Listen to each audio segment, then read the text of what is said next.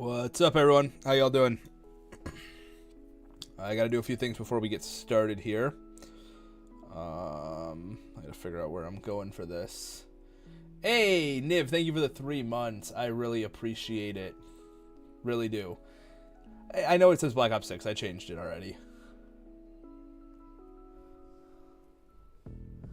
What up, Mr. TJP? And actually, we're doing low tier, so there is no iron bundle in this. Sorry, I'm looking for my webcam on my thing here, but I cannot find. There it is. Howdy.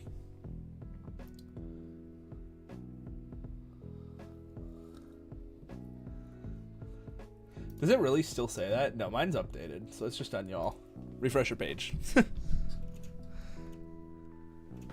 Ugh.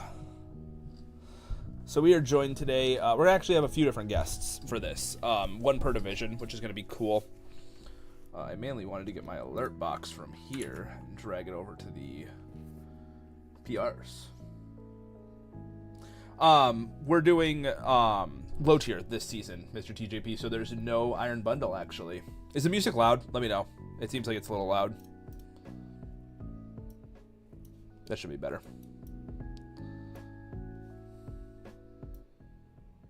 That should be better.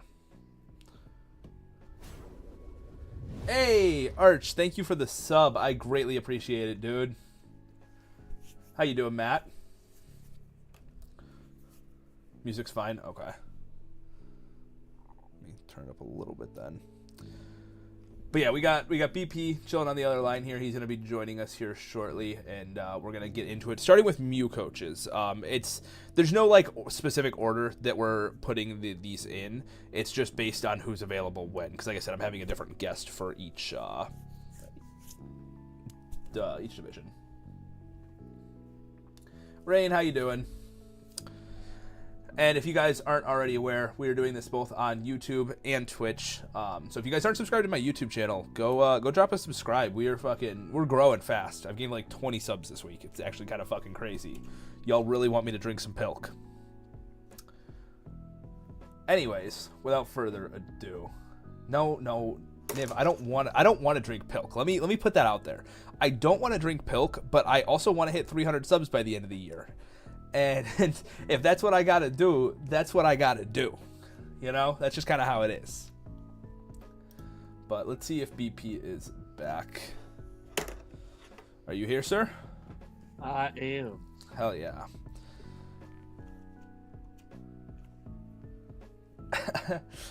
I did refuse the deal, but it was just because I wasn't dropping schedules early. You refused the deal? Yeah, pretty much. They told me that if I dropped the schedules early, I wouldn't have to drink pilk. Not that I have to drink it currently anyways. I still have to hit 300 subs, but... What up, Billy? How you doing? Vortex is a man of the people. They demanded pilk. Yes, sir. Pilk they will have. All right. You ready to get started? What's pilk? Yeah. Pilk is Pepsi mixed with milk. It sounds just as gross as you think it does. Like I haven't had it, by the way. Let me put that out there. Oh yeah, I see that stream chat's not popping up there.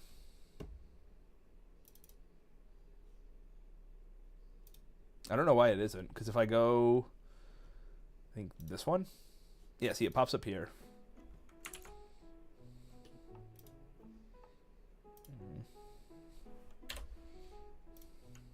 That's whoa! I did not mean to delete. Thank you guys for coming out. We're wrapping. That is weird. Boom! Now there should be a chat box if y'all start chatting. Yeah, if y'all start chatting. Boom! There it is.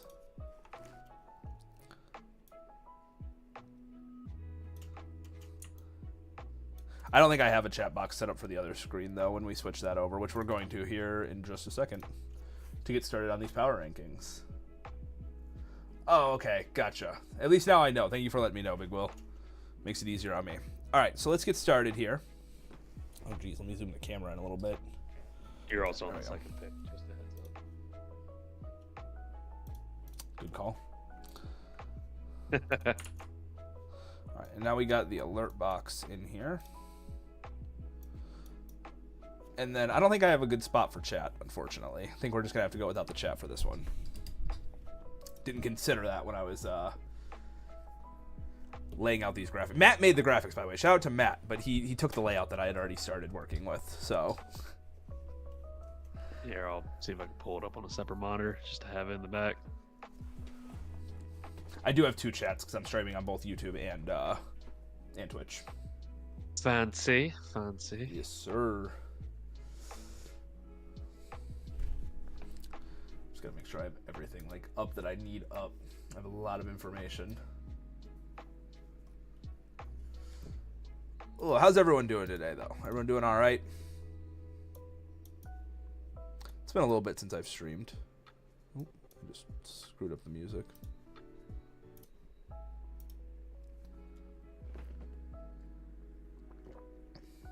Hell yeah, Niv, you finished with all those classes? Not after I hear what's Pilk. Yeah, Pilk's... TJP. Dude, it's gross. And they want me to drink it. I think until you've tried it, you never really know. Have you tried it? No, but I'm not the one who's on trial. I'm just saying, like, you don't strike me as the kind of person that's a follower. So maybe come up with your own opinion first.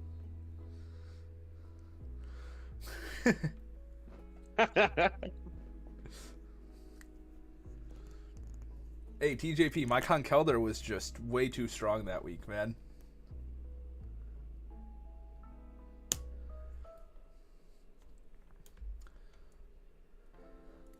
Matt, that's a good question. I don't really have a preference either way, right? Because like I'm already monetized on Twitch, which is nice because, you know, people can subscribe. There's ads, even though I don't make that much money off the ad, if any money off the ads. Is to where YouTube that's not the case, but at least with YouTube it's growing. Like I can gain subscribers, you know, in that way. So that's why I'm doing the multi-stream mainly, is just because there's a benefit to both. I think getting discovered on Twitch is also a little bit easier, as to where if you want to get viewers on YouTube, it's more like just your subscribers. But I also come from a point of view where I don't watch Twitch, I watch YouTube. And so like if people are streaming on YouTube, I'm more likely to click on it that way. So that's also part of the reason I decided to do both. But let's get into it here because this is going to be a long stream. We're getting started with AGP, who is a returning Mew coach. I believe he's been here for 4 or 5 seasons now, which is pretty dope. If I tried to multi-stream, my Wi-Fi would explode. That's so funny. I actually had I had concerns about that before I started. But anyways, taking a look at AGP's team here, there were a few things that I noticed almost immediately with it. Hey, Matt, thank you for the Prime. I appreciate it. Couple of the things I noticed was this team does not have a fairy type, which I think in a format like this is very important when there's a lot of strong dragons running around, like Haxorus, and I literally can't think of any others off the top of my head right now because I'm blanking, but there are a lot of strong dragons. Regidraco, Hydrapple,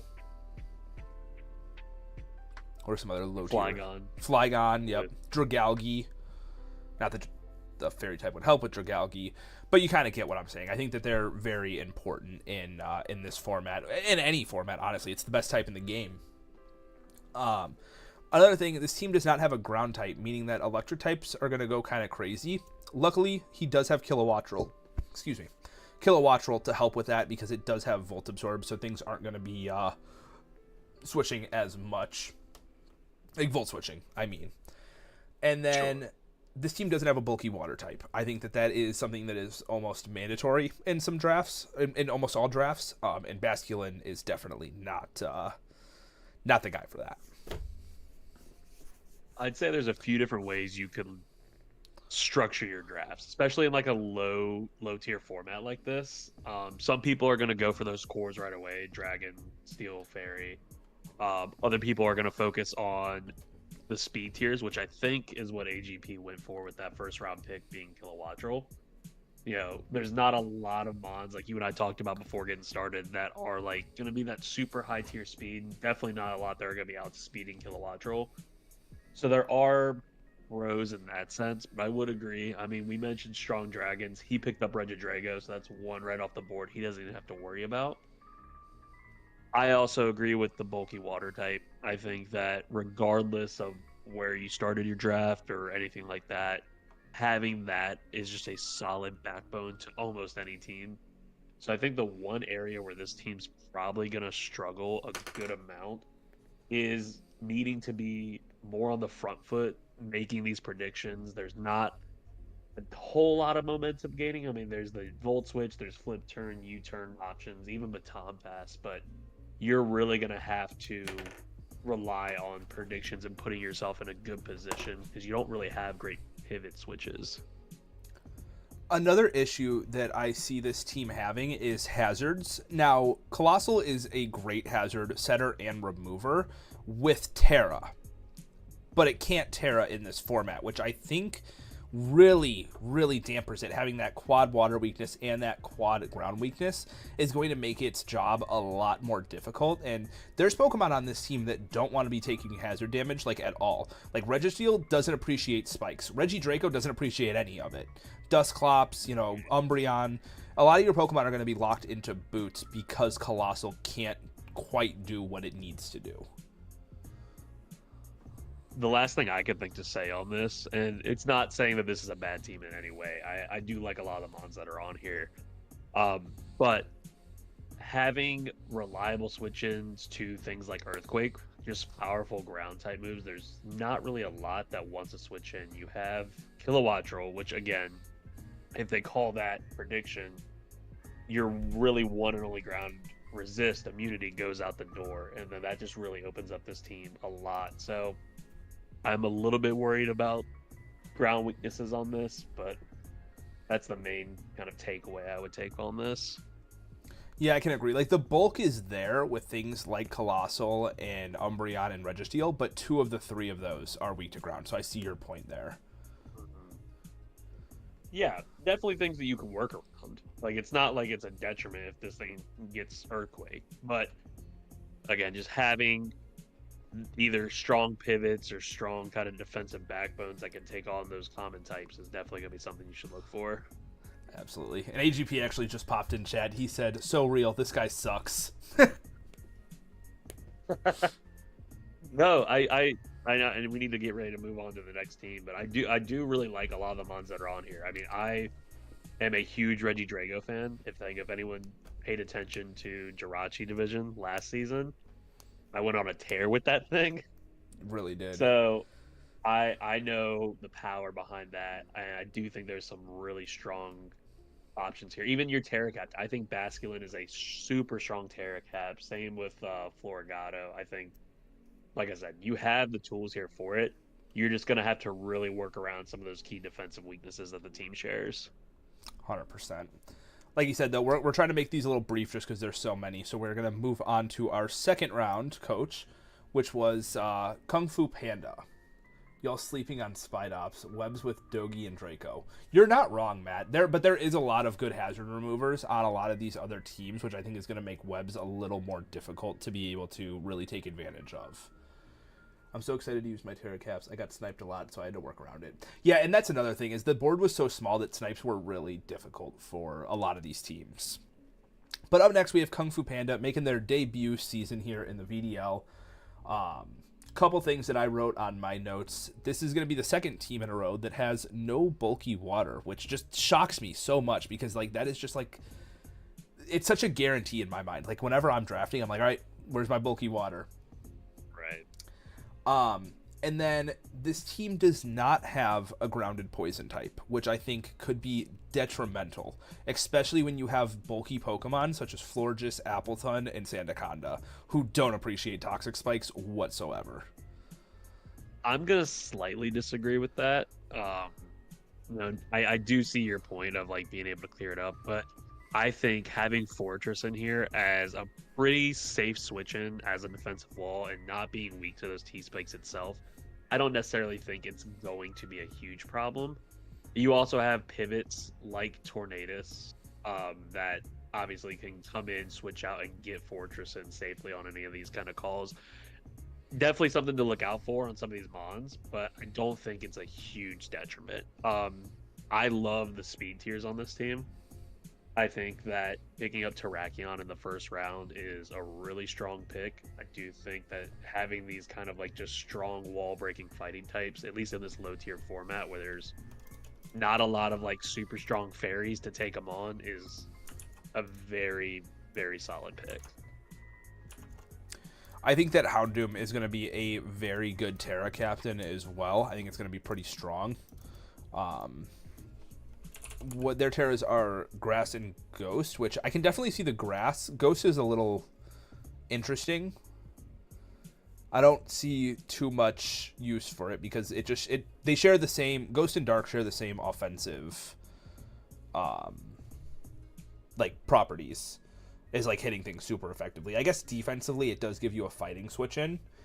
Yeah, that's my thought, is dodging like the mock punches that are out there, just like catching a fighting type again, like serving as a pseudo spin block if you dedicate your Terra to it with Fortress on there doesn't sound like a bad idea to me either. Not at all. Not at all. I do think the hazard like, not that this is bad hazard clearing. Fortress does it very well. I think it's going to be a bit problematic to have to bring Fortress every single week, especially if there's matchups where Fortress doesn't want to come. Like, for example, there's a Sun team later down on this list, and I don't foresee Fortress showing up to that battle, and that could be something that causes issues, here and there. Not the biggest, not like an end of the world concern, but definitely something to be aware of, I think.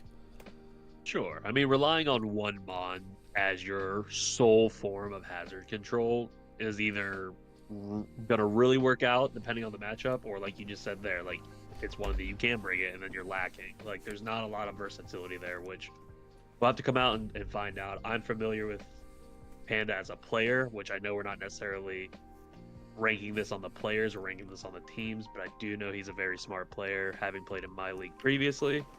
So I'm excited to see what he can do with this matchup, or at least with this team.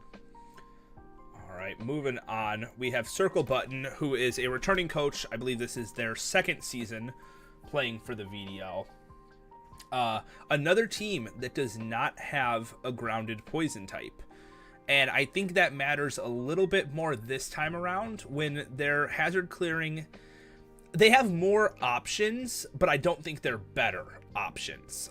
It being Torkoal, which does not have Drought in this format, War Turtle, and then they have Tidy Up from Cincino.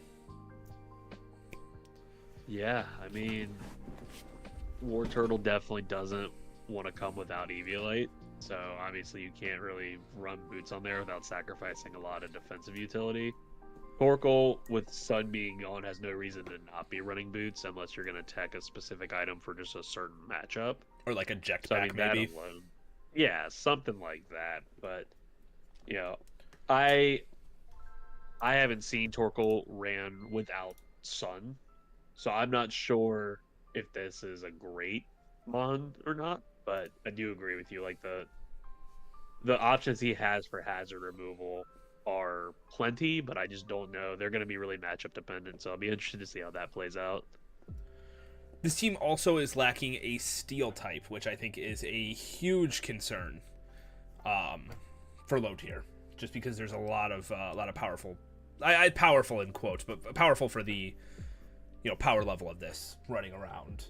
And even then, like, their dragon type isn't great either. So like their Fairy Dragon Steel Core is very lacking. They really just have the Fairy type. And they do have Terra Steel as an option on Gabite, but then you're choosing between, again, not that the options are great anyways, but yeah, I mean, I like the fact that there's options there with Gabite. I do think it can definitely do some work. I will say, looking at it like in total, the speed tiers on this is gonna be a little bit rough. Granted, he does have the Sand Rush through Houndstone, which can make up for this a lot. But again, being super weather dependent in that sense, that's an easy matchup to flip. Webs is nice there to be able to make up that speed tier as well. I think given the format and given how limited some of these speed tiers or like the ones that are desirable are, I do think webs are a very strong kind of makeup pick. So I like that a lot here. And I think Levani's a pretty strong web setter for low tier. I don't think it's bad at all, especially as a Terra captain. I don't think it's going to be awful. No, not at all. One final thing, and I don't mean to, like, I guess, shit on the team or anything. That's not what I'm trying to do. But it looks like, just from glancing, the team lacks offense a bit. The highest attack stat comes from Hippowdon at base 112, and then the second highest is Volcanion at 110. And then on the special side, it's Volcanion at 130, and then it's either Diancie or Galarian Moltres at 100. Galarian Moltres is a good Pokemon once it gets set up, but without that, like, there's just no wall breaking potential here. 100%. I think this team has a lot of decent setup options. Like you said, Moltres is good. Cinccino, if it can get off that tidy up, is awesome.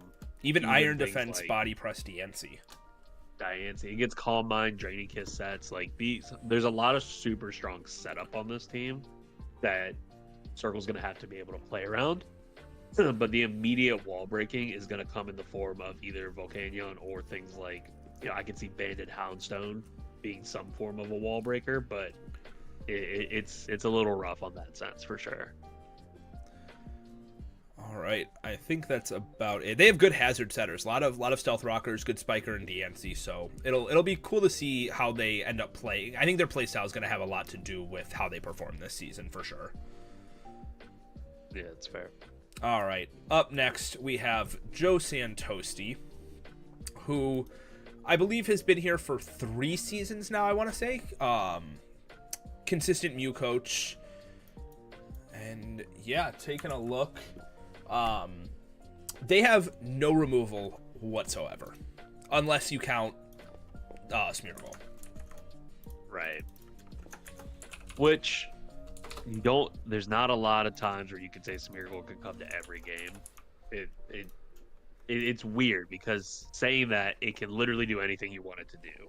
So I guess if you're dedicated enough, you can bring Smeargle to any game, but you're putting yourself kind of at a detriment if that is your form of hazard removal, because you'll want it to stick around, whereas it usually is going to be that kind of just like lead hazards or whatever kind of setup you're looking to do, and then it's usually just like a 5-on-6 from there. Yeah, it's definitely rough. This team is also lacking a dragon type, which I think has been kind of consistent at this point. We've seen a lot of teams missing that. Yep.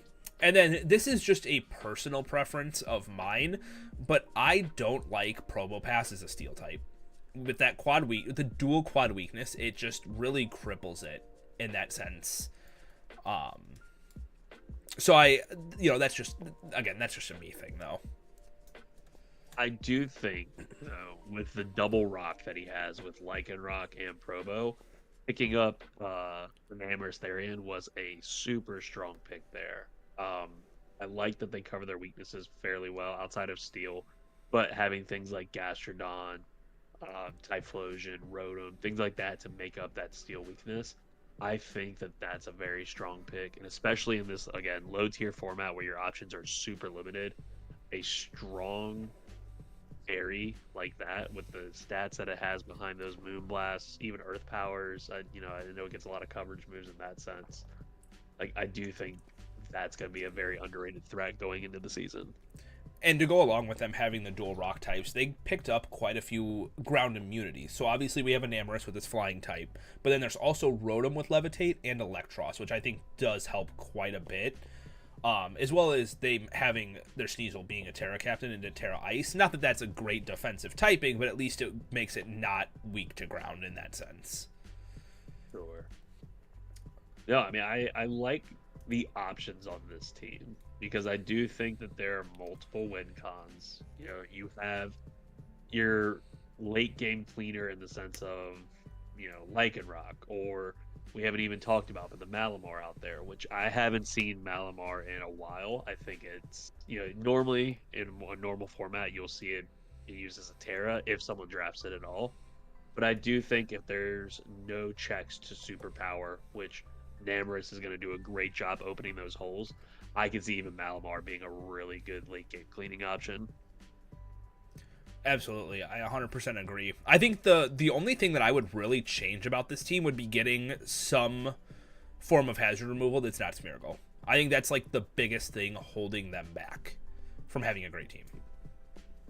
Yeah, I would say that, Gastrodon as your bulky water type's not a bad thing. I don't love it. I don't hate it. So I do think it works out fairly well in here.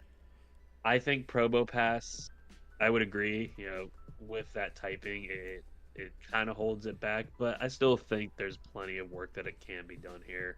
And it seems like he has mons around it that can support it pretty well. I agree, 100%. Moving on, we have one of the OGs from the VDL, been here since season 1, as well as one of the moderators. We have Starry. Taking a look, this is another team that doesn't have a dragon type. Feel like I'm saying that a lot. Feel like you are. But he also does not have a bulky water, with his only water type on this team being Inteleon. Yeah, I mean, I just think it's going to come with the territory of what was on the draft pool. Fortunately, there weren't many options. Going back and looking at that now, where if you didn't pick it up early, you're basically building without it. That being said, of this team, Sinistra, Inteleon, these two Terra captains with Glaceon and Monferno, I do think that Starry has enough pivots in this between Volt Switch, U-turns, flip turns. I do think there's enough to be able to support the offensive playstyle that looks like he's going for this season. 100%, and even to support those things like Pheasantipity and Cobalion do a really good job, and even Mudsdale is a really good defensive Pokemon as well. So I think he has a lot of good, and the former of the two, not Mudsdale, but they both have switch moves as well, which is really good for defensive Pokemon to be able, to take a hit and then pivot out. Unfortunately, they are a bit fast, which could be problematic with Cobalion hitting 108 and Fez hitting 99. They might sometimes switch first, which could be problematic, but I know Starry's a good enough player to be able to get around that problem. I'm also a very big fan when it comes to drafting teams of when you're looking for spin and defog deterrence, having that ghost type paired with some kind of defiant or competitive mon. So seeing Braviary there for defiant on top of Sinistro, which is just a solid mon all around, I do think once hazards are up, it's going to be very hard for anyone to take it off of Starry if he plays with those two combined. 100%. And Matt made a good point. He was like, I feel like the reason you're saying teams don't have dragons is because there isn't a lot. And he's totally fair point there. There's something else I had to say about this team that removal. Speaking of Braviary, that is Starry's only removal option, which I don't think is that great. I don't see Braviary really wanting to run defog consistently. Nah, that thing can be ran defensively, 100%.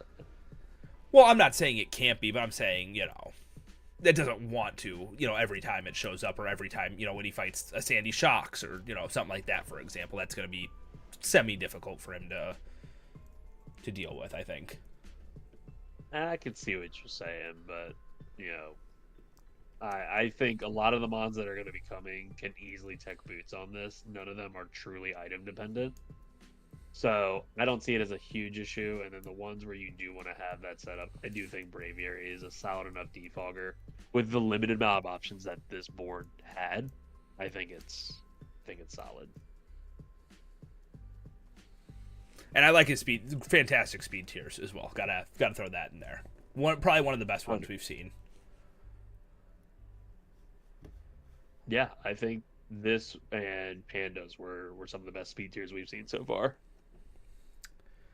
Up next, we have Abzi, who is making their debut in the Mew division. They have played, I believe, the past 2, maybe 3 seasons down in Victini, and they're finally moving up, which is really awesome to see. They've got really good speed tiers in this match.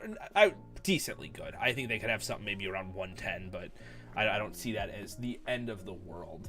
And they got decent removal. I believe it's just Noivern, but that's not like a horrible option. I feel like it usually has the move slot to throw that in. Hey, Tataz, thank you for gifting a sub. I appreciate it. I'm going to say that Crocodile dropping to the 6th pick here, I think is criminal. I think Crocodile is such a strong bond that I could have seen it going a lot earlier. Still 6 is pretty early, obviously.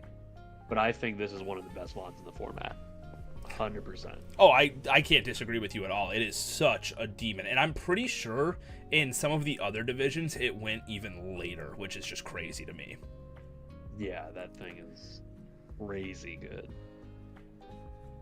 I like a lot about this team. There are a few things I would change. I do like that there looks to be the idea of running this kind of like manual rain core with your Prankster and Volbeat, because you have so many things that could benefit from it. Obviously, the Dreadnought with Swift Swim, Terra Ampharos down there, being able just to throw off Thunders if it really wants to is a really strong tech.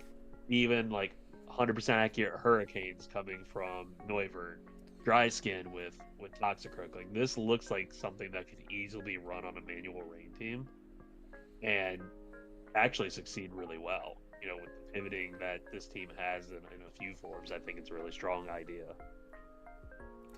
And I think Ampharos is going to be such a good Terra captain, because there's going to be times in building where people are like, your opponents are going to sit there and be like, are they going to run Terra, grass? Are they going to run Terra ice? Because there are, teams with like Gastrodon and then, maybe a dragon type. It's like, you got to decide which one is better, which one's more threatening. I feel like that's going to be pretty difficult to deal with, at least like in the builder. What is your thoughts on, I don't even know what this thing is, Baby Sinistra down at the bottom as a Terra? I don't think it's going to show up. I'll be honest with you. Taking a look at its stats, it's got awful bulk and a base 74 special attack. I think it was just there to fill in the last pick. I'm going to be honest with you. Yeah, I don't know. I mean, we just talked about Sinistra before, but it obviously relies very heavily on the bulk that comes with. I don't know if this is something, like you said, it may not have come all season. I think it'd be kind of cool to see it run, but it looks like this team is going to hover between a rain offense or just more of that kind of balanced build for kind of filling in a lot of the gaps in the roles that I'm seeing. Their team also has some really good bulk on it. Comfey's got decent Spadef, and then you got Slowbro and Orthworm on the physical side, which I think are going to be really difficult to break through. They pair with each other very nicely. The fighting and fire moves that want to hit Orthworm, Slowbro's going to eat those up, and the electric, dark, ghost stuff, Orthworm can take those pretty well. Totally agree. No, I do like this team. Like, not much that I could say of that I would pick out any differently than what we've already talked about. All right. Up next, we have Spike, who was our Season 4 champion for Mew Division. And I think Season 4 was their first season, so this is going to be their third time playing here in the VDL. Couple things that I wrote down was that their Steel type, I would say arguably is worse than like what Probopass was with Alolan Sandslash. I think the Ice typing does nothing for this Pokemon whatsoever. Man, dude, you are so like hating on these Steel types. What is happening? I just don't like my Steel types to have quad fighting weaknesses. I think this is similar to the Dragon type. I don't think you have a lot of good Steel types in the pool to begin with. That's fair. That's fair. I won't disagree with you there. Picking out the good things on this team, I actually like a lot about this. I love Wheezing. Just does so many different roles. Can be your grounded poison type. Doesn't have to be if it wants to run levitate. Will-O-Wisp, Defog, like all of these things. Wheezing is honestly one of my favorite poison fairy both to run on any team. I think it just does a great job. Um, I love the pivots that I'm seeing between all of the U-turn, volt switch. I think there's some baton pass in there. I'm pretty sure with Porygon, but I could see something along the No. lines. Does Porygon not get No, baton it's pass? it's Pisidium with U-turn, same with Flygon and Bombardier, and then we get Flip Turn / Volt Switch on Lantern. I do think that he has like a little trick room action that could play out of this. So I would love to see that work. Yeah, But otherwise, he doesn't rely on that because you have obviously the Serp, the Flygon, even like a weak armor Rouge to be able to kind of like pick up the speed tiers there. I think that's super strong. yeah, I think Armor Rouge is going to be super strong. Superior is going to be more support with like Glare Leech Seed because it does not get contrary in this format. Oh, it doesn't. It does not. Yeah, so it's gonna, like I said, more support based. I'm very excited to see what Rampardos can do with Terra. I think Terra Rock is going to be super strong offensively, especially when paired with Sheer Force. But even Terra Ghost is a more like defensive Terra. Could be really good to take those fighting moves. Yeah, no, I mean, we've seen replays in some of the other divisions with Rampardos, and if a team doesn't come prepared to be able to handle that Terra, like it can easily snowball very quickly. So I like the commitment to using it. And there's some mons on here that I just haven't seen really used. I didn't know about the contrary ban, so I do still think Superior has roles in here, but like you said, it's going to be relegated a lot more to that defensive synergy. But Glaire's getting off to be able to slow down the team for things like Rampardos or Specs Armor Rouge, even Passimian. I think that's still going to have plenty of utility there to be able to function well. Yeah, there's a lot of powerhouses here that could benefit. And I mean, something else to maybe consider if Porygon isn't working out is maybe just grabbing a web Pokemon. I think webs could go far for this team. Because they're at like that perfect speed tier to where they're not like super slow, like something like Crawdaunt, and they're just fast enough to where webs could really benefit Rampardos or Armor Rouge. Yeah, I don't hate that option either. All right, and our 8th pick, halfway point, was Cavern, making their VDL debut this season. Let's see what I wrote down for this one. This team does not have a Stealth Rocker, which I found really interesting. Wow, yeah, you're right. They have decent But you know what? removal. We don't care about not having stealth if you just magic bounce your stealth rock back onto them. That is true. And listen to all of this hazard removal, right? You have Hatterene to just prevent hazards in general. But then you have Cyclizar, Toadscruel, Mandibuzz, and Conkeldurr all being able to remove hazards. So they are just not having it. They don't want to be dealing with any hazards whatsoever. Oh man, I mean, I like a lot about this team. He obviously very early on went for that Steel Fairy Dragon Core, and I think that there's a lot of potential in those three right off the bat. I like the wall breaking in this. We already mentioned Conkeldurr.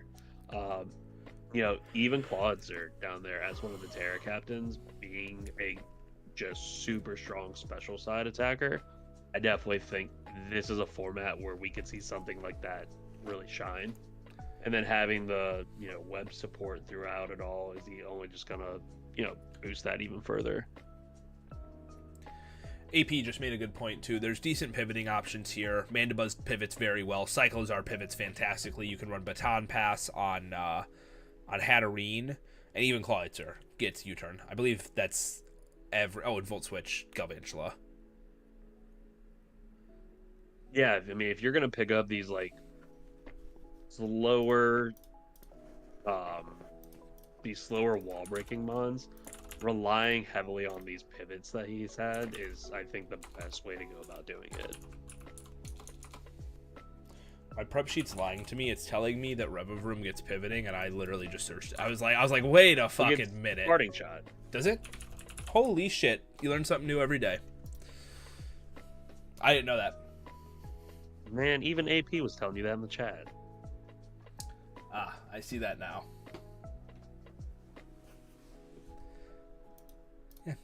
Rookie. You want to know? I can never forget Rev Room after losing to it. So now it's my favorite mod. I've only Now I know ever everything seen it about do like shift gear sets. That's all I've ever seen. This thing, T spikes, parting shot.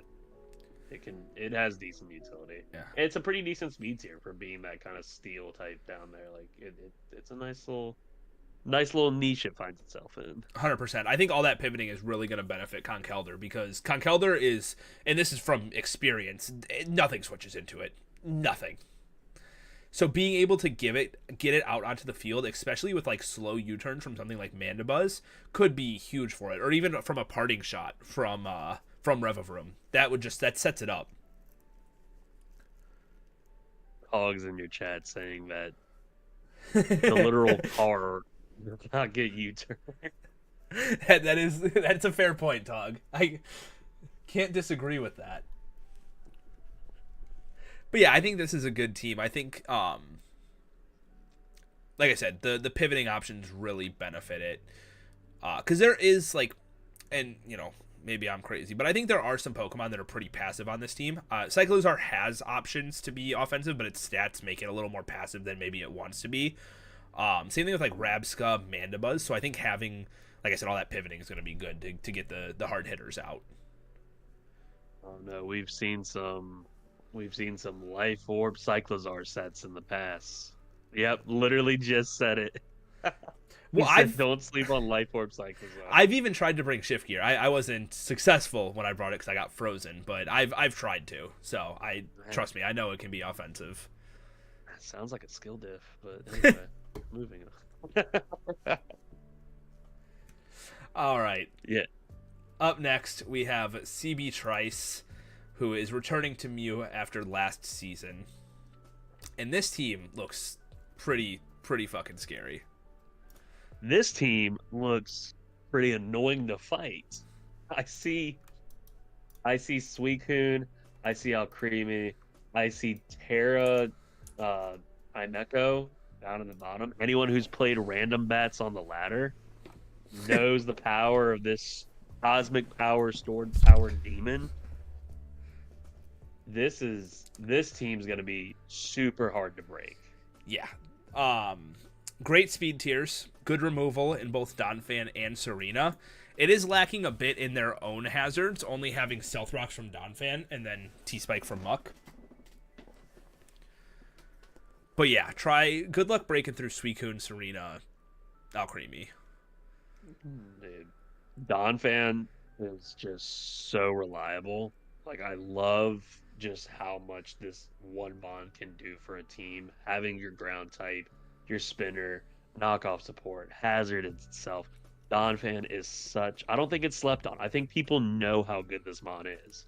But it's just always such great glue to a team. And then, like, having the dual rapid spin with Serena, like you already said, like, great hazard support to be able to support so many of these things that don't want to have to rub boots, like Delphox, like Ambipom. I was almost gonna say Articuno. You always run boots, Articuno. So Always, yeah. There's not much there. I like this a lot. Couple of the notes that I wrote. Only other thing that I haven't mentioned was no steel, no dragon, but I think Chimecho is going to be a really good steel type for this team. Like, actually, especially with Levitate, I think it's going to be really good. I'm telling you guys, I'm gonna make this call right now. Chimecho is going to be one of the kill leaders in this division. I'm putting money down on it right now. This man's dedicated his only Terra to Chimecho. CB Trice believes. I believe. I think it's going to be a demon.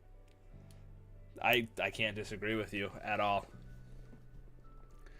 All right. Up next, we have Joe Rubin, who was the Victini champion from last season, moving up to play their first season in Mew. Well, congrats on the promotion. And I think you did a great job with your team. I'm looking at it now. Let's kind of go through and pick out a few things. So I think that I have been turned into a bit of a shaman believer. I used to, I think Vortex may know because this is way back in the DLC when we were talking about tiers, like how much I just hated shaman. I think it's a super strong mon now. I think it brings great utility. Bronzong too. Again, obviously a super strong on the utility side. Picking up Sylveon in round 1, I think may have been a bit aggressive here. But again, we have been just tearing teams apart for their lacks of good fairies or good steals. So, I think we can't really play both sides of that. Sylveon's obviously a great mon, but maybe not one that I would have drafted in the first round to build around. I can't disagree with you there, but I think pairing it with Bronzong is super strong. Giving Bronzong wish support is something that it always wants to have, which I like I said, I think that's great. And then they even wrap up the Fairy Dragon Steel Core with Tatsugiri. Not that Tatsugiri's a great Pokemon in general, but it's there. You can't not acknowledge it.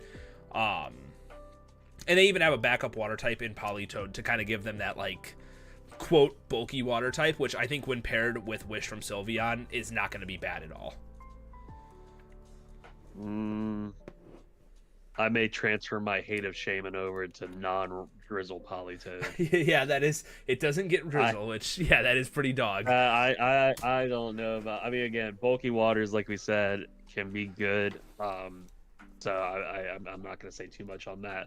What I do want to point out, and I would love to know the thought process here, is the pickup of both Flareon and Zangoose, because both essentially are the same role.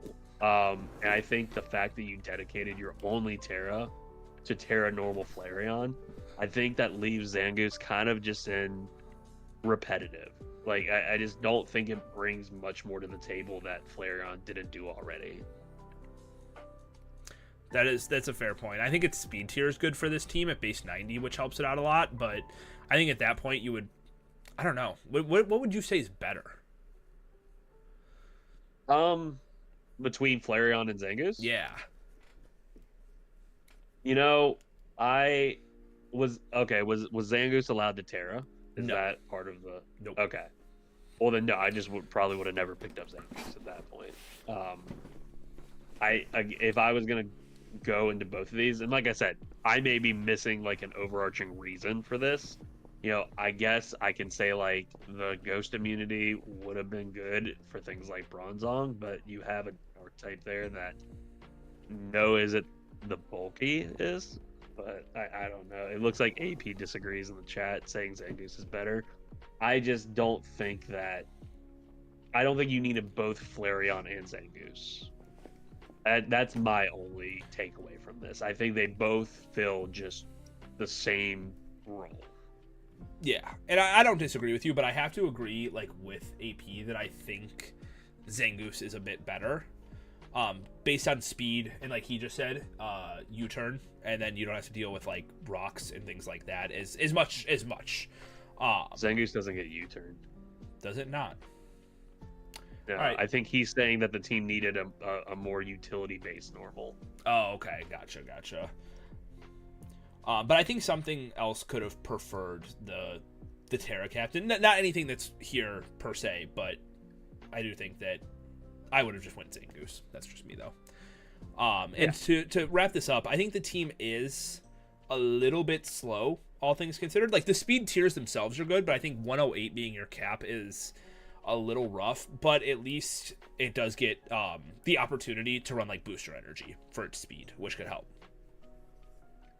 Yeah, no, I mean, again, we've talked about just the limited options that all these coaches had on the board to fill so many different roles. Like, Yeah, I don't hate the speed tiers. Could they have been better? Sure, but being 10th out of the picks, you kind of had to make do with what you got at that point. 100%. Up next, we have another coach who is making their way into Mew after playing in Victini for multiple seasons. We have Carp Cranium, who I believe, correct me, well, you won't know, but I believe they went undefeated in the regular season. If not, they went 7-1, and then ended up playing in finals against Joe Rubin. So it's cool to see them. Cool to see them both move up. And this was the Sun team that I was referring to earlier. Interesting. I mean, yeah, Sun teams. I think any weather-based teams are just inherently strong. The only detriment to any weather-based teams, manual set or not, is just how linear they are. And can this team do other things? Sure. I don't think they'll perform it as well. So I do think this team is going to, in a sense, be fairly easier for what to expect out of a 4 group coming, maybe with a few kind of, smaller niche picks in between weeks. I can tell. I'm not even going to look at chat to tell you how happy Matt is, knowing that there is a Terra Trevenant on the board right now. I'm not even going to look at chat because I know that's exactly what's coming up right now. Obviously, you have the Magic Bounce pair that's fairly standard in any sub-base build, and I think Espeon's a strong mon in general. Do not sleep on Alolan Persian. I have drafted that thing myself so many times, and it always performs well. Just either pivots, knocks off, even has things like Hypnosis. I think that this thing can do a lot of good on any team. Yeah, I think the speed tiers are really great on this team. A lot of fast Pokemon, and even like some of the slower stuff like Victory Bell is just going to get boosted. And you made a good point, something that I hadn't even really thought of. Magic Bounce does fit this team really well because this is not a team that really wants to deal with hazards. But even if hazards do get up, they have two good removers. I'd say Talonflame is very good, and then Hitmonchan it's there. It can spin. It's not horrible. Oh, my battery got too hot in my camera. While we wait for your technical difficulties, I'm going to read some chat. AP said that he would like to see the type chart on this team. Matt, like I could have told you from the start, was hyping up Trevenant. So that is it's expected to see. I've used, and while we're just kind of waiting at this point, I've used Dashbun in the past. Not the biggest fan of its wish passing ability, just because that low HP just doesn't serve well for passing. But I like the fact that there's kind of like a dual wish support between Espeon and this. Again, neither of which are going to be passing huge wishes, but with a lot of these mons that are going to be coming in for that Sun Sweep, they also don't have a lot of HP to have to worry about either. So I think that could honestly be like a small little niche that comes towards it. Hey, Silly Billy, thank you for following. I've used Doxbun in the past as a wish passer, and yeah, I once passed to a Hisui and Goodra that healed like 30%, and I was like, damn, the hell was the point in that? Having the fire immunity is cool on a mon itself, and getting that +2 defense for your body presses. I think that's a niche, cool little tech. But I think you use this for outside of those types of switch ins. It gets Yawn, and a few other kind of like niche utility moves in that sense. But I think primarily if this thing comes, it's going to be dedicated to body pressing most of the time. Yeah, it's more of like a pivot, like Yawn, Baton Pass, that sort of thing. Like, because even with like body press isn't the strongest thing unless you get that defense boost, and like play roughs aren't really all that strong either from experience with it. But I'm excited to see how this team works. I find it funny that Carp went from using a rain team last season, and then this season they're like, I don't need a water type, which I think on this sort of build, I can't really fault. Not that I would want to have a water type on a sun team either. Yeah, no, I mean, not absolutely necessary. Like we said in the beginning, is it absolutely needed? No. I guess he wanted the water type with Terra Trev, so there is a somewhat, bulky-ish water type there, but like I said, I don't think it's necessarily needed in this build. I agree with you on that. All right, I'm gonna give my camera a little time to cool off here before just throwing another battery in. So we're gonna move on. This board carrying a big, bulky water. Yeah, 100%. Just put your Vortex logo over top of the Elgato. Up next, we have our 12th pick with Ahoy, it's Troy. And off rip, this is the slowest team we have come across thus far. Slowest team with no web support is a little rough. Definitely stands out right away. Has some interesting Terra caps, between Berserker and Vespiquen. I'm not mad at the Vespiquen pick. I've, had a few conversations about that over the course of your draft, and I think that this team definitely has a lot of potential in the mods that it has here. Absolutely. I think Vespiquen is going to be super strong as a Terra Captain. It's probably going to be one of the Terra Captains that we see the most just across every division, because I don't think that there was a single division that left this unavailable. It's great for spikes, toxic spikes, roost, U-turn. I don't really know too much else of what it gets, but even just what I said alone is fantastic for it.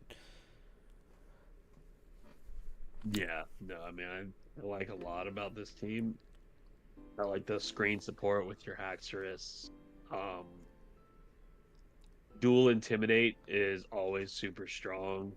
Picking up Milotic, like we said, like with the limited options you have in your water types, I think that's a great pick.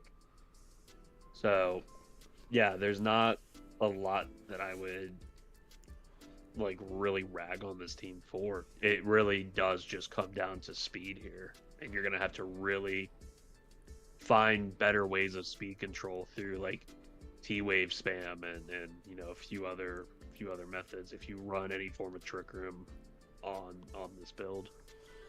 I think Arbalava pairs very well with things like Overquill and Berserker, getting rid of their ground weaknesses. Only other thing, because you said there's not much to complain about on this team besides speed, which I agree with. Only other thing that's could be better, not awful, but they only have Berserker as a stealth rocker, which I think that they would like to have a second one, and then Hitmontop being their only form of removal. Yep. Because Hitmontop is one of those Pokemon that really gets stopped by ghost types. It really can't. It doesn't get something like Knockoff to be able to threaten them on a switch in. It really does just get walled.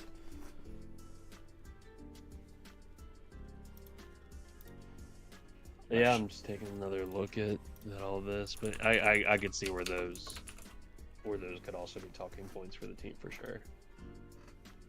But overall, yeah, pretty strong. And I mean, Haxorus just looks super terrifying to deal with. Yeah, honestly, one of the best wall breakers that we've looked at so far. Tog, it does not get Throat Chop. It only gets Sucker Punch and Thief. I just checked because I was curious about that myself. All right, up next we have another Victini coach. We had a lot of them move up this season. Is Bree making their debut in the Mew division? This is another team that has some good, fast Pokemon, like Jolteon, Dodrio. Yeah. I do think it gets a little stagnant, though, towards the middle with dual 85s, dual 80s. A little bit. I actually like how balanced this team's looking. I personally love Muck. I think it's just a very good mon. Obviously, the offensive pairing of things like Jolteon into Heracross, even Dodrio. down here as a potential Terra is honestly the offensive pressure that this team can build. I really do like a lot. I love seeing Lil Drober. I would love to see it do some work. Don't know if it will, but it's very cool to see that down here. You have a very fast hazard removal in cryo, so that's great. And that even like comes with intimidate in your grounded poison. I think that brings great utility as well.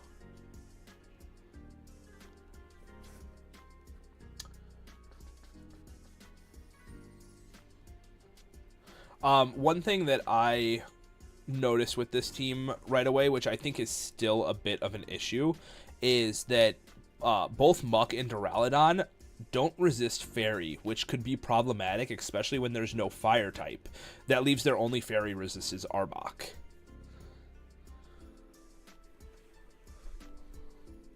Yeah, just bring Arbok every week. That's my boy. But great hazard setters. Quagsire being able to set all 3 hazards.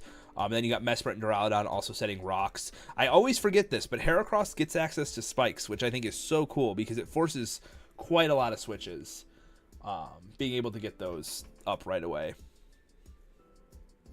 Totally agree. I think this is kind of similar to the Crook conversation, Crocodile. Obviously, I don't think that Heracross brings the same amount of utility that Crocodile does, but the fact that it can run so many different sets, has both abilities that can take advantage of, and you have to really prep for both. Otherwise, if you soul focusing on one, if you're focusing on guts, a Moxie Scarf Heracross is terrifying, and vice versa. But the wall breaking that this team has is great, and I think pair that with some of the late game cleanup that this can bring, between Jolteon, even things like set up Mesprit. I really like how this team is structured out.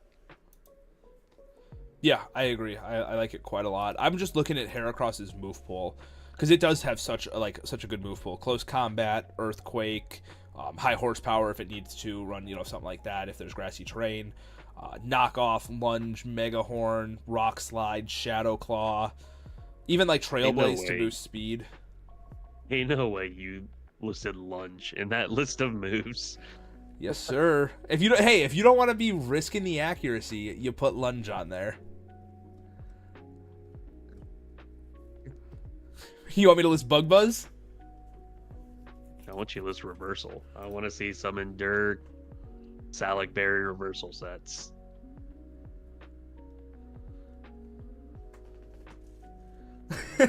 Matt's making fun of how you said Mesprit. I just read it, and I wasn't going to give him the satisfaction of that. I wasn't even going to acknowledge it. Well, too late. I did. That's how you say that name. It's not Mesprit. I think it's Mesprit. Moving on. All right. We have a returning Mew coach in Maverick, who I believe just played last season. I believe it was their first season. Welcome back, Mav. So first thing I immediately see is there is no water type whatsoever on this team.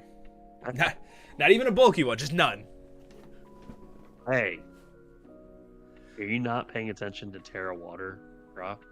Are we not looking at that? I was going to say there's no Dragon or Steel either, but if we look at Terras, I guess you got me beat.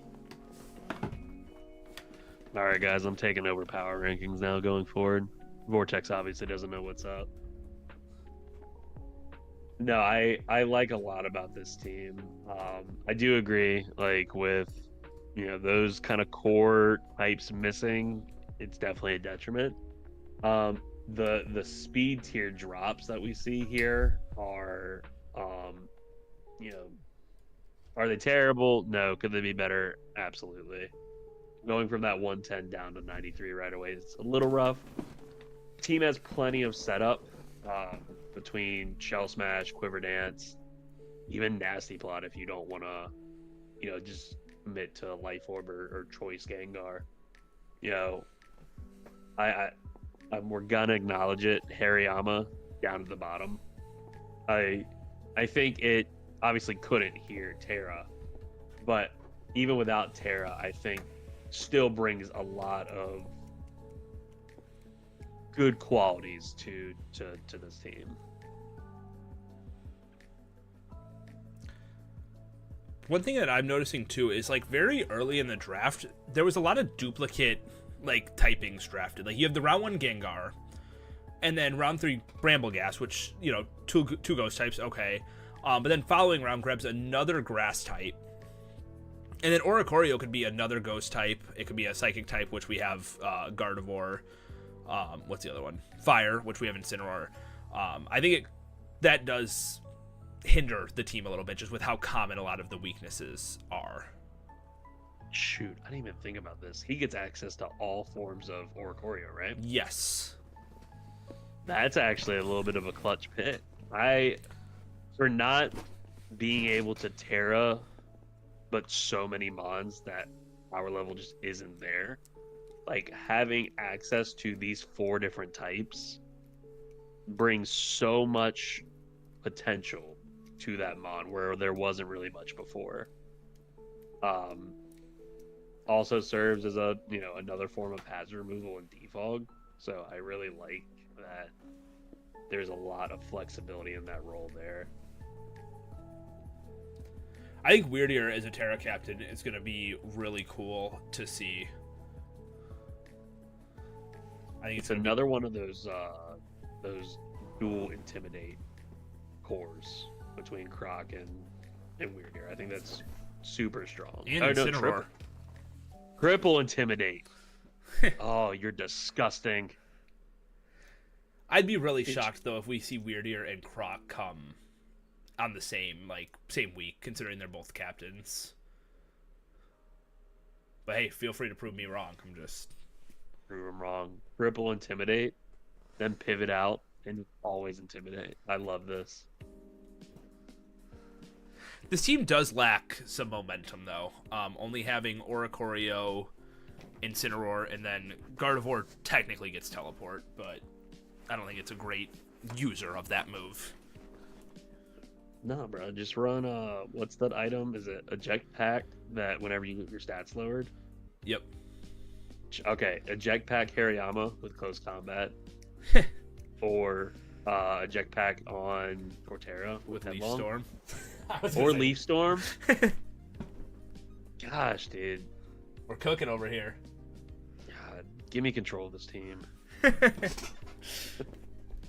AP says that Croc Rock is not going to do anything.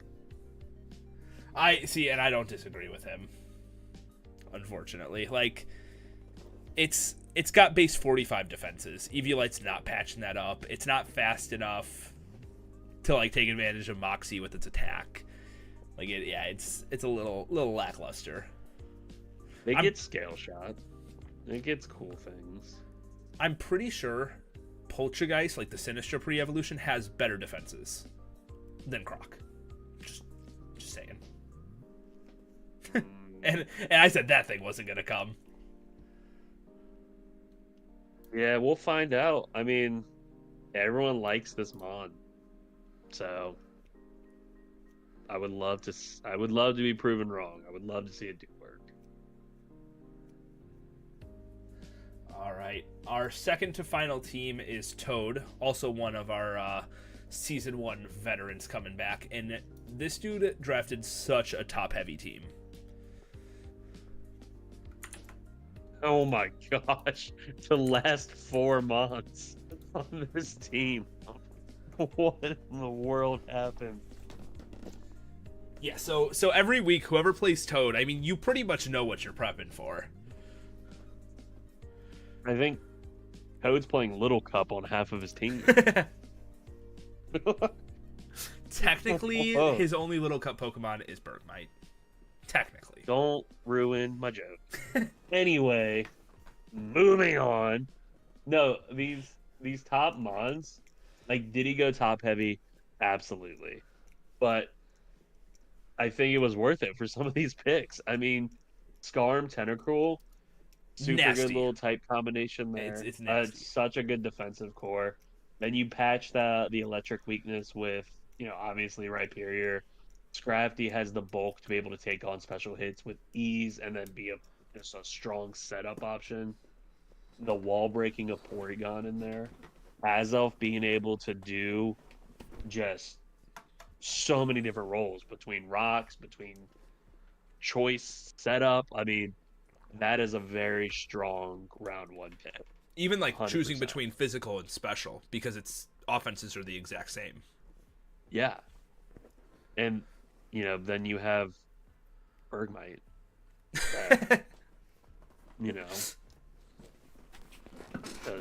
It's there. It can rapid spin. It's cheering on the other 5. Does Reboot get court change, or is that just Cinderace? That is just Cinderace. Toad, why'd you pick up Reboot, dude? What does it do? What? Everyone in your chat is saying that Swadloon's gonna do something, and I'm gonna ask, what does it do? It sets up sticky webs. Is that all that people are hyping it up for? Sticky webs? I guess. I don't know. I mean, I know I said this whole thing earlier about like sticky webs, but like, the speed tiers aren't terrible on this. I guess, I will say that the sticky web support with Porygon is super strong.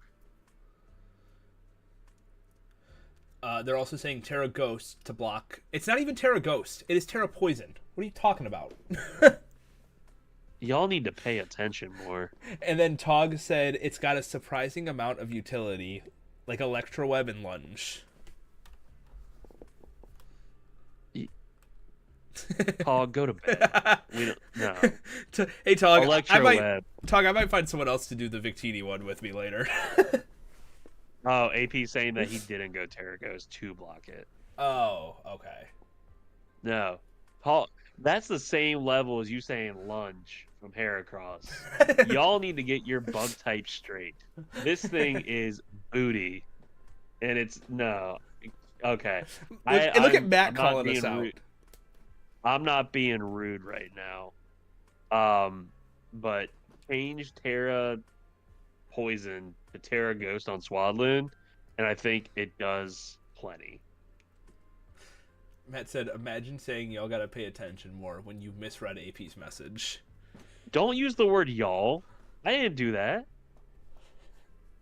You're included. No. Y'all's too strong of a word. That is Vortex. And Arch said it gets switcheroo.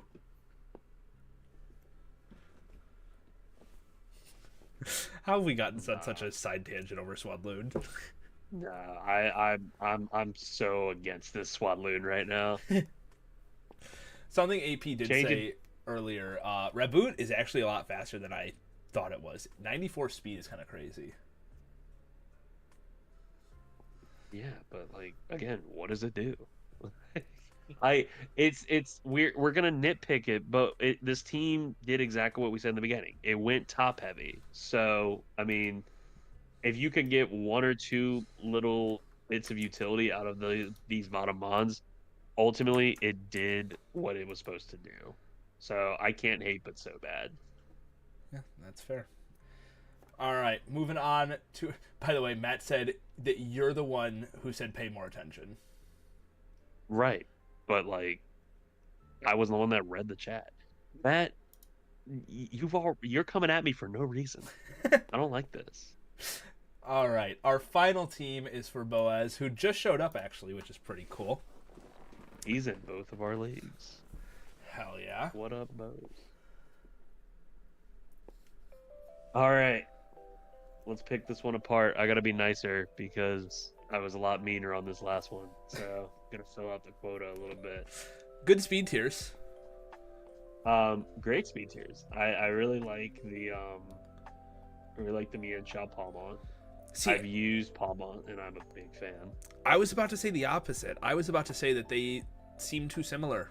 They do the same thing. They're hitting the same speed tier. They share a typing. No, I think having the option. I don't think you necessarily bring both, but I definitely really I like both on this team. I think this team's actually really strong. I love the Noctowl pick. I think um any tinted lens users that can Terra is just gonna be so hard to switch into. Araquanid is awesome. Tinkaton's solid utility. I even love the shift tree. I think that, it can set up for itself um almost like a little mini shift gear with Tailwind plus Wind Rider. And then it gets all the utilities of like um Willow and all that. No, I really like this team a lot. Yeah, I think Tinkaton's going to be very strong in low tier. I think it's more in its element here, and I think the dual Steel Fairy typing is going to be super strong. We love Araquanid around here. You got to bring the Soak Infestation set for sure. Can't let that one die. I have a YouTube video you guys should go watch. So do I. With some Araquanid sets. But I'm not gonna breeze past this. You said in its element with Tinkaton. Tinkaton can run with any tier, any format. I think that is a super strong mod. I love the speed tier for Encores and T-Waves. The Mold Breaker Stealth Rock to bypass the magic bounce on the Sun team. Hold on. No, I don't disagree with you. I just think it's going to be like very strong in this sort of format. Yeah, I like that. I'm excited to see Salazzle put in some work as well. I'm actually kind of shocked that it got drafted. I thought it was a little overvalued personally. But like Corrosion, Toxic, Protect subsets are going to be cool to see. And even like Sudowoodo is a Terra Captain, I think is going to be pretty interesting.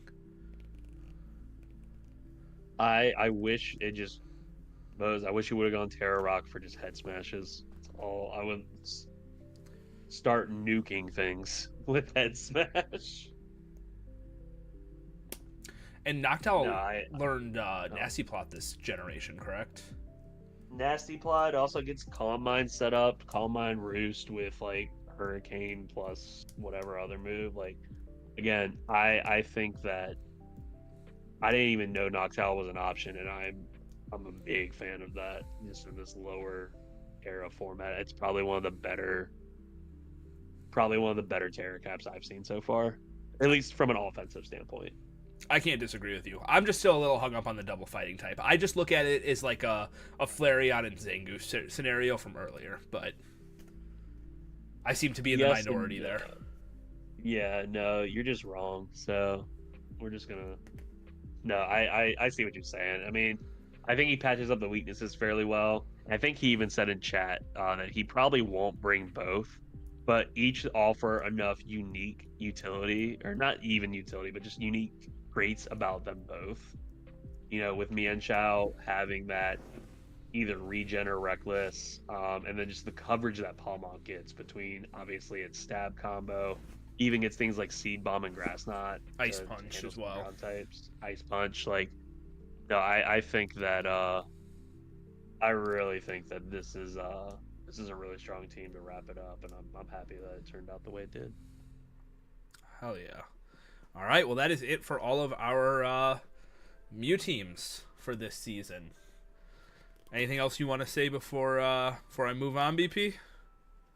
No, I mean, glad to have been here. Some really fun teams that's going into this division. So, best of luck to everyone. I hope everyone has a good time. But no, I think that's about it.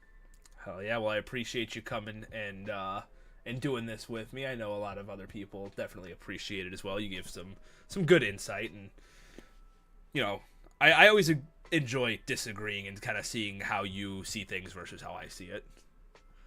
Yeah, no, I'm just a better player, so I see things differently. Yeah, 100%. I get you.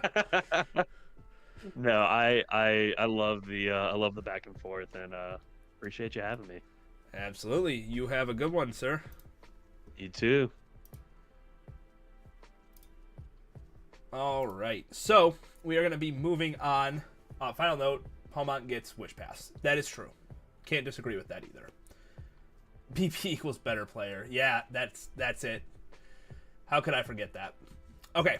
Up next, we're going to be moving on to the Shaman division, and we are going to be joined by Niv. But before we do that, I'm going to go fill my water real quick because I'm thirsty, and I'm going to let my camera chill for a second. So don't go anywhere. I will be right back in like 2 minutes.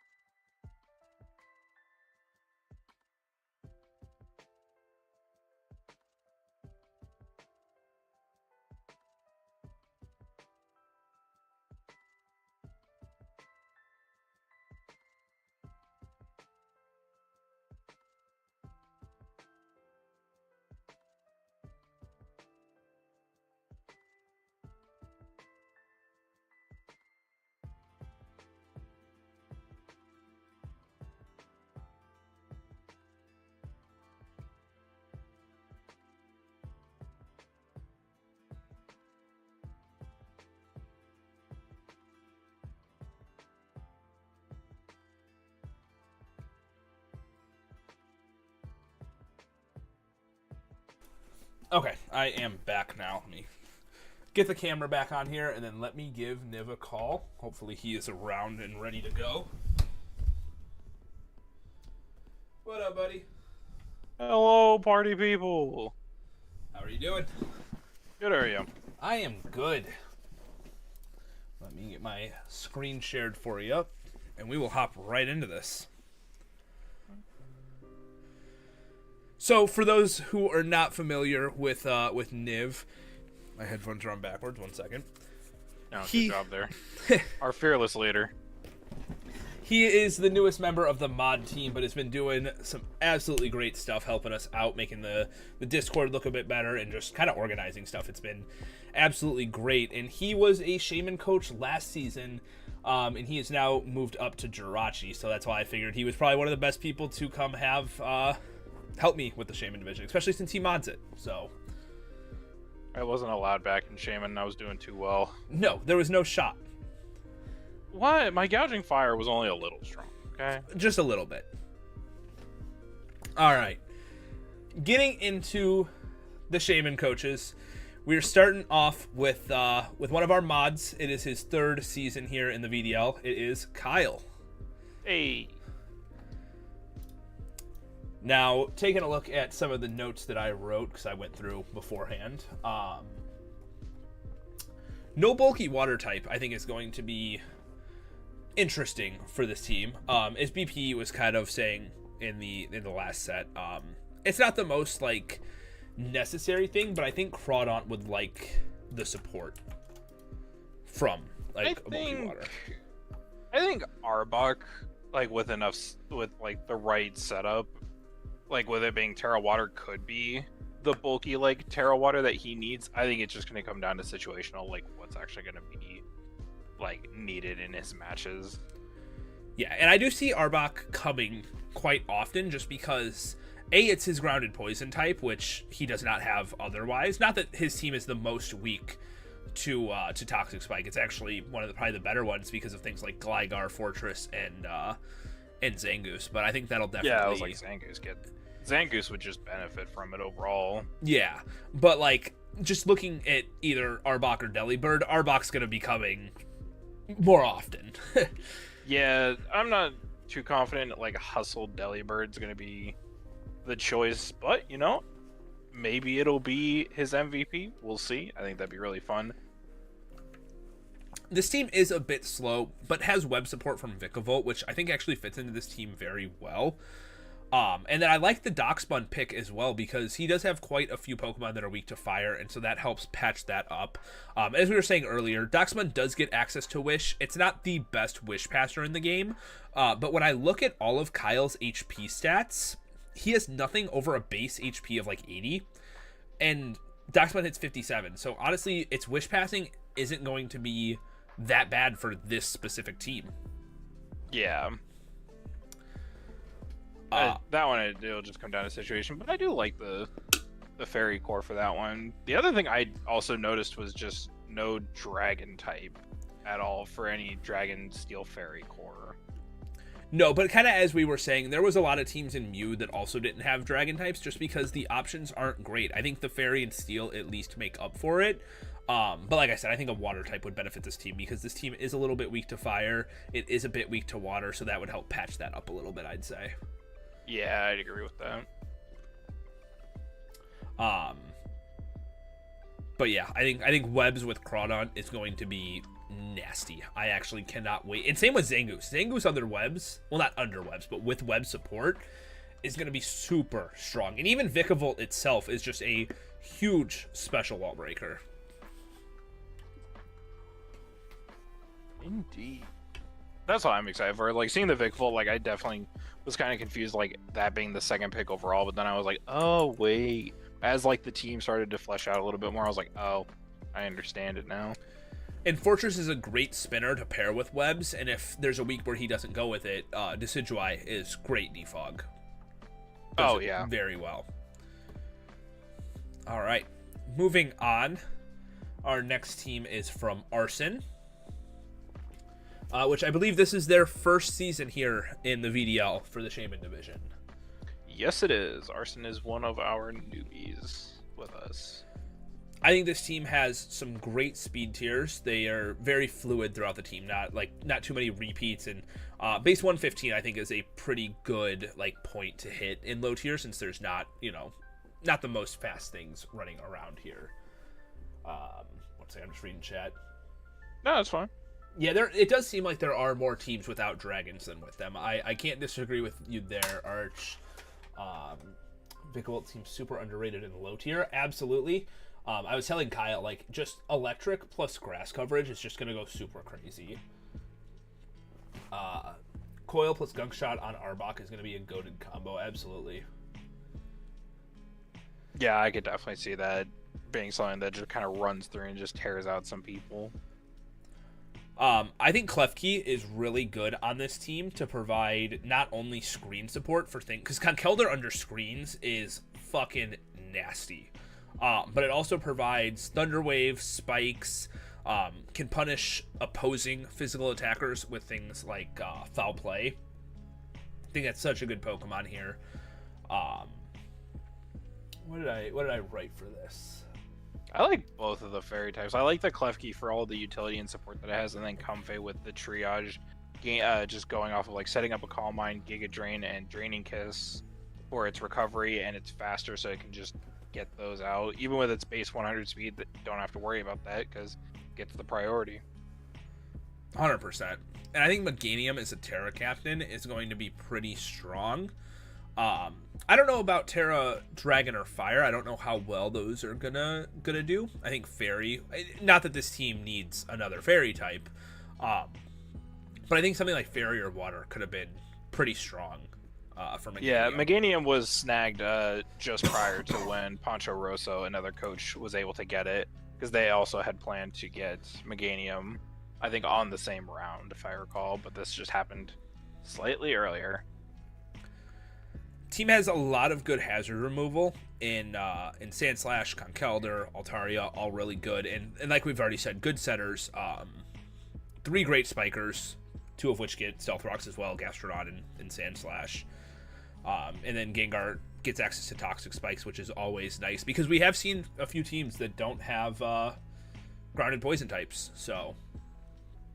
Yeah, so Gengar getting that, which, that's only because a couple generations ago they decided to take away its Levitate and be like, hey, it gets Cursed Body now. It's like, why? So bad. Poor Gengar. And I'm even excited to see like Altaria perform in this. Like, it's not like a top tier Pokemon by any means, but I think Natural Cure paired with its like somewhat decent bulk and reliable recovery and roost is going to be pretty strong here.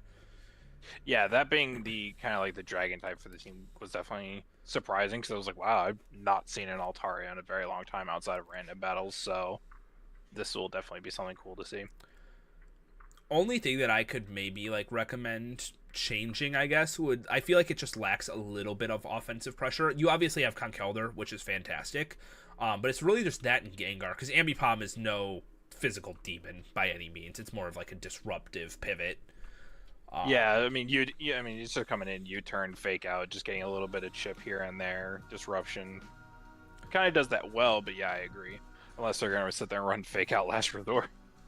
Yeah, that could work. But like I said, don't sleep on Conkeldurr. That thing just hits like a goddamn truck.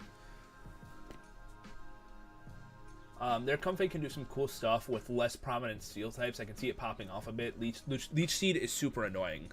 Yeah, and they can spam Leech Seed between Comfey and Meganium pretty easily, which could be annoying. So, yeah, I'm excited to see how this team plays.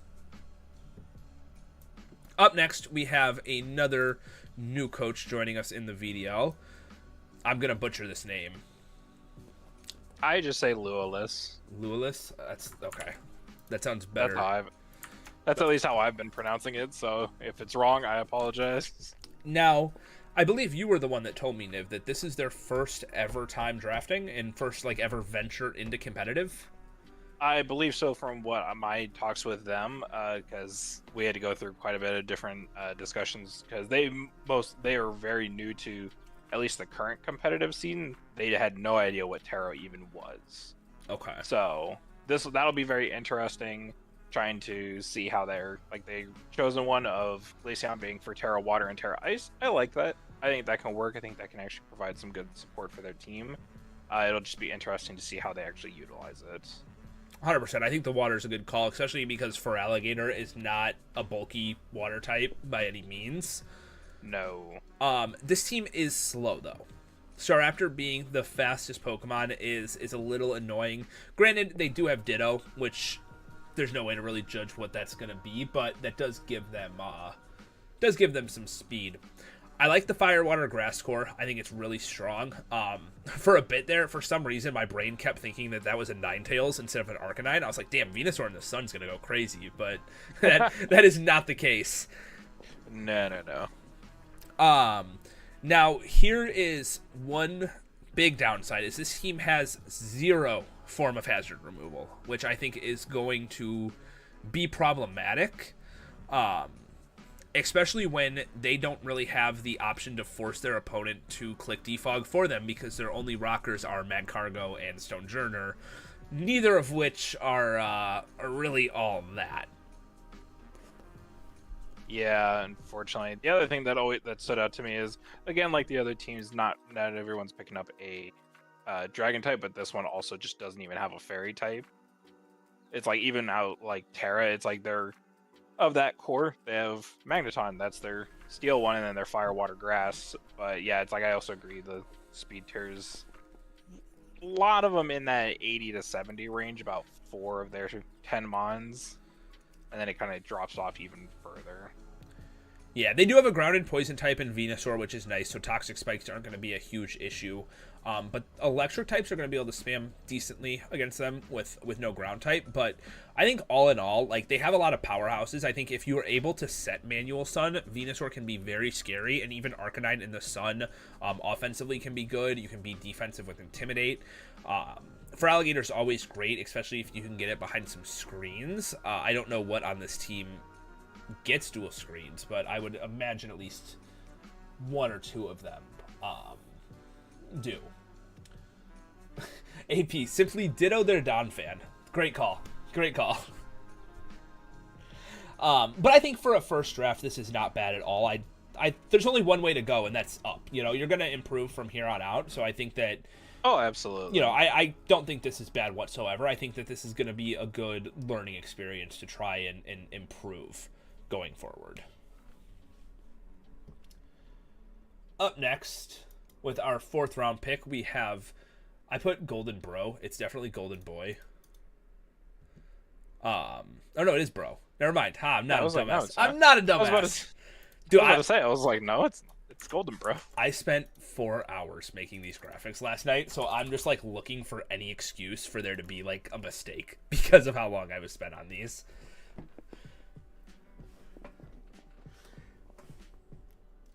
Magneton gets screens? Okay. Hell yeah. Get him up before getting hit with an Earthquake or an Earth Power, and you might be fine. 100%.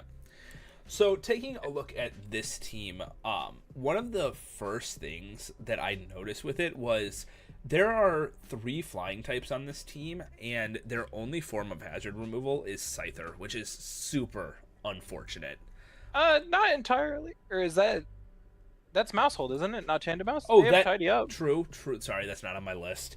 They do get that. I guess I will retract that statement. And I was going to also mention they do have Magic Bounce, so at least it's not like hazards are just going up for free. Yeah. So it's like they can at least try to predict it, get them onto the opposing side instead of them having to worry about set them up. Scyther wouldn't necessarily have to, but I think with Mousehold at 111 speed being their fastest mon, I think Tidy Up would just be the best option for them. I mean, plus it sets up a little bit of offense for them with Population Bomb, Wide Lens. 100%. I think it's going to be strong here. No Fairy type, which I think out of like the Fairy, Dragon, Steel Core, Fairies are the most like necessary, in my opinion. I think that it's super important. I went through the list before the draft and everything. There were like above 6 points. There was exactly like 16 fairy types, and that was after we wiped off Alolan Ninetales. But granted, some of those were like Alcremie and things like that, where it's like they're fairy types, but not a lot of people are really going for those. Yeah. So I think a lot of the fairy types that people wanted were the ones that went early, and then after that, people just had to make do with probably not having one. Some people made up for it with the Terras, but that's neither here nor there. Yeah. This team is very electric weak, having 5 Pokemon a week, and their immunity is Camerupt, which I don't know about y'all. Camerupt really just ain't it? Yeah, the main thing that I've always noticed is like they have a really fast like team in their top like 7 mons, but then after like Milotic, it absolutely tanks.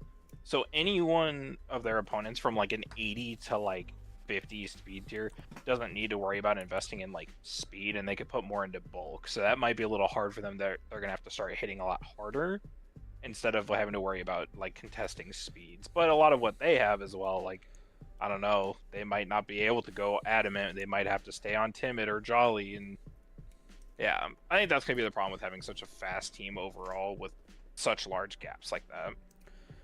This team does have a lot of momentum, like a lot of it, whether it be flip turn, baton pass, or U-turn, not flip turn. They don't have any flip turn. Milotic does have it. Sorry. But they have a lot of options, which can allow them to get some of their heavy hitters in. Like Scyther is going to hit really hard. It can give Moltres the opportunity to maybe get a Nasty Plot or Agility off. Same thing with Mousehold. If you pivot that correctly around, you can get off a free tidy up, which I think Mousehold's going to be one of the stronger Pokemon for sure on this team.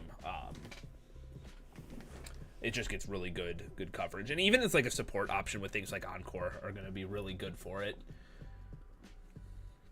So I'm excited to see how that does this season. But all in all, I think this team could use just a little bit of rework on like the typings. I think, like I said, the 3 flying types it's gonna be rough, to say the least. Yeah. Interested to see how this goes. I do like the Duraludon as well, though. EVLA Duraludon, nice and bulky. Yeah, I hope it's decent this time. I know, because last time we were doing low tier was I want to say right after DLC 3 or DLC 2 dropped, and so Duraludon was one of those Pokemon we were like, we don't know what to do with it, and I think it's finally like settled into where it's like 6 points was pretty good for it. Yeah, too bad it doesn't get stamina like its evolution does. That would make it such a better mon, but It really would. Oh well, it would not be a 6-point mon at that point, but yeah. All right, moving on to our 5th round pick. This team is it's a stall team. It's a stall team. We have it's C. Davis. Yeah, C. Davis was drafting so many top-heavy stall mons that I had to like remind him, like, hey, make sure you don't go past your 70 points because there's a hard cap. And they were like, oh wait, there's a cap, and they're like, man, I gotta change up my team then. And I was like, hey, you're really going for a lot of stall here. Yeah, the top 6 mons are super strong. Now, let me note for anyone watching, Dugtrio does not get Arena Trap. All right, once again, no Arena Trap on Dugtrio. That Pokemon costed like 4 points. Yeah, it is a holy stall team. But yes, this is a tried and true stall team, and I think that there's a couple things holding it back. All right, one, you know what's coming every single week. I would almost bet my bank account that you are never going to see Pineco, Joltik, or Ghastly. If they do come, it'll be one time. Like, it is just not... There's not Pokemon there. You're literally looking at a 6 Pokemon team. The other issue that I saw with this, like, so going from their Dugtrio to their Ghastly, that is a 40-point speed tier difference. If you aren't counting Ghastly, because if you're not thinking it's going to come or you're not worried about it, then it's a 50-point difference. And I'm like, for beating Stall, you just got to hit them really, really hard, and Stall kind of just stops working. And at that rate, if you have anything 71 to 119, you can just run Adamant or Modest and just punch really, really hard. Absolutely, but when you look at a stall team, it's not like you expect it to be fast, though. But yeah, not having any options makes it a little rough. Yeah, like this is so much stall that the only offense that it truly has is going to be Dugtrio and like Hitmontop, and then them basically relying on status, it seems. They are. Tataz said Destiny Bond Ghastly's gonna wreck some dreams. I could see that coming, for sure. The other thing I was thinking is people like taunt users. I think that absolutely will stop certain mons, like no more Roost, no Soft Boil, no Thunder Waves, like just basically stopping any of their forms of recovery so that way you can still chip them down. 100%, yeah. It's gonna almost completely stop their team. And Arch, you are not wrong. Ghastly does have 100 special attack. That is kind of fucking crazy. That's literally tied with Galarian Moltres. That's what Galarian Moltres special attack is 100. Yeah. No, it's like in this, Haunter, and like several people noticed it, Haunter and Ghastly are like the discount Miss Magius because they are Terra legal and they are fast special attackers. Miss Magius couldn't Terra in this one, unlike last season when I used it. But Haunter is going to be roughly that same speed, if not faster, I think. Has Levitate as well, and can Terra. It is just the discount Miss Magius this season. Yeah, like all in all, I think this team's just going to be banking off of just hazard stacking and then trying hazard to stacking and getting status. Yeah. The only thing I will say that is that they did go smart with getting Clodsire, so they have a grounded poison type, so you can't just sit there and put toxic spikes and kind of stall the stall team out. So it's like, okay, they at least have that. AP just made a good point, too. Ghastly's special attack is the same as Dragapult's. That is fucking crazy. But yeah, I can't lie. I'm excited to see what this team does. I'll be interested to see their matches each week, see what actually comes. And see how people get around it. What does their team do against Taunt Tog? It loses. That's what it does. No, yeah, that's what I was saying. I was like, Taunt really just kind of stops them because then they have to go on the offensive, which stall teams are not going to do that. And Skarmory taunts first. AP said, Mental Herb. Yeah, you're right. 6 Mental Herbs would do it. But then there's no recovery, like passive recovery with leftovers. Yeah. All right, moving on to our 6th round pick, we have Ali Kalkos.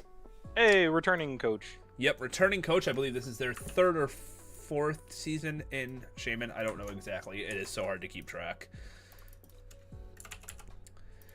Taking a look, they have some decent speed tiers. I don't think that they're like the greatest, but they're not bad at all. 115 with Azelf is really high, which is nice. And then what else did I? They got a good Fairy Dragon Steel Core, I would say, with Wigglytuff, Kingdra, Bisharp. Not bad by any means. Same thing with their Fire Water Grass Core. Pretty good. I don't know how well Charizard realistically fits into this team. I don't see it really providing too much. They have a lot of good hazard setters, 4 good stealth rockers, and then Quillfish with spikes, with their only form of removal being Hisui and Decidueye.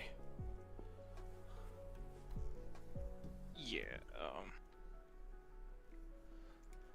Trying to look. I remember I was like looking over this team. Yeah, they're the Firewater Grass, the grass being the Terra Grass. No, they Decidueye. I like the. Oh right, Decidueye. Because I don't see the colors on that. I always forget about Decidueye. He's not green, so he's not a grass type. That's how that works. I like the Terra normal on Flareon at least for going for the facade. So just getting like boosted facades, that'll be nice. Competitive Wigglytuff, I mean, we've seen in the free for alls that can get kind of scary. So I think that one would be a cool one to come. Damn, camera's already too hot again. Yep, camera died. And yeah, this was just another one of the. Oh no, yep, they did actually have a dragon type in Kingdra. Yeah, this one looked like it was almost going to be one of those double weather teams with Swim, Kingdra, and then just getting fire power for solar power on Charizard. Oh, and then they have sand. Yeah, I don't think that Manual Rain is a bad option. I think Kingdra would really like taking advantage of that, and even something like Quillfish could take advantage. Yeah, there is a decent amount of pivoting on this team, not too much. You got Baton Pass from, actually it's more than I thought. Baton Pass from both Flareon and Wigglytuff. You have Volt Switch from Rotom, Flip Turn from Kingdra, and then U-Turn from Decidueye and Azelf. Yeah, I do like the ability, like all their momentum being able to just pivot in and out, so that'll be really nice and helpful for them. Just for getting like chip damage breaking out of Sash. I think that all the pivoting is really good for this team because of how offensive it is. Not saying that they don't have defensive pieces. Like, I acknowledge that Sandaconda, Wigglytuff, and Quillfish are there, but a lot of these other Pokemon, like Azelf, has no defensive prowess. Bisharp, even with Eviolite, does not really have a defensive, pressure at all. Come on. Bisharp could do the work. It might not want to take a fighting move even with an Eviolite, but come on. So I think having all of the different forms of pivoting are going to benefit in that sense. Just being able to get out whatever offensive powerhouse you need. I think the only difference that I would, the only change I would make is I would probably replace Charizard with more of like a bulky water to relieve some pressure off of Kingdra. Yeah, I was reading the chat. AP's like, give Hisui and Decidueye rapid spin, please. That would be nice. It would be a huge buff for it. better than defog because then you're not removing your own hazards. So, all right. Oh, true. It would be able to hit Goldango because it's Scrappy. All right. Up next in our 7th spot, we have what I would say is probably the best team in Shaman, which is Wolf. Ah, yes. I think that this is such a great team. There are fantastic speed tiers, Talonflame, Raichu into Indeedee, and then you can't not acknowledge the Unburdened Hitmonlee with Psychic Terrain support. I think that that is going to be super strong for this team. Their Fairy Dragon, I was about to say Fairy Dragon Steel. No, they do have a Steel. Duh, it's right there. It's fucking Empoleon. Yeah, their Fairy Dragon. The Arch is like Empoleon supremacy. But yeah, the Fairy Dragon Steel Core, super strong. Fire, Water, Grass Core, also super strong. They have very good hazard removal with both Talonflame and Hitmonlee. Like, I just think that this is so strong.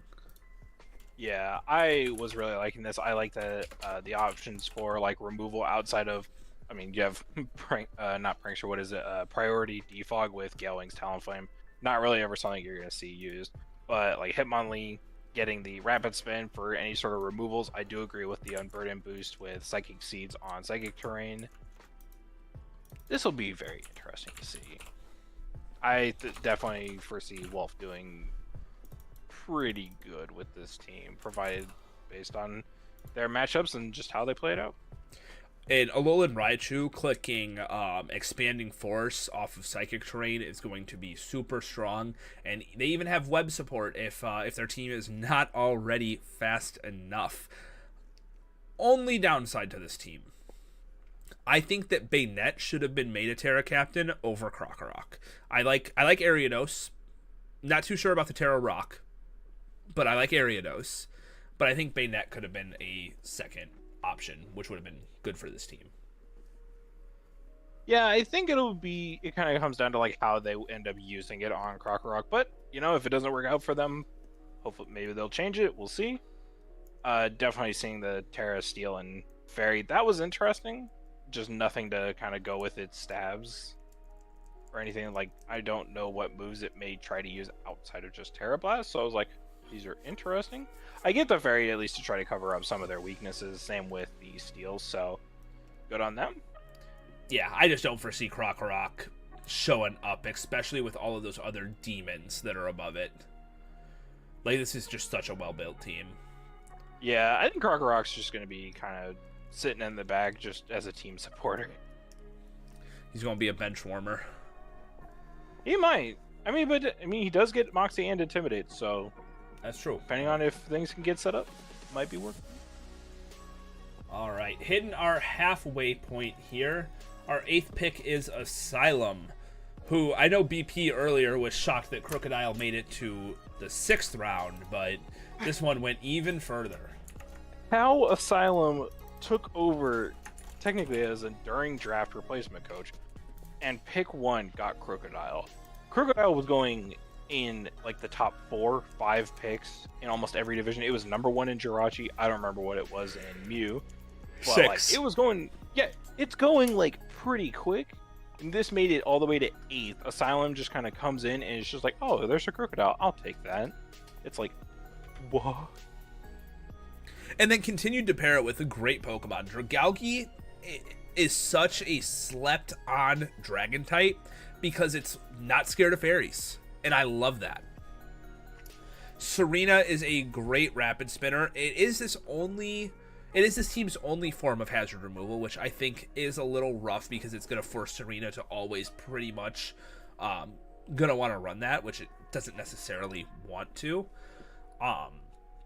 This team has decent speed tiers, a little stagnant through the 90s, but I don't think that that's a big deal. Persian hitting 115 while being a Terra Captain is going to be super strong, especially with Terra Fairy. Yeah, that's going to be kind of scary. The thing I did really like about Serena, it was on my board, like, that I was looking at for a while. Yes, I like it as a rapid spinner, but I also like its ability, Queenly Majesty. So you basically just stop any priority against you. So it's basically like, what is that? The psychic terrain? Yep. Yeah, just stopping like priority. So that's kind of nice. I do like that. I do agree. I think Persian's just gonna kind of put in a lot of work. I like the. I think that's Aqua Tauros as well to cover their water type for their Fire Water Grass core. Yep. And they have a good Fairy Dragon Steel. Not that Berserker is the best steel type, but it's a steel type that we, at least you got one. Yeah, exactly. At least they were able to like get that entire thing. Getting their like Gardevoir as well, like round 7 was kind of surprising. I thought Gardevoir would have went a little bit further in. I 100% agree with you.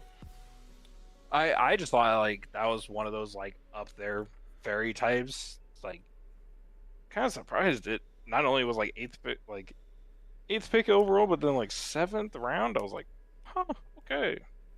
This team also has triple Intimidate, Crook, Tauros, and Masquerain, which Masquerain providing web support for Crook is going to be huge.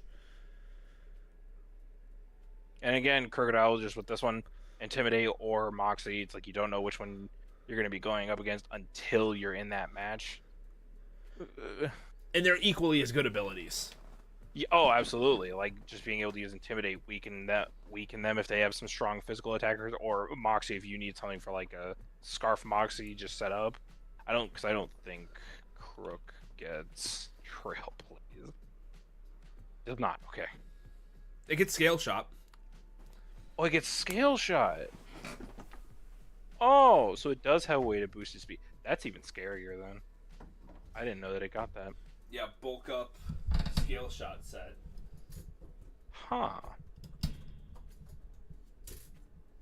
Okay. Yeah, I like this team quite a lot. There's really not much that I would change about this team. I don't think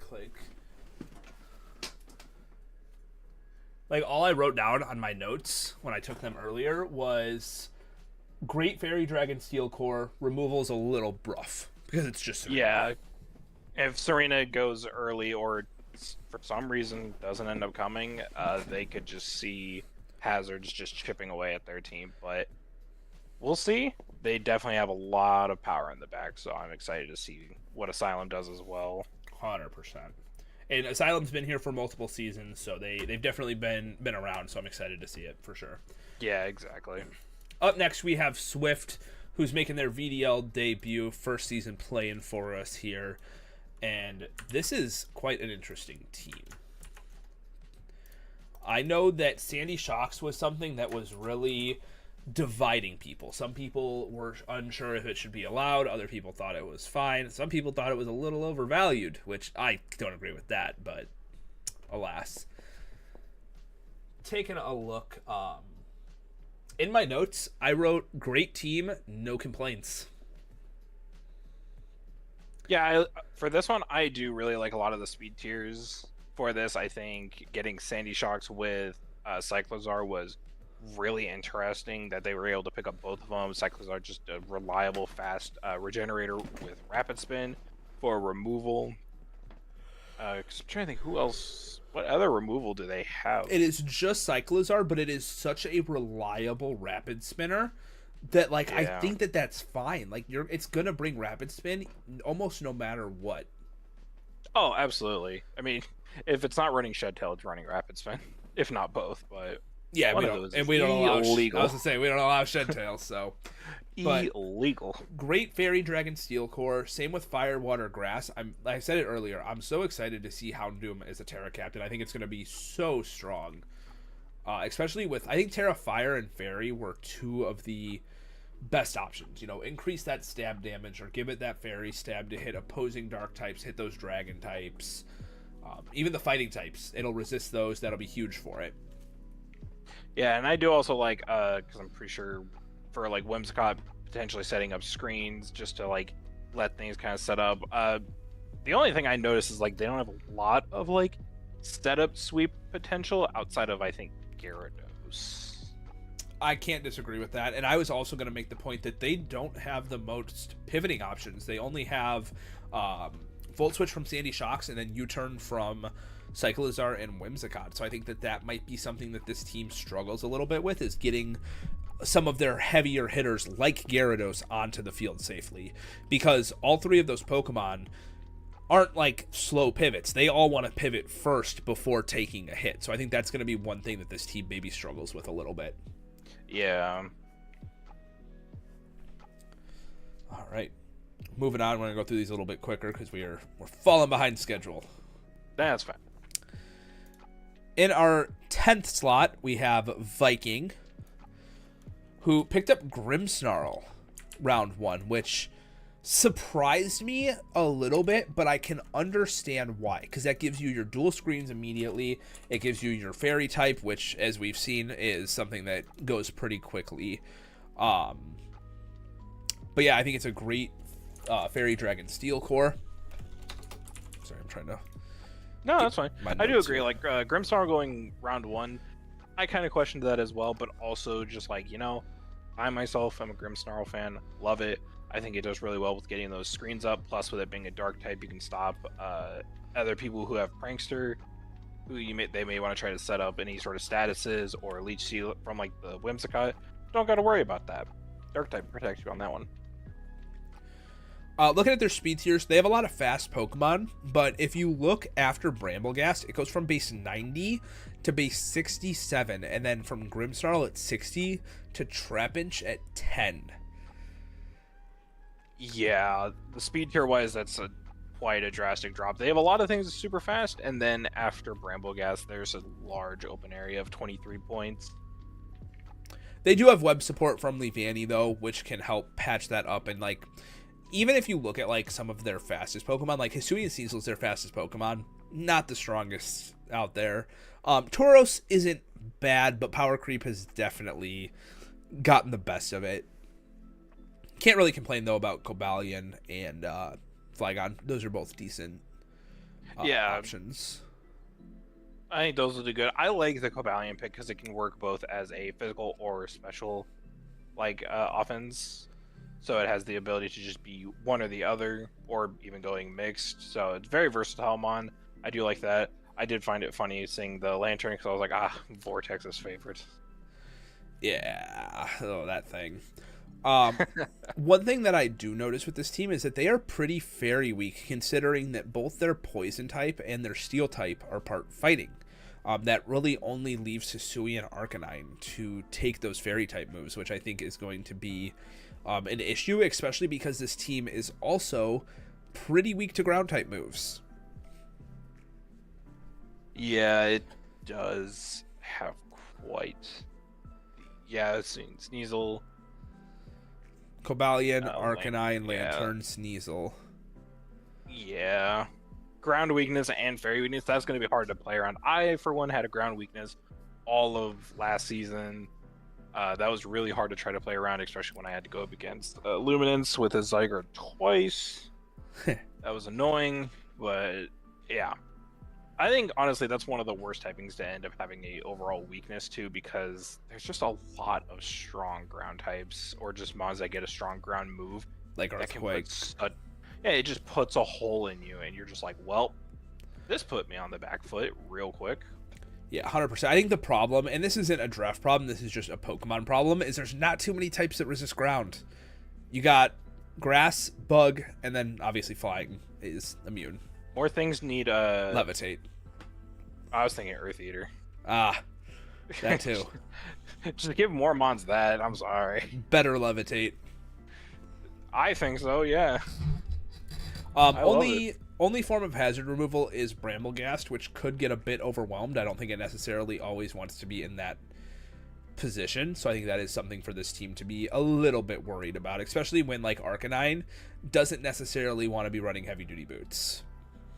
Yeah, not every single time, but if they go up against things that have like a lot of potential for setting up hazards, and based on how their opponents end up wanting to play, might have to have boots a lot, because otherwise you're taking a massive risk, especially if they start stacking rocks and spikes. 100%. All right, up next we have They Call Me Gage, who is a returning Shaman coach. I believe this is their third season, I want to say. And they've got some good speed tiers. Kilowattrel hitting 125, one of the fastest Pokemon in the format. Zoroark, Toedscruel, and even from there, it's still pretty good. I love seeing both Rampardos and Bastiodon on the same team. Gen 4 love right there. Hell yeah. I did like the Kilowattrel. I also mainly liked that it was a 3rd round pick instead of a 1st round pick. Like, I think that was Mew. That was Mew's like first one ever. It was there. Kilowattrel, I was like, that's kind of crazy. Hisuian Zoroark will be interesting. I think that can definitely do a lot of like mix-up stuff. I know it's just annoying for us as mods to track that with the bot. Both Zoroarks for that, but neither here nor there. I do like the Araquanid. I actually picked it up in the PUDL as well due to BP recommending it to me, and I've seen you use it quite a lot, so I'm excited to see how that actually does. I just wish it was faster. That's just me. I don't like its slow 42 speed. I never minded how slow it was. I always hated, even though it's got base 92 defense, it just does not take physical hits at all. Yeah. Where's the, like, Assault Vest is for, like, special. Where's the vest for physical defense? Come on. That is Intimidate, sir. I don't care. Rocky I don't want helmet. that. Fair, I guess. But aside from that, they have decent hazard setters. I think that Bastiodon and Rampardos can get rocks up decently enough. Toedscruel, great spiker, and then of course they have sticky webs, which I don't even think this team necessarily needed, but I know things like Regidraco and Rampardos are not going to complain about having them. Oh, absolutely. I think that's going to be really nice for them. And then I like some of their removal, which I think is they have Defog on Kilowattrel, I believe, and then Rapid Spin on Toedscruel. Kilowattrel does not get defog. It doesn't get defog? I Nope. thought it got that. Nope, Toedscruel is the only removal on this team. Oh, that's crazy. Which I think is a little rough because Kilowattrel doesn't want to take rocks, Araquanid doesn't want to take rocks, and even like I keep saying it, Regidraco does not like hazards because it would love to spam Dragon Energy if possible. Absolutely. So, but Dragon Energy based off of your HP, and you don't want to lose that. Yeah, 100%. And then like I think only other thing that I really have to complain about, and this kind of goes back to this conversation about Probopass earlier, I don't like Bastiodon as the steel type. Those two quad weaknesses make it a little rough. Yeah. You run an air balloon, but I mean, then you're only going to be safe for one turn. Even then, you're not going to really want to take a fighting move. You'll live on sturdy, but not that great. But we might still see it click Iron Defense. It's still boosting up its defense is still always good. So, you know, prove me wrong. It might be pretty good. And then I think Swalot will be interesting, especially with Terra. Terra Water and Fairy, I think, are both really good options for it. We're just going to see that thing hit Stockpile like 6 times and then just sweep something. God, I forget that Stockpile's a move. Yeah, it's just going to Stockpile and then spit up and destroy something. I actually have never seen that used, so I'll be interested to see how that actually happens. All right, up next we have Alistair, I think pronounce it, with their first season here in the VDL. Now, I want to see if you notice what I noticed with this team.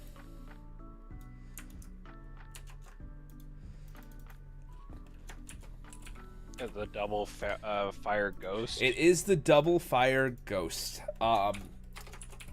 There's just no reason. They do the same exact thing. One is just faster, while the other one is stronger. I hate to say this, but I think because I love Chandelure, I think Chandelure is honestly probably one of the wrong picks, because I think Frisk getting that information from what your opponent's like holding, especially if you don't know, plus Typhlosion is faster. I think Typhlosion is just the one to keep. That's just me. I think I like Chandelure because it's stronger, but in this scenario, it was more expensive, so I can kind of see like wanting to just have Typhlosion. They've got a decently fast team, at least on the top half, but as soon as you look under Chandelure, it just drops. You go from base 80 to base 46. So those base like 60, 50, 60, 70s are really going to enjoy that. Absolutely. The other thing that I saw no dragon type at all. So this one at least got a fairy type, didn't get a dragon type. No steel type. They at least have bulky water. And then No ground type either. yeah, no ground type. Do have a grounded poison type, and then the Terra Stellar on Dodrio, I will definitely be interested in seeing. Because that is not a thing I see people do like almost ever. No, I think you're always just better going for one of your stab types to get the 2x boost. That because how Stellar works for anyone who's not familiar, because I know there's quite a lot of people who aren't. One second, this music is so goddamn loud in my ears right now. When you Stellar, you keep your same defensive properties. So Dodrio would still be weak to what it would normally be weak to as a normal flying type. From there, you get a 20% boost on the first attack you click of a type. So if you click Double Edge, the first time you'll get a 20% boost. After that, you will get nothing. But then if you click Brave Bird, because that is a flying type move, the first time you click it, you will get a boost. Now, say excuse me. Say you click Double Edge first and get that 20% boost, and then try to click Quick Attack. You won't get the boost because you already got the normal type buff. Hope that made sense. It's super dumb. I think you always just benefit more from picking a type. Yeah, exactly. To me, Terra Stellar was the only reason it was ever really used is just for Terapagos. Yeah, I agree. But yeah, I think that this team would benefit from either a Steel or Dark type Steel or Dragon type in the spot of Chandelure. As well as this team does have 3 flying types, one of which is a Terra Captain, but I think Articuno was a little bit redundant for this group. Yeah, it kind of cut up a little bit of that speed gap between Primeape and Chandelure, because there was like a 15-point gap there as well, which I know some people don't want to have like speed gaps, especially up there, to let something freely sit there. But yeah, I don't really know entirely what it's going to provide. I mean, I believe what it'll have haze, so I mean, try to protect yourself from getting set up on, but. And like one thing BP was saying earlier, Enamorus is going to be super strong. I think that's a really good pickup for this team, especially even though it's not the fastest, there is web support, and I'm pretty sure it gets agility. Pretty sure. I believe so. Let's see, Enamorus. That is not the one I want. Yeah, it does. It gets agility. And then now that I'm like really looking at it, I do think this team could benefit from a Dark type a bit, especially since 2 of your defensive Pokemon in Amoonguss and Tentacruel are weak to Psychic. I think that would help quite a lot. So I do see quite a few things that could improve on this team, but I'm excited to see how you do with it, and I hope that if you decide not to, that we can see the Chandelure plus Typhlosion combination maybe overwhelm people, because it is a good offensive typing. Oh yeah, and especially with having the Flash Fire is kind of nice, so that kind of just gives a little bit of protection. Definitely. All right. As we get closer to the end here, we have Griggsy, who is a returning coach. I believe this is his 2nd or 3rd season, I want to say. And they have a really strong draft. I think that the round 1 Sinistra, though, was crazy. That threw me off, because I was like, is Sinistra cracked? Do I not know about this mon? Sinistra is cracked. Like, it is a good Pokemon, but I wouldn't necessarily say it was like a round 1 pick. I think Fez would have been. I mean, it worked out, obviously, because they got Fez, 2nd round. And I mean, look, they got Terrakion 7th. Oh, yeah. I was actually kind of surprised Terrakion fell that far down. Dude, same, because we were all eyeballing it up in Jirachi. Just like, hey, Terrakion's still there. This team is missing a Dragon type, and their Steel type is a Tinkatuff. So, unfortunately, no good core there. Also missing the Fire type for the Fire, Water, Grass core. But that doesn't mean that this is a bad team at all. There are really, really good speed tiers. I think it goes pretty solid all the way down. Near the end, it kind of daggers a bit, but not the end of the world at all. One thing I will say that I really love about this team is the Zebstrika. Terrifier for being maybe their fire type with those overheats. That's awesome. Really fast mon for that. The Terra Water pick was amazing, I think, because of what are you going to hit it with? You're going to hit it with electric move? Well, what if it's running lightning rod or motor drive? Or are you going to go grass? Well, what if it's running sap sipper? Because it has all of that. 100%. That I think will play a lot of different mind games, and depending on how they actually play around it, that will be something I think can put in a lot of work in any of the divisions we have. Yeah, and Zebstrika is like, it's not a bad Pokemon at all. Like, I think it's just like its move pool, it kind of held it back, but now it's got, you know, it's always had overheat, but it got high horsepower, which is a nice buff to it, allowing it to hit rock types, and, you know, like if it's like a rock ground type, something like that. And then, yeah, like you said, the Terra Water is going to be really strong on it. They have a lot of hazards on this team, and from Quagsire specifically, being able to set hazards is super good. But even like Terrakion gets Stealth Rocks. Decent removal with Komala plus Braviary. Excuse me, sorry.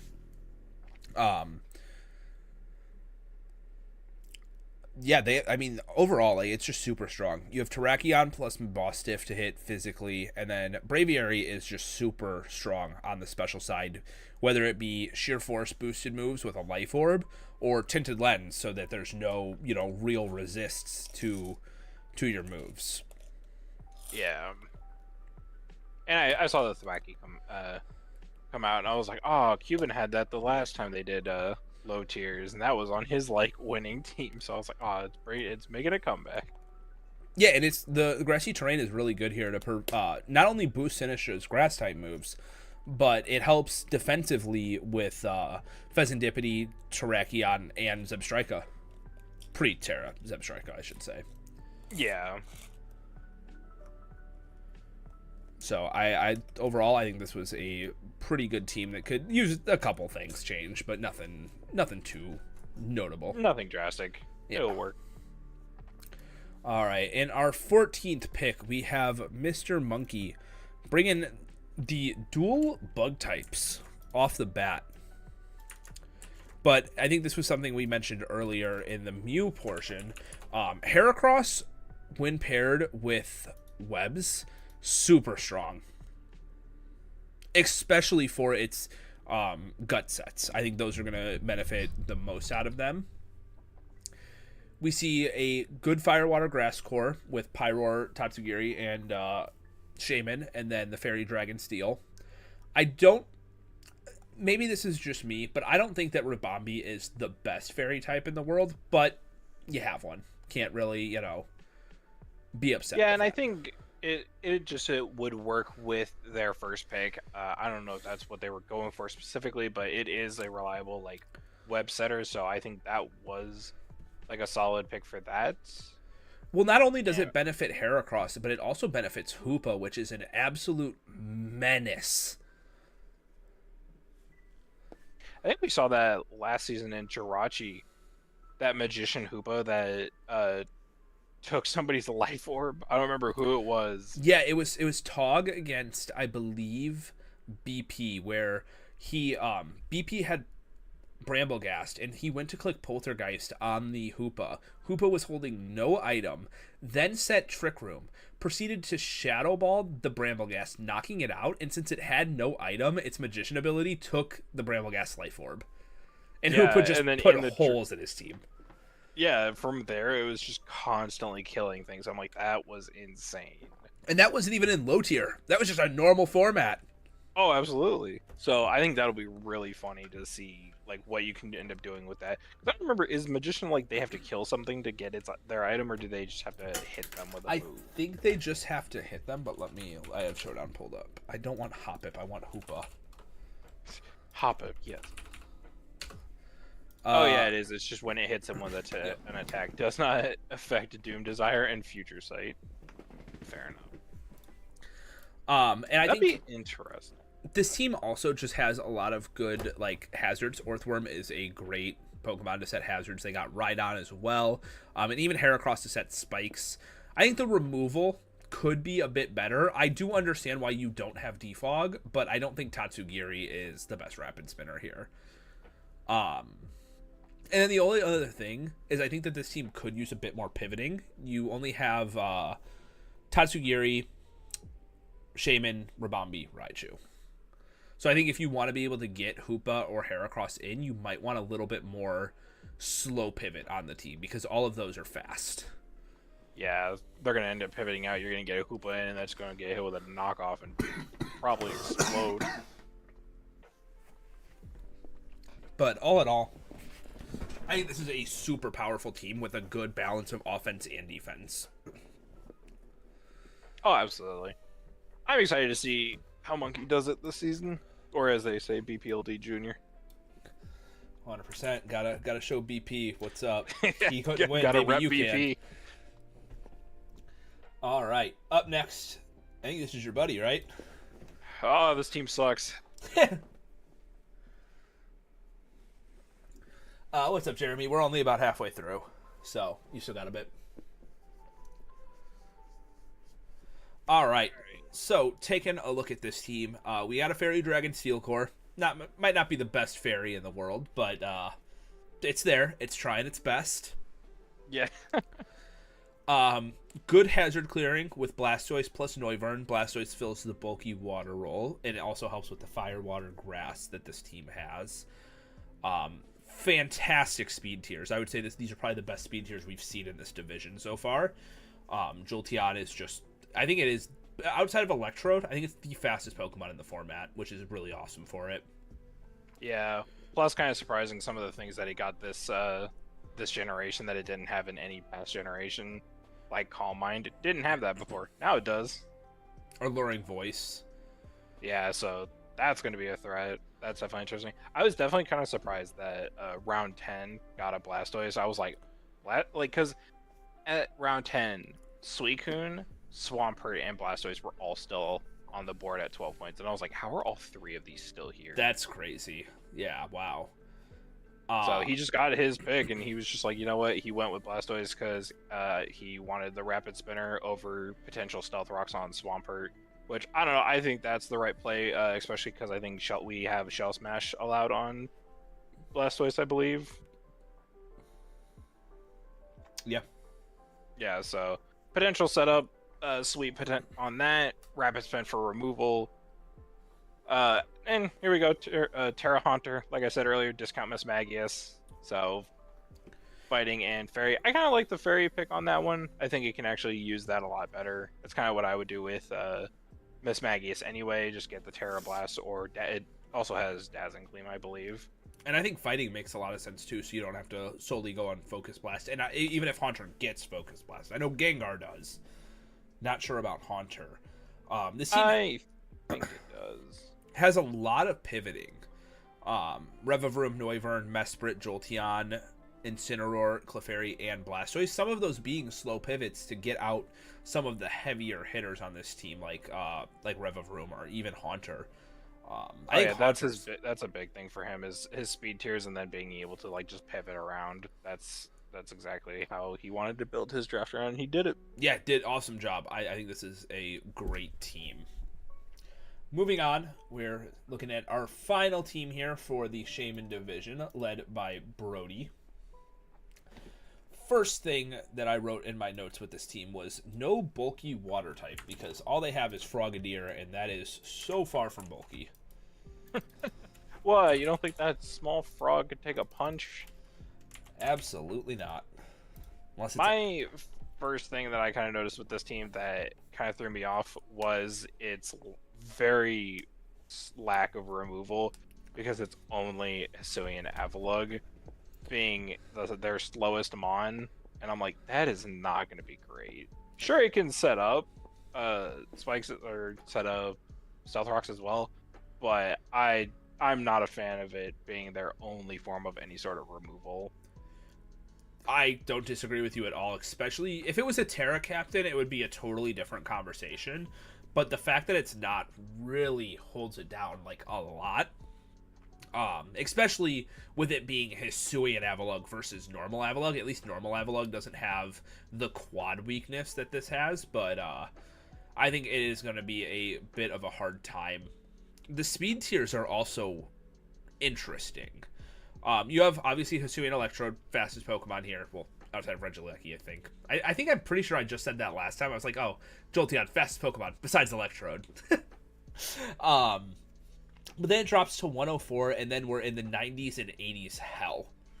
Because it's 1, 2, 3, 5 Pokemon in that range, which I think is a little rough. Yeah. Looking at more good things about this team, I think the Fairy Dragon Steel Core is fantastic. Tinkaton, I already said earlier, great Pokemon in this. And I think Goodra is also going to be really, really strong in low tier. I think the only thing Goodra would, both of them would like some wish support if maybe possible, but you have dual screens from Meowstic, which I think is going to be very good paired with both of those Pokemon, as well as Okidogi, who will love to get bulk ups off behind some screens. Yeah, and I saw the Terranormal Golem, and I was like, oh no, potential's coming back. Yep, we're going to see some Terranormal explosions. I actually just found out today that Pokemon lost Rapid Spin. Like, Golem was like one of the OG Rapid Spin Pokemon from Gen 2. Yeah, they just like to take away moves from Mons that they have no reason to take away moves from. It's kind of insane. I think Arbalava also pairs very well with things like Okidogi, Tinkaton, and Golem to help their Earthquake weakness. So even though we did state some bad for this team, I do think that there are a lot of upsides offensively to this team. Like, offensively / support side. Like, because, like I said, Goodra, Tinkaton are be super good, so. Oh, yeah. I'm excited to see how everybody in the Shaman division goes this season. Yeah, I think there's going to be some great battles, because we have a lot of new faces, and then even our returning coaches, I think, have a really good shot this season of putting in some work. Absolutely. All right, that is it for our Shaman coaches. All right. Yeah, Golem had Rapid Spin, Matt. It's had it since Gen 2. Yeah, they just took it away, just like they took away Stone Edge off of Excadrill. Why? Couldn't tell you. They did. Hey, Tom, Matt said your team was crap, not me. Blame Matt.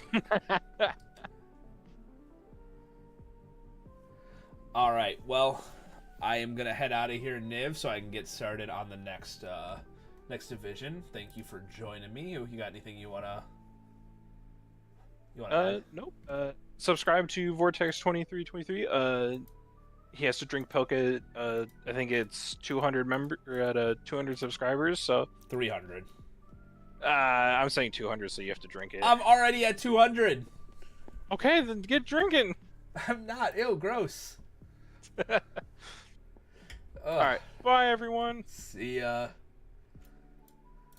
All right, I gotta see who's around. It's either, I mean, you're both in chat. Tog or Matt, who wants to go?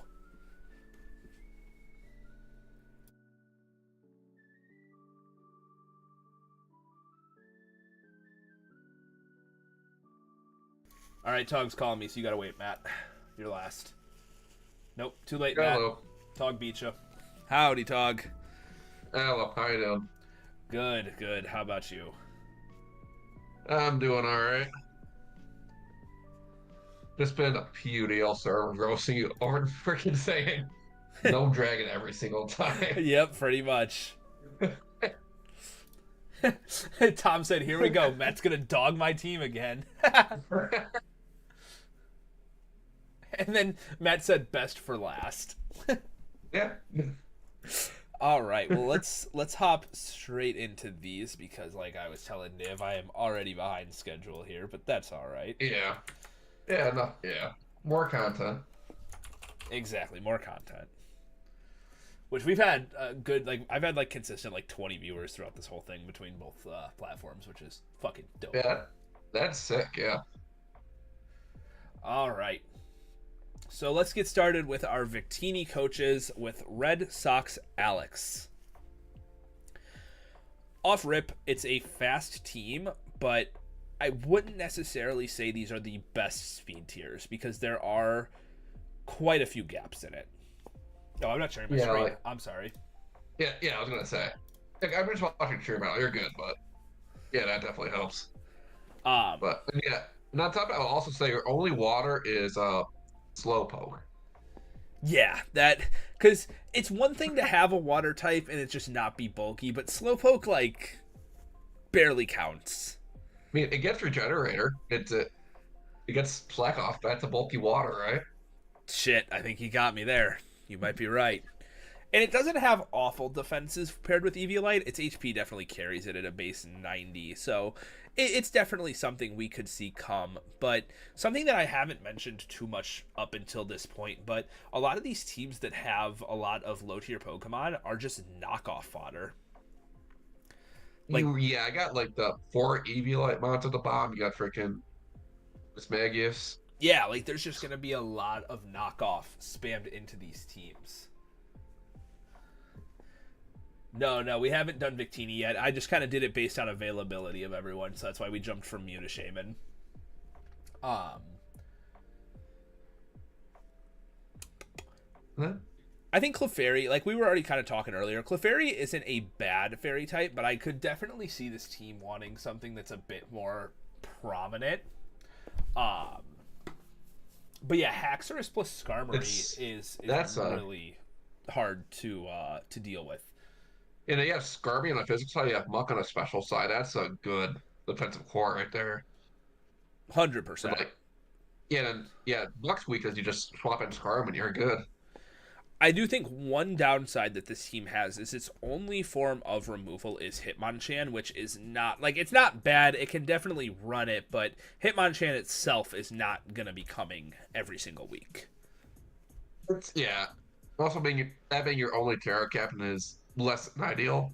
I think you could easily got another one, right? Like Quilava. Yeah, Quilava or Slowpoke could have been Terra Captains here. They just chose to only have Hitmonchan, which I also think would have benefited. I don't think Steel is... Like, I get it. It resists Psychic and Fairy types, and Flying. But I think Fairy would have benefited Hitmonchan just a little bit more, as well as providing the team with a actual Fairy type. Yeah, definitely. I agree with that. I think even like Fairy over Fighting even. Because I don't think it needs Terra Fighting. Personally. Like, maybe they got something for it, but, like, I think there's better options than that. 100%. All right. Moving on to our next team, we have the VDL's very own Ramp, who has not played since Season 2. Or no, sorry, Season 3. He played Season 3. Yep. But that was the last time we've seen him play, so he has taken quite a little bit of a break, at least from here. But let's take a look at what he's got. I like his speed tiers. His speed tiers are pretty good.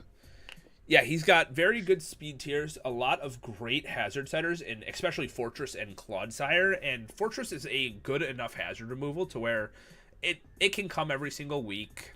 It might not always want to, but it can. And Rapid Fin is something that it can always run. Yeah, definitely. A lot of offense as well. Right, like his... I was going to say lack of Fairy, but like, Terra Fairy in the beginning kind of covers that pretty decently, because like it's pretty bulky, especially for like its tier. Yeah, I think that... Yeah.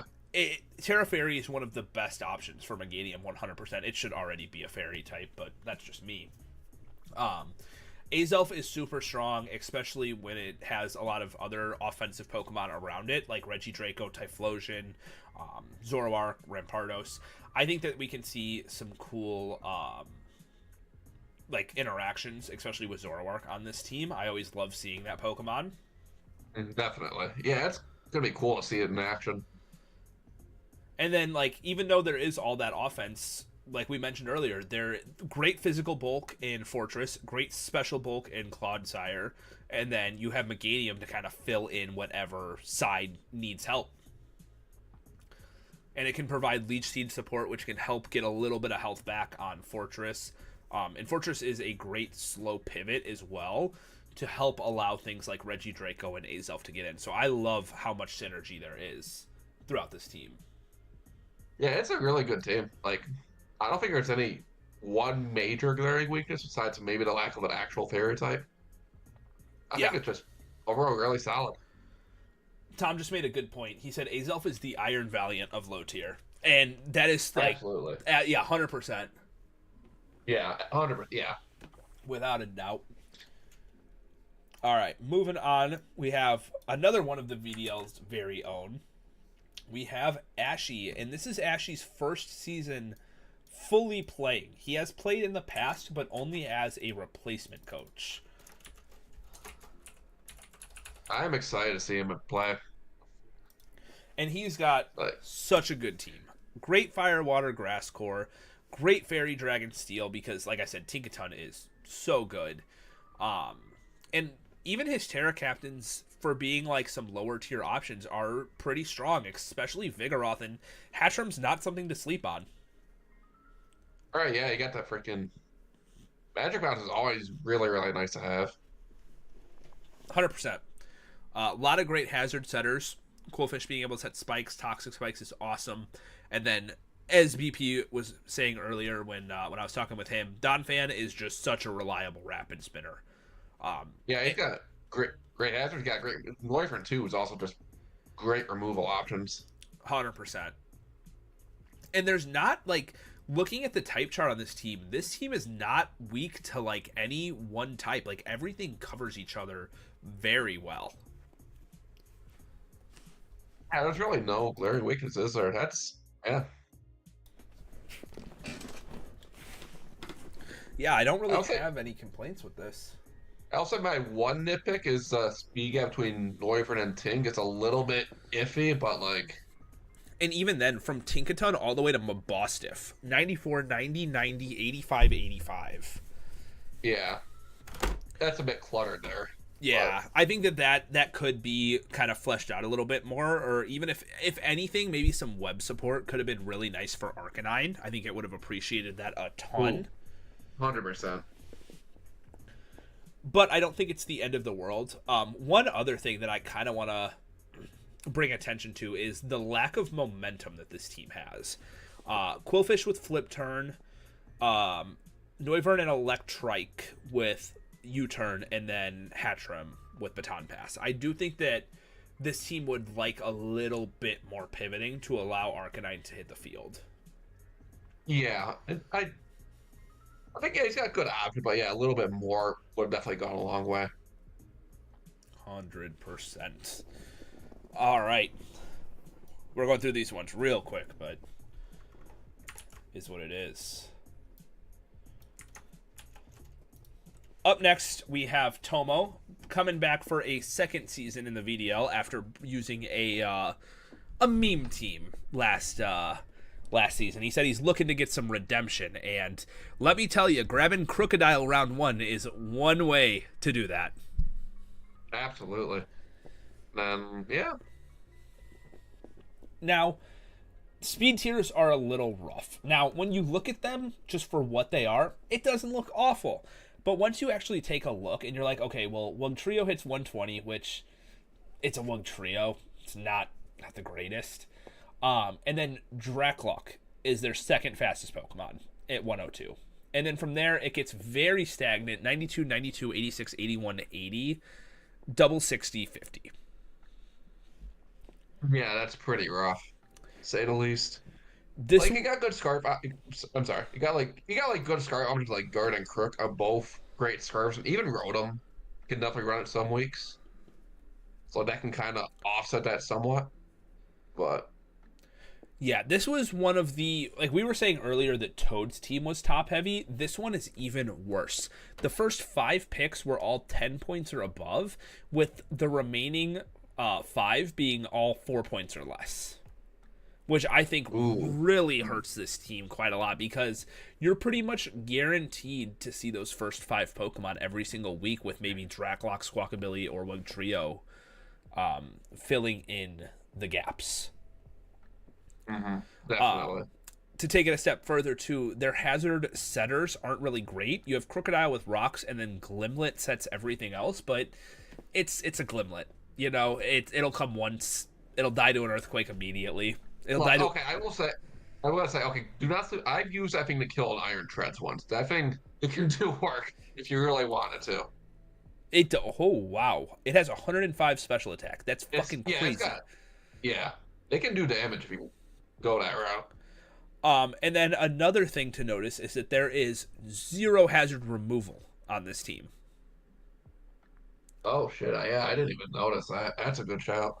So I think this team does have quite a few flaws that can fix it, but those first 5 picks are really scary. And if you get like Crocodile behind screens, I think it'll be strong. It's just, it's hard to, I think, play like a strong game when your opponents are like, know exactly what's coming. You know, they won't know the sets, but it's like they can guarantee Crook, Gardevoir, Milotic are coming. You know, Magnezone and Rotom as well. Mm-hmm. No, Yeah. Glimlet does not get Mortal Spin. Only Glimora does. Yeah, yep. Learned that the hard way before.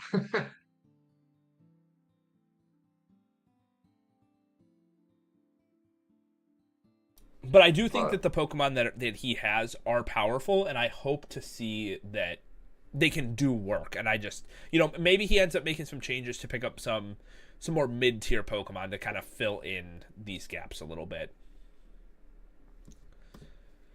Yeah, I don't know. Yeah, the top 5 though, it's gonna be hard. Even if you know what they're coming, it's gonna be hard to prep for all of them 100%. with like the limited options. No, I don't disagree with you at all. Like, even just the first 2, Crocodile plus Gardevoir, is just nasty. Definitely, 100%. All right, moving on to our next coach. We have Stall 8 making their debut in the VDL with, I wouldn't call this a stall team because it's not Blissey, Quagsire, or whatever, but this is the next closest thing. It's like, I'd say almost semi-stallish. It's not false stall, but like it's definitely got elements to it. Yeah. I think that their first 3 picks are absolutely fucking disgusting together. They pair, I would say, perfectly on a defensive side. Because what's Hydrapple weak to? Fairy, Ice. What else is Fairy, Ice, Bug, like Bug, Dragon, Poison. And I'm pretty sure every single type I just listed is resisted by the other 2. Almost all by Toxapex, but then Bronzong comes in, resists the Dragon. The fire that Bronzong's weak to, Toxapex comes in. The ground that it's weak to, Hydrapple comes in. Like, that is just fucking disgusting. that's the fact that 2 of them get Regenerator as well. That's just how the hell are they gonna wear this down? You can't even toxic 2 of them. Dude, it is nasty. I am so excited to see this team play. And even with those first 3 picks, they end up with some pretty good speed tiers. I don't think they're excellent, but they're pretty goddamn good. Even you got good Rebuel, you got good hazard setters. Like this is a this nasty is a solid team. This is gross. Holy shit. Like, I don't even think it matters that they don't have a good fairy type. Like, I don't think that that's gonna apply too much here. I think the only thing is Bronzong might be the one that gets like weakened a bit. I think if there was a little, not that this team needs the help, but if there was some wish support, it would just send this team over the edge. Definitely. It does lack a little bit of offense. Hydrapple does have very good special attack at base 120. And then from there, though, it's a bit rough.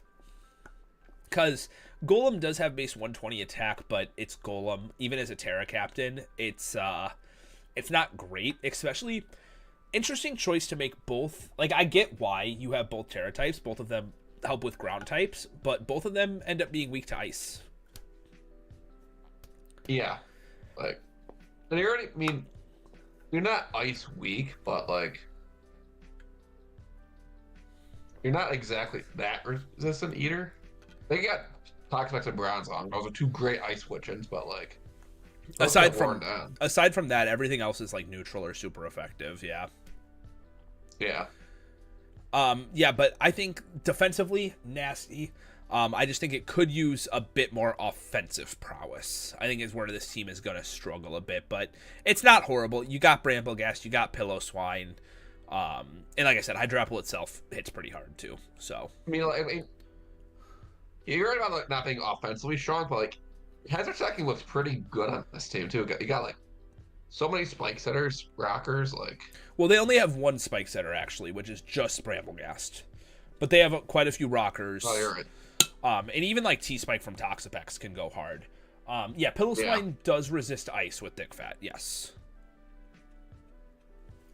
Yeah, this is going to be a cool team. I like this one a lot. And one thing I will say, though, is that this team has issues as to a few other teams where Knockoff kind of goes hard into it. That's true as well, yeah. But not the end of the world. I like this team quite a lot. I mean, you also do have a way to punish it with Flame Body from Talonflame, so like. True. All right, up next in our 6th spot was Vossman, who is making their VDL debut, and I really like their team. Yeah, it's a good team. Do I dare say no dragon, but. Yep, no dragon type, and then there's Kingdra. Never mind, I'm stupid, but it's Kingdra. Like I was gonna say, no bulky water type though, because Kingdra, is the only one. But aside from that, they have everything else filled out really good. They have decent hazard setters in Deancey and Palossand. Removal is a little rough, just being Komala. But I think Gallade, especially, not that Tailwind is a great thing in singles, but I think with Tornadus, Tailwind support could be kind of cool. Definitely, yeah. Or even like if you get the setup right, even like Trick Room on Ravska. Yeah. It's not the best Trick Room map, but like it's slow enough where there's matchups where I'm sure it can work out. 100%. And they have other Pokemon that don't mind Trick Room either, like Palossand and Komala both could take advantage of that as well. Yeah, Deancey too. Yeah. A lot of strong setup options, Deancey being one of them, Revavroom, Kingdra with Dragon Dance. Entei is a great wall breaker as well with Sacred Fire. Hits so incredibly hard. Mm. And even Tornadus is very good offensively, base 125 special attack. Just got to land those Hurricanes, which I think that we could even see this team running some form of manual rain when paired with Tornadus, Kingdra, and even something like Electabuzz with Thunder. I was gonna say, yeah, manual rain does not look bad here. Like, not at all. And what are their Terra Captains? Komala, Normal Fairy, and then Rabsca, Water, Ground. Both good options. I think we'd probably see Komala come a bit more often just because of the Rapid Spin support that it provides. But Rabsca is not a bad option either. yeah, definitely. A lot of momentum as well. A lot of momentum on this team, which is really good for Gallade, especially having some more slow pivots like Komala and like Deancey. I think are going to be two really good ones to help Gallade hit the field.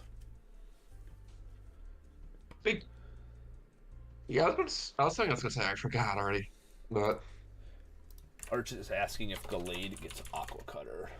I don't believe so. I think it does actually. It does. Yeah. So that could even benefit from the rain. That'd be kind of cool. That'd be a cool attack. All right. Up next, we have Joe Mama, who actually just joined. I saw him in YouTube chat earlier, but he just switched over to Twitch chat. Yeah, you did make it just in time because we already went through all of Mew and all of Shaman. All right. So taking a look. Decent speed tiers. I think they're really solid all the way down.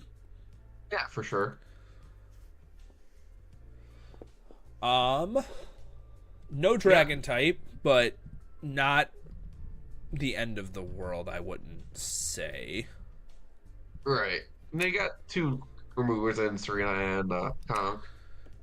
Yeah, not bad. No. I will say, just from using Conkeldurr in BBR, There has never been a single time where I'm like, let me put Defog on this set. Like, Conkeldurr just wants to run too many moves. Yeah. It's 100% see that. This team also has 3 normal types, which I find interesting. Which 2 of them are Terracast, are like they're not going to stay normal type, but like, yeah, yeah. A lot of momentum on the team. Good stealth rockers, no spikes, but I wouldn't say that's like mandatory. This team is very ground weak. Mm-hmm. Like when Smoltrace goes down, what do you do against Earthquake spam? Yeah, like Serena can swap in, but it can only take so many. Yeah, it's not frail, but like it's not exactly bulky either. Yeah. But Conkeldurr plus Gengar is going to put some holes in this team, though. Those are 2 very strong offensive Pokemon. And even things like Swampert, Serena have very good attack. Moltres can set up and get very out of hand, especially if given screen support from Wigglytuff, which I think Wigglytuff is honestly like a really good Pokemon in low tier for how much it does for 3 points. You know, it can run dual screens, it gets rocks, it can run Thunder Wave, it gets Wish. Like, it is a bargain Pokemon. yeah, those wishes it gets are huge too, aren't they? It's like what, like base 140. Base HP? 140 HP. Yeah, it's insane. So it's gonna be, it can set up screens, throw up a Wish, and then go out into Conkeldurr. It also gets Baton Pass, so you can easily, you know, use your slow switches to get Pokemon that need to get in. And I think that's going to be super good for this team. Definitely. That's because a lot of these mods are really love wishes too, like Swampert, Serena. Oh, Swampert loves it. I would say the only downside I think that this team has is it doesn't have the best like defensive Pokemon. Obviously, you have Wigglytuff like we just mentioned, but from there it's really just that and Swampert that take hits, and like maybe an AV Serena, but like Gengar's not taking hits. Zebstrika, Moltres, even Conk having a huge HP stat, it isn't the bulkiest Pokemon in the world, especially if you're running a Flame Orb set where it's getting chipped down. Also, I'd argue Moltres can take hits if you wanted to, but like, it's not the best option for it, for sure. Yeah, because if it had Roost, it would be better, but yeah, unfortunately, it doesn't. So why does the base one get it, but not Galarian? That seems a little bit mean. Well, none of the Galarians get Roost. Articuno gets Recover. Okay. But I think that's really the biggest downside to this team is just it's more offensive, but that's not a bad thing either. Like, I think it can work with the tools given, especially, like I said, with the support from Wigglytuff and the pivoting between that and Swampert. Right, for sure. So, I like it. I like this team quite a bit. All right, hitting our halfway point here, we have our 8th team, which is Plays for Days, making his, I think, 4th season in this. I want to say 4th, yeah. Yeah, I think he started season 3, I want to say.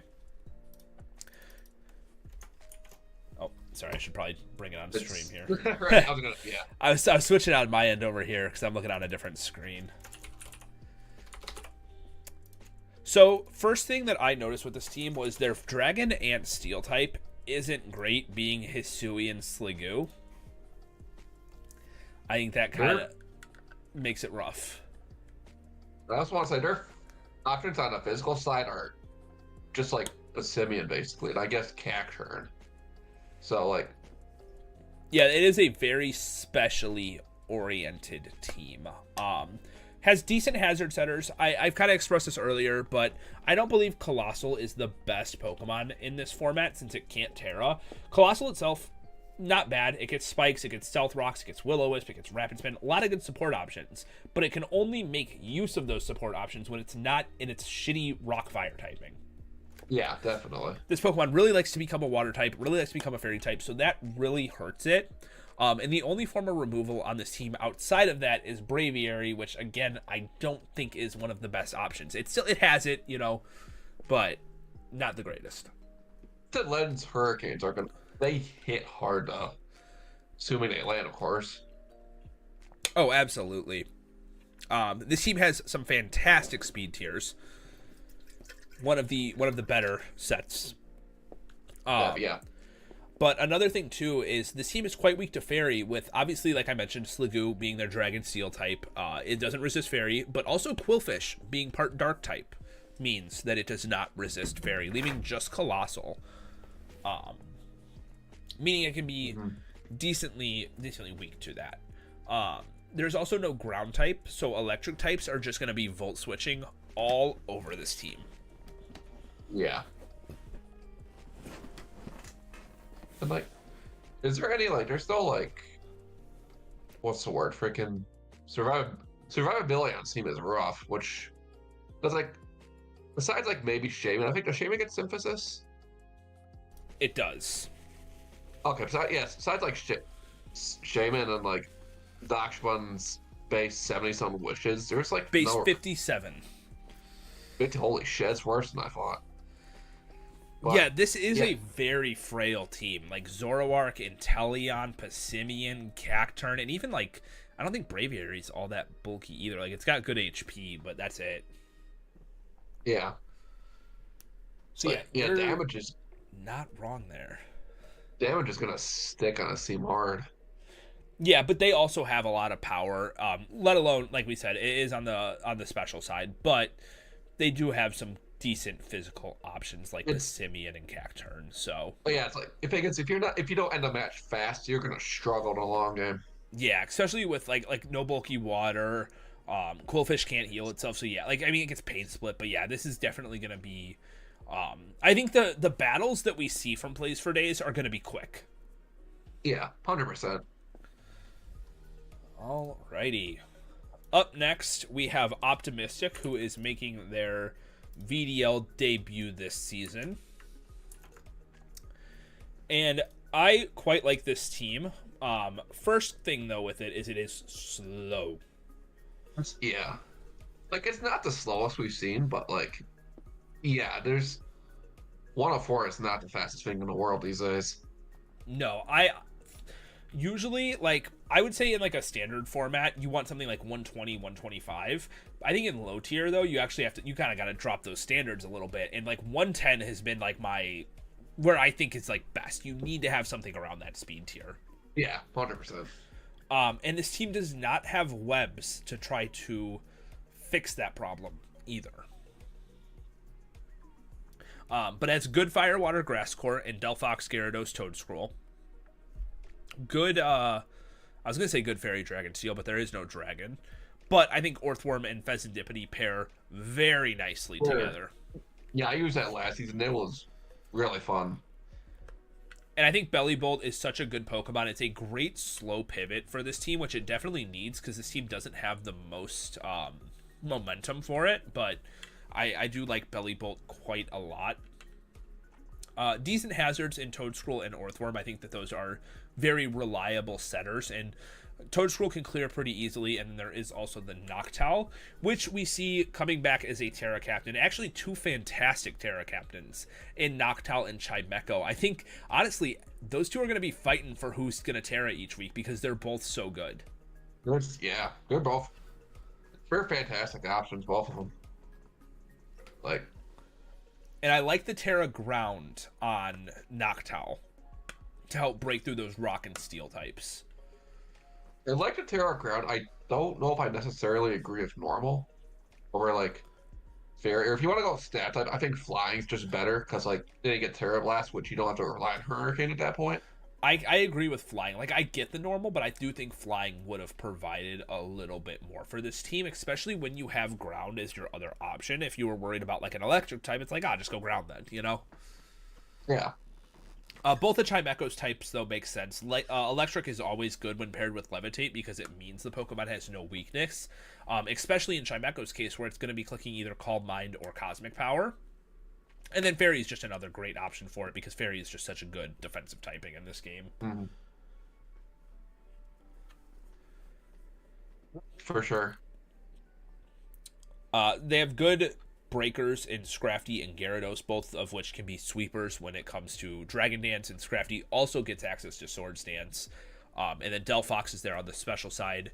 gets access to Nasty Plot, and like I said, the two Terra captains can also be decent threats with setup options as well. So I think that this team has a very good balance of offense and good bulk. I'm gonna say too, outside of war form, you really don't have a lot of hazards. Like, yeah, Toast will get spikes, but like Mycelium Might's really gonna make that more difficult than it would be otherwise. Yeah, because the only rocker is Earthworm. Right. But like I said, it can do that pretty reliably. Like, I don't think that there's going to be too many weeks where you're like, oh, I don't have a slot for Stealth Rocks, you know? Yeah, definitely. All right, moving on. We have Vizen, who is a returning coach. They took last season off. I believe they were here in Season 4, though. So they're coming back to hopefully put up a good performance and maybe even move up. Great Fairy Dragon Steel Core with Cyclizar plus Klefki. I think that the both Klefki and Tinkaton are just super good in this format because of how limited Steel and Fairy types are. Just pushing them together is just so good. Absolutely. Like, speed tiers are decent too. Yeah, they're all right. Like, you got the fast stuff, but then there is a bit of a gap between the Cyclizar and the Haunter. I'd say like I'm choosing to ignore Dugtrio's existence in all of these because it doesn't get Arena Trap. It's just not a good Pokemon. you know, honestly, that's fair. Like, fast Earthquake is always good, but like, yeah, it is this team's only rocker, but they do have a lot of spike options from Overquill and Klefki. Obviously, Klefki is going to be great for this this team. oh, for sure. Flareon is going to be great as a Terra captain. Same with Haunter. I think they are both very good options, especially down in the 3-point tier. Overquill, good Pokemon, gives them some Intimidate support, and it's also just a little bit more versatile, I'd say, than Quillfish, especially because it's not locked into running Eviolite every single week. Yeah, but also Armarouge under webs seems really, really scary. 100%. Not just webs, though, but also dual screens. That, yeah. Because not only does Klefki get it, I think Electrode gets dual screens. I know normal Electrode doesn't get both screens, but I think the Hisuian version does. Nope, I lied. It doesn't get light screen. It only gets reflect. Well, Klefki's so reliable anyways, like, it's not a huge deal. Exactly, yeah. So I think that a lot of these strong Pokemon, and even Araquanid under dual screens and its own webs, is going to be hitting like a truck. It's 100%. Water Bubble Liquidations is always really hard to take. Yeah. I think one thing that this team is going to suffer is the lack of defensive switch-ins. Altaria, not bad. Overquill does get Intimidate. And then, like, you have Cyclizar with Regenerator, but I don't see any, like, true walls. In an ice type, there's not a lot of good ice resists. Like, Armarouge isn't bulky. Araquanid's pretty bulky on a special side, but, like, Not the physical side. yeah, not the physical side. Yeah, ice types are pretty hard to deal with, to be honest. Switch into. I don't disagree. Because everything that they're going to hit that wants to swap in has no way to recover. Klefki, Araquanid, Flareon, and then Armarouge. Right. All of those are going to take permanent damage from whatever. And 3 of those don't like Stealth Rocks. Being Araquanid, Flareon, Armarouge. So yeah, I think that offensively, powerful. Support, got a lot of it there. But defensively, it's a little bit to be desired. Yeah, no, it's definitely another one of teams that are going to want to end games fast and strong. Otherwise, it's going to be just like Plays for Days' games, where they're going to be very quick. Yeah, the longer game goes, the worse it's going to get. Yep. Oh. Yep. Okay, it didn't overheat, though. The battery's just exhausted. That's an easy one to deal with. When it overheats, that's when I got to give it some time to cool off. All right, anyways, while I sit there and do that, let's take a look at our next team from Cuban. One of the VDL's very own. Hell yeah, all right. He has very good speed tiers, and even then, he has web support from Galvantula, which is going to be really good for things like Lucario. For sure. Even yeah. Ooh, It's a I'm excited to see Terra Wishcash do something. Dude, I hope Wishcash does literally anything. It's got Dragon Dance. I want to see it sweep of Dragon Dance at least once. And it does get access to spikes now in this generation as well, which was a huge buff for it. Oh, I didn't even know that. That's cool. Yeah, it got both. I don't know if it had rocks before or not, but I know spikes was new to this generation. I think it had rocks. I could be wrong though, but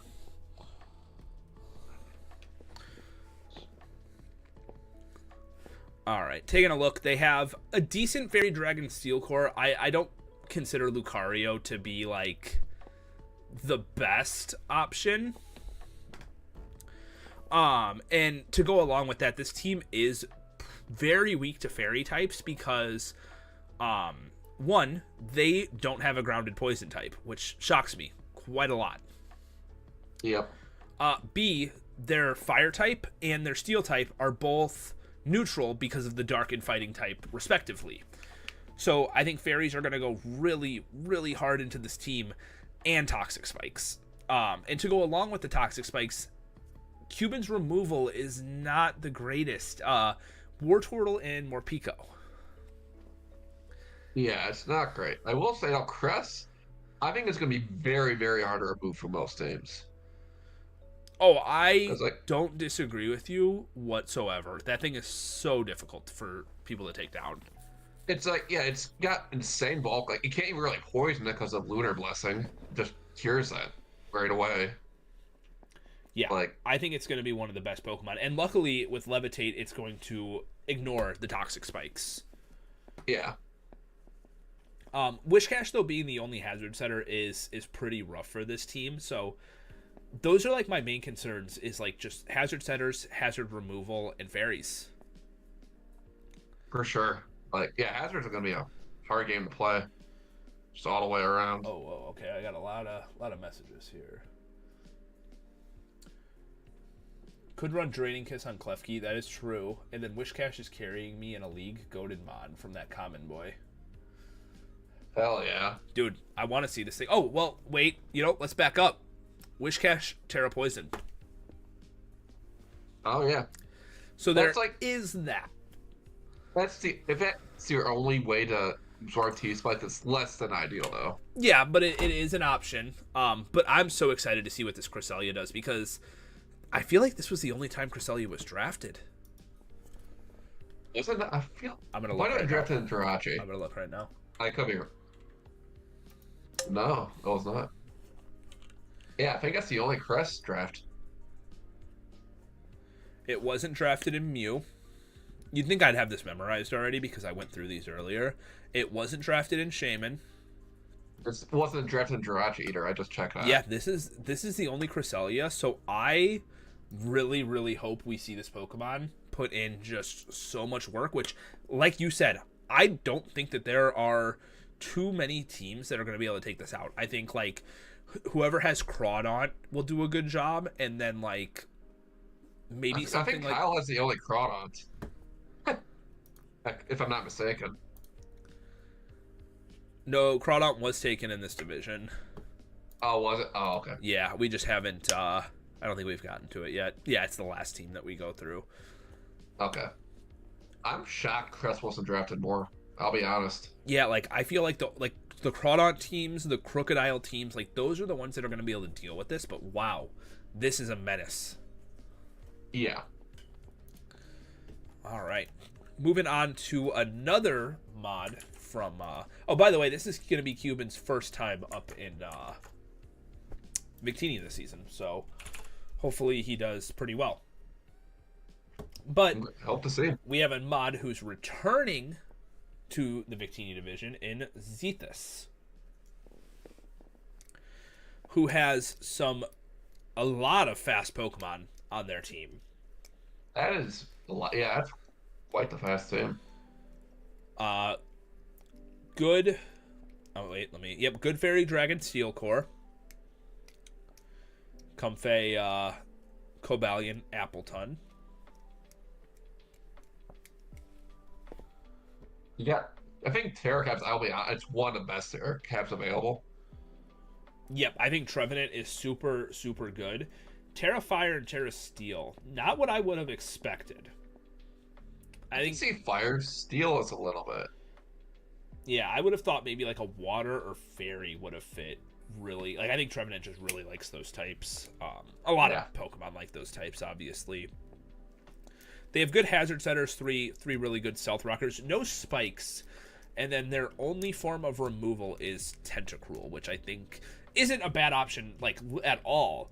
But I think that they would have preferred maybe one other option for the team. I agree. Yeah. You're not that hazard weak at least, but Yeah, not at all. yeah. Um, You know, something that I wrote in my notes, which I'm just trying to make sure I'm not speaking out my ass here, but this team seems to like lack immediate power. A lot of things need setup. Like Comfey wants to call mine. Toxtricity is one of the better options, but even then, it wants to at least get its throat spray activated if that's its, way it's going. I think Larry Golurk's your best option on that front. Yeah, like Cobalion wants to set up. Persian wants to Nasty Plot. Dodrio wants to Sword Dance. So like Golurk is the only like immediate wall breaker outside of possible Toxtricity. Yeah. In your opinion, is Cress or Uxie the better levitating psychic type? Cresselia, 100%. I think that Uxie has a lot of good tools to support the team, is to where Cresselia is all about just fucking sitting there on its own, doing its own thing. Yeah. And I think Cress that's better. Yeah, it can be a win con depending on the matchup. Yeah. Like, Uxie provides more with, like, Stealth Rocks, Encore, Thunder Wave, U-Turn, but how you killing a Cresselia when you can't even Toxic it anymore? I think if it was before Lunar Blessing, I would have said Uxie. But post Lunar Blessing, it's Cresselia. I agree with that, yeah. But yeah, I don't think this is a bad team from Zethus, like, at all. I just think that it relies a little too heavy on setup, which they could try to, they could do when they have Mesprit for dual screens, and I want to say Comfey probably gets dual screens as well. Does it? I don't think so. I could be wrong. It doesn't. Maybe you're right. Does not get Reflect. Okay, so okay. So just Mesprit. Does Cobalion get screens? I feel like it does for some reason. Nope. Oh, okay. Never mind. It gets Reflect. Okay, so there you get Reflect on Cobalion. I got light screen on Comfey. There you go. All right, moving on to our next one. We have Roki, who was this is his first time coaching in Victini, but he was a previous Jirachi coach. The reason he had to step down from playing Wi-Fi was because this madman does not gen in his Pokemon. Which I think is nuts. It's nuts. I could never. Yeah. It's impressive and like good for you, but I could never. It's every single, like, 1 week maybe, but every week it's just, I wish I had that kind of free time. I'll just say that. 100%. Taking a look at the team, though, decent speed tiers near the top, but they really get stagnant. Yeah.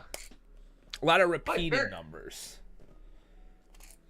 They're not, like, it's not horrible, but yeah, like a base 80 somewhere would go a long way, I think.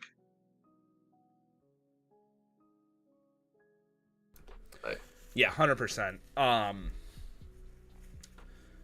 This is another team that is decently weak to fairy types, only resist being Empoleon, and this is another team that does not have a grounded poison type. Yeah, you're absolutely right about that.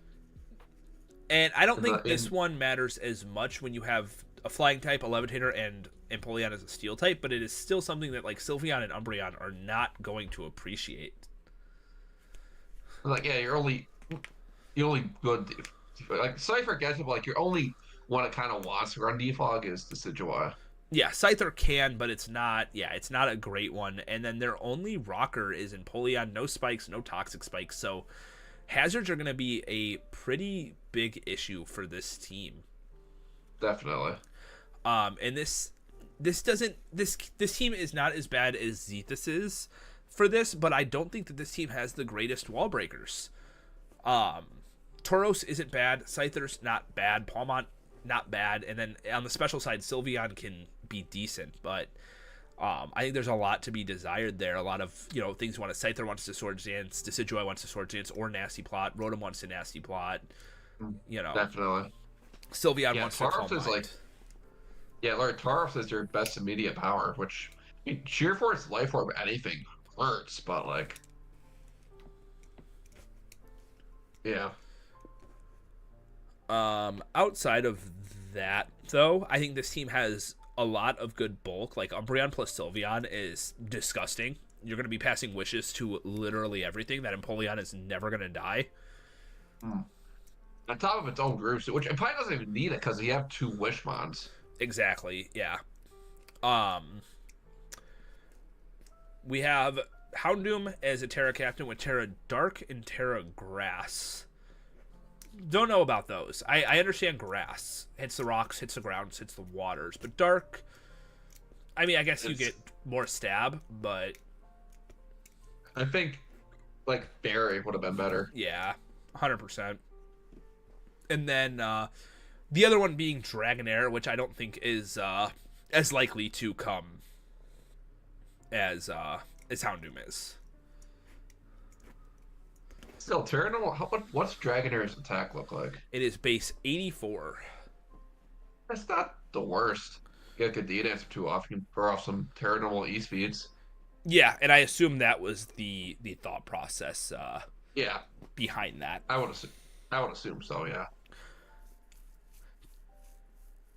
Yeah, I think one issue too with this team is there's just a lot of dual typings. You have 2 dark types in Umbreon and Houndoom. You have 2 ghost types in Decidueye and Rotom. I don't think there's not too many others, but I feel like a lot of Houndoom could have been something else. Rotom probably could have been. You have 2 electric types, Rotom and Palmont. I think Rotom is very unnecessary. Yeah, you could definitely sub it out for something like a base 80 if you can get that. Yeah. Or same whatever 2 Rotoms in. This team 5 points. Does luckily have a lot of momentum. 2 baton passers in the first 2 picks on Brian Sylveon. Scyther with U-turn, Palmont with U-turn, and Decidueye with U-turn, and then Volt Switch on Rotom and Flip Turn on Empoleon. So there is a lot of pivoting on this team, which is really nice. Yeah. So, all right, moving on. We have a coach who moved up from Shaman. They were Shaman last season, and they're going to be playing here. We have Tubluber.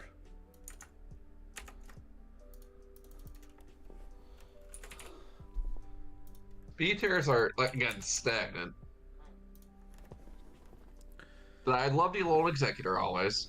I will always back that pickup. Yep, I like both types too. Terra Fairy and Terra Water are both really good options.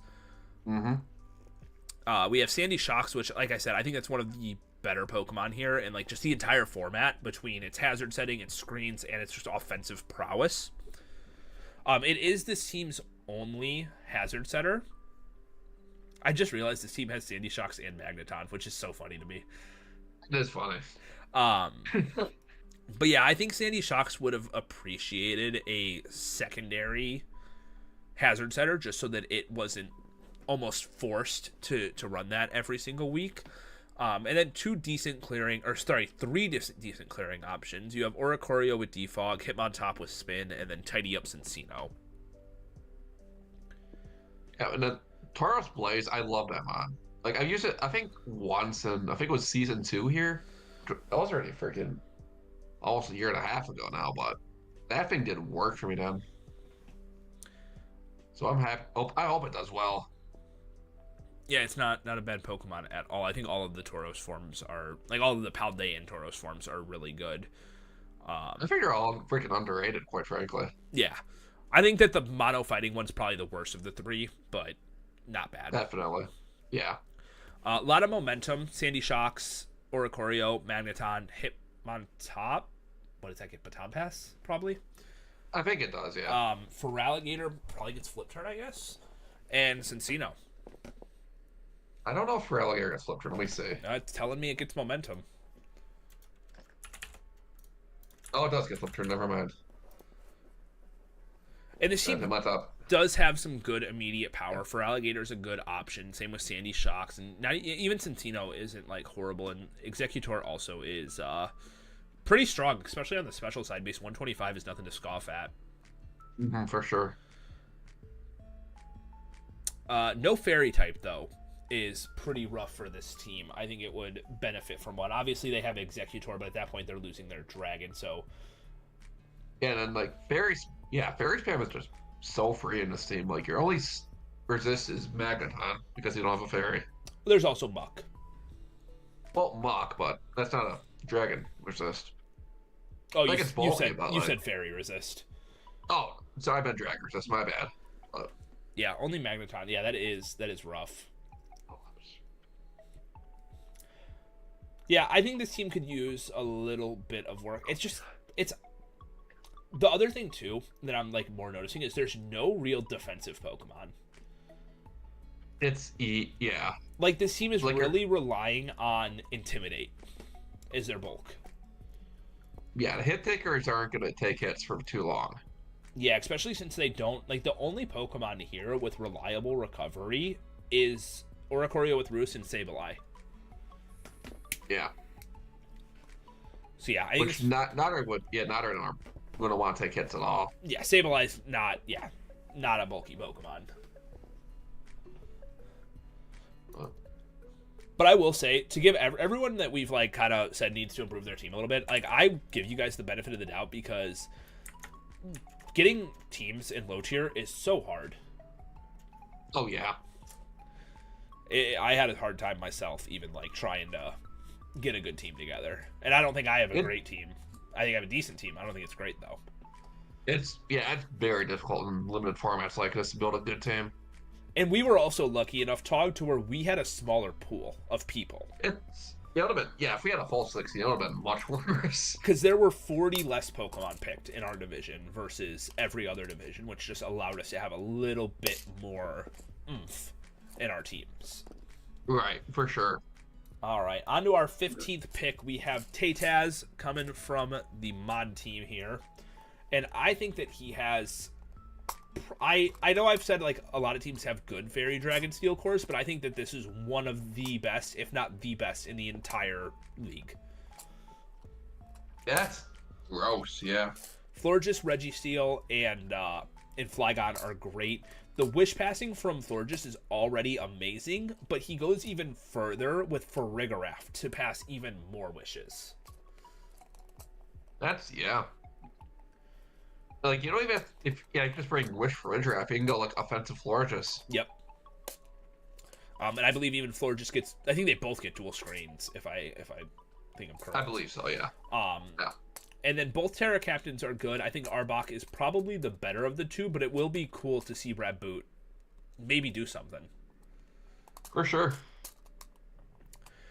This team has decent removal in Braviary and Cryogonal. I don't think either are bad options here.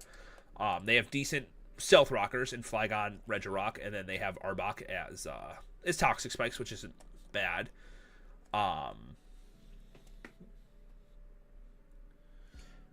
And I think overall the team is a bit slow. Could use a little bit more speed to it.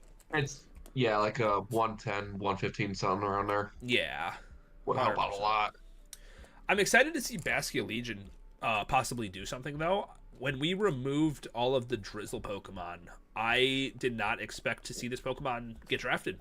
But adaptability is still super strong, especially off of its base 112 attack. And they get both forms, so he can also run the female form, which is more of a special attacker. But Wave Crashes are going to be really strong, and even Shadow Balls. Yeah, for sure. I want to see it do well outside or in. I think this is definitely the format for that to happen. 100%. And yes, I do believe that this was the only Baskia Legion drafted in the format. So I think Story was talking about it at one point and side against it. Yeah. But... And like it's not a bulky water, but when you have such good HP paired with two good wish Pokemon, I don't think it's a bad option. Yeah, for sure. All right. We have one final team left for Victini, and then we move on to Shaman. Or Jirachi. Jirachi. I'm just used to going in order. Yeah, that's fair. We have Stuffy making their VDL debut this season, and this was the Crawdaunt team that we were mentioning earlier for Cresselia.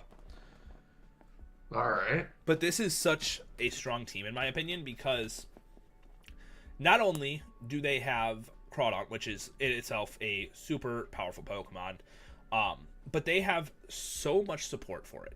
They don't have Sticky Webs. I will put that out there. I would say Sticky Webs is one of the best things for Crawdaunt, but they have a ton of hazards. They have 3 Stealth Rockers, 2 Spikers, 2 Toxic Spikers. Vesmiquin being part Terra Ghost, which is really good because it prevents Rapid Spin. They have Regieleki, which Rapid Spins of their own, on top of having Espeon, in case anyone wants to try to set hazards on them, just not even get them up. Yeah. And then they pair Gastrodon with Crawdaunt to add a bulky water to this team. I think that was a good choice. One downside I see is that it goes from base 110 speed on Espeon to 85 on Duraludon, which is quite a big gap. And then this team also does not have a fairy type. Yeah, you only got Terra Fairy on Lycanroc, which is less than ideal, to say the least. Yeah. But I think this team is, I'm going to say, I think it's really scary. I might argue one of the scariest in the division, despite like the speed gap and all that. Yeah, I don't disagree with you. And like, there's decent bulk between Gastrodon and then Terra Vesmiquin is a good option as well, especially with it being part Steel type could be really good for it as well. I think Fairy might have been a bit better, but that's just my opinion on that. Yeah, that's totally fair. But A lot of knockoff support on this team, and just a lot of overall power. It's more physically based power, but Espeon's right there as well, so yeah, you're getting Regieleki once you get rid of ground type. yeah. Which I don't think that's going to be the easiest thing for this team with no grass or ice type, but it's definitely possible when you have Crawdaunt plus Gastrodon. For sure, yeah. Oh yeah. All right. That is it for Victini Division then. All right. All right, Tog, thank you for joining me, sir. Yeah, thank you for having me. Always great to be here. Hopefully you have a good season here. We're going to be going over your team here shortly. I can't wait. I'm ready for it. All right, talk to you later, man. All right, yeah, you have a good night. You too. Talk to you later. See ya. All right, it is just the Jirachi division now. Before we begin, I'm going to go fill my water up real quick, and then we will get started. So don't go anywhere. I'm going to turn the camera off to let it cool down for a moment, but I will be back shortly, and I will be here with Matt.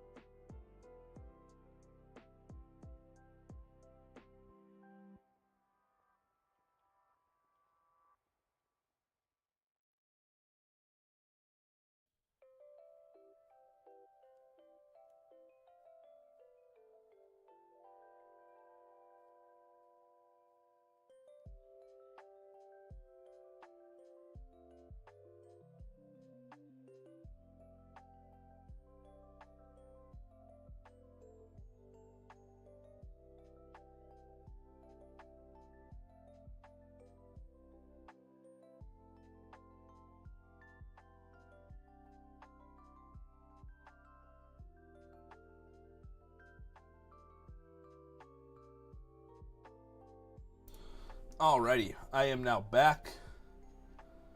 Hey, thanks to everyone who subscribed to the YouTube channel, by the way. I gained 3 subs since the start of the stream. I appreciate it. We're almost at 240. I started this week at like 217, so that's just so fucking cool to me. Like, I appreciate it so much.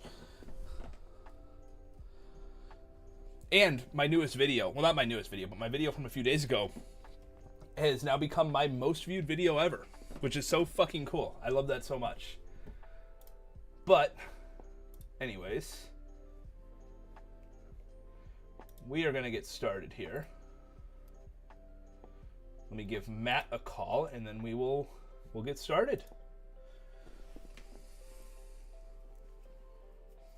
What up, dude? Yo, what's up, brother? Oh, not much. Ready to get wrapping this up here shortly.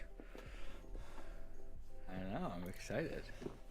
We got the shortest division to go through. I love Arch saying the main event. I know. Everything else was just leading to this. Thanks. Right. I've been really enjoying this. Is I think the best power ranking we've done. I really like it being live. Yeah, it's like because I've done them live in the past, but a lot of times it was like sitting here staring, not knowing what to say. So I went, and then the last time, like season 5, it was fully scripted. I was like, let's find some which like was nice, but... nice in the middle kind of, Yeah, I agree. And dude, we got some cool teams to look at in Jirachi. Arch said, we saved the best for last. I'm literally dead last, LOL. I love it, Arch. All right, yeah, we do have some cool teams. Like I was telling Tog in the last one, since we only had 12 coaches, the power level's just a little bit higher. That's what I was gonna say. Like a little less snipes, a little more options available. So you'll see more dragon types. You'll see more fairy types. More bulky waters. Yeah, sure. All the things I'm looking for. Right. Well, that's all I did. Like when I went and took my notes, I literally wrote a list. I was like, all right, I'm gonna look for speed tiers, hazard setters, removals, important types like bulky water, grounded poison, whatever. The fairy water grass, fire, or fairy dragon seal, fire water grass cores, and then just like wall breakers. And sure enough, that's what I've been sitting here going through the whole time. Which is fair. I plugged all the teams into, like, I just copied my draft doc and I plugged all the teams in so I can see like weird type matchups and stuff. But that's what I've had pulled up on the side as well. All right, I'm so excited to talk about this first team, dude. Getting into it, we have Big Will making their VDL debut this season, and this is one of their first ever drafts. This is their first time drafting. I know they filled in the past, but this is going to be one of their first full seasons. Yeah, I helped Will a little bit with this team, and I just think it's awesome. Like, it's not perfect by any means. I think this is such a scary team. Out the gate with Sun. I don't think Will didn't actually originally draft Sun like he planned to. And Ninetales got picked up. But we saw some trades in Grace. I think Crook round 1 makes sense. And I agree, I was surprised how long it took to get drafted in other divisions. It's just so strong. It really is, and it's versatile because you can run like lead sets with rocks and intimidate. You can still run intimidate on bulkier sets or even like a bulk up set, and then you get like your Moxie choice scarf sets. Like there's a lot of versatility. It's got a really good move pool too. I think it's also good to note it's just faster than a lot of those ghost types with Will-O-Wisp. Like it's fast in all the Rotom forms. I think it's faster than Mimikyu. Maybe I'm wrong in thinking that. But it's fast enough to where I see a lot of sub-crook sets lately, and that's really scary to prep against. It is not faster than Mimikyu. Oh, that's so unfortunate. But it's fast in all the Rotom forms. Yeah. But no, I think this is such a cool Sun team, because you've got Venusaur, which is like probably the best chlorophyll user in the format. Now, that being your grass type and not having it be a ground resist is a bit of a problem, right? This team's very ground weak. You do have Honchokrow as an immunity, and you do technically have Bronzor as immunity, and Toadschool's not a real mon. So, however, you do have things like Terra Grass, Flareon to go from a weakness to a resist. You have Solar Beam coming off of Ninetales, and you have Blastoise, which is like no ground type wants to play against that. And Klefki could also Magnet Rise, which I mean isn't like unheard of, you know. But yeah, I think that Flareon in the Sun is going to be a massive threat to a lot of teams, and Venusaur is going to be super strong. I mean, what is switching into Grass, Fire, and Poison moves? I can't think of anything. I don't know.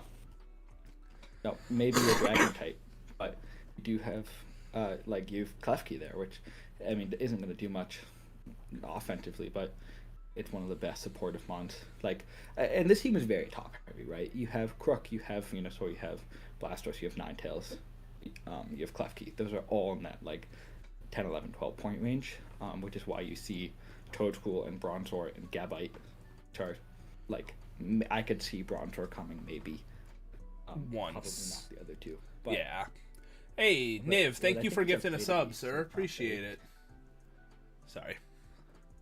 I think no, it's okay. What I think is so cool about this team though is Crook on a Sun team is something I haven't seen before, and it looks so good. Like offensive ground types on Sun teams that with the Sun weakening water and ice types being very afraid makes Crook that much stronger, and I think it's just ridiculously powerful because it's gonna have a tough time dying. Like Surfs are gonna do 50% less. Yeah. Ice beams are gonna be tough when you have Ninetales sitting in front of you. 100%. I think the only thing that I would change about this team is it is a bit slow, which Venusaur can help fix that. But I think the other issue is when you're running a Sun team, I think you want a little bit more hazard removal options. As you said, Toadschool is not a real mon, so we're not counting that. So it's just Blastoise.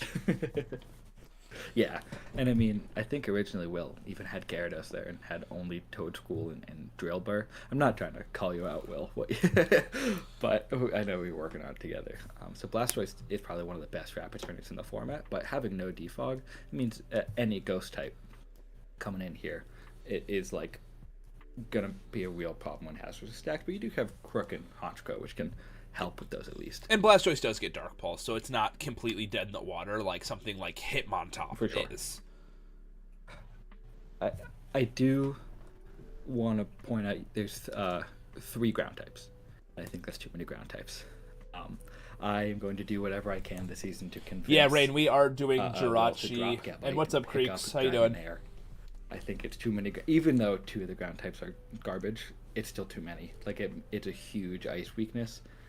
Yeah, you have the monster to resist it, but you don't really want to run Ninetales defensively. You don't really want to run Flareon defensively, and then sorry, some Klefki going to come every week. But yeah, and just need something that there is a chance that Flareon becomes weak to those ice moves too, which is not something that you want. So yeah, exactly. I agree with you. I think I don't know what I would actually put to fill that slot, but I do think that's something. Yeah. I think this team's going to be slapped on this season. I think it's going to be really strong. I think Will did great for the first time. 100%. A full team. 100%. All right. Now, moving on from hyping up Will, we're going to go tear down Tog. I'm kidding. Hey, Tog. Yeah, we're up. No, I will be. All right. Taking a look. Tog is returning to the Jirachi division. He has been around since Season 2. All right. I'll let you start. Well, it's just there's a huge water weakness here in my mind. And I know it's not like, maybe on paper it's fine. You don't have a ton of weaknesses, but I don't see a single thing here that wants to switch into a Scald. So things like a Milotic or I think Suicune gets Scald, but maybe it doesn't. I believe it does. It's just I think it does. I mean I have it, so I should know, right? Yeah, you've drafted it like 3 times. You should know. No, this is the first time I've actually gotten it. Milotic has Scald. Sweet. What do you mean? What do you mean? This is the first time you gotten it? Aren't you in? Didn't you have it last season and in the UUBL? No. This is the first time I've got Suicune. Oh, yeah.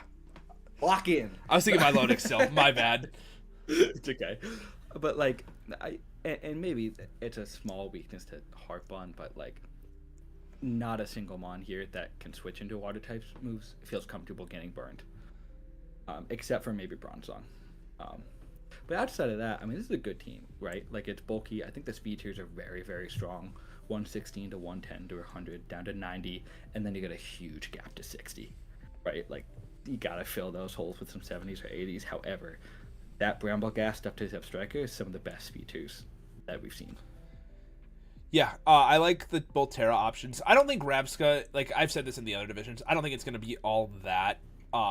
It'll be cool to see, but I think Zebstrika as a Terra captain is really cool. Agreed. I think this team We're could. surprised by its typings, to be fair. Yeah, I liked I in Shaman think I the always water see Terra fire. on it. Fire is good, and then Yeah. I like water because of its abilities. Volt absorb. Yeah. That's a good point.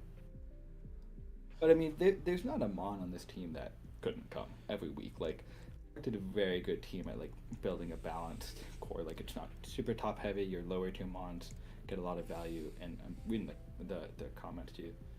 That Dragon Fairy Steel core. Is I was about to say the ridiculous. exact same thing. It looks so good. Rabska is or not Rabska, sorry. Bramble is only removal though is a little eh.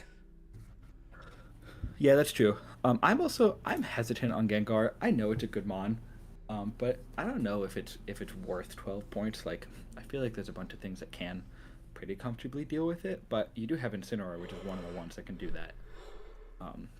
And Hazard setting is fantastic. You have 2 Spike setters, you have 3 Rocks users, and Gengar could totally run like T-Spike's Will-O-Wisp, and that's a legit set. Yeah, especially with Hex, it could work out. Mm-hmm. Yeah, I quite like his team. I think it's pretty good. I did too. Fighting types are gonna have a nightmare against it. Yeah. You will never bring a fighting type against this team. Nope. He Like there are a couple duplicate types, but this is strong. he looked at my Gallade and he said, "All right, how do we counter it?" Yeah, exactly. All right. Up next, we have the team that I don't want to fight. I wish that I did not. I gotta play this week 1. You play AP week 1? Yes, this is Oh. garbage. Dude, I play week 2, so I'm just going to follow up. I'll lose right after Oh you. my god. Oh, all right, go ahead. So, dude, like, just top to bottom, there's just no, like, if I was going off on my scale earlier, like, yeah, there's no dragon type, but I don't give a fuck. This team is fucking terrifying. AP just said, no dragon. This team is ass. No, this team though is so scary. Azelf, as we've already kind of stated, is just such a versatile, scary Pokemon for this format. He's got great hazard removal in Tentacruel and Talonflame.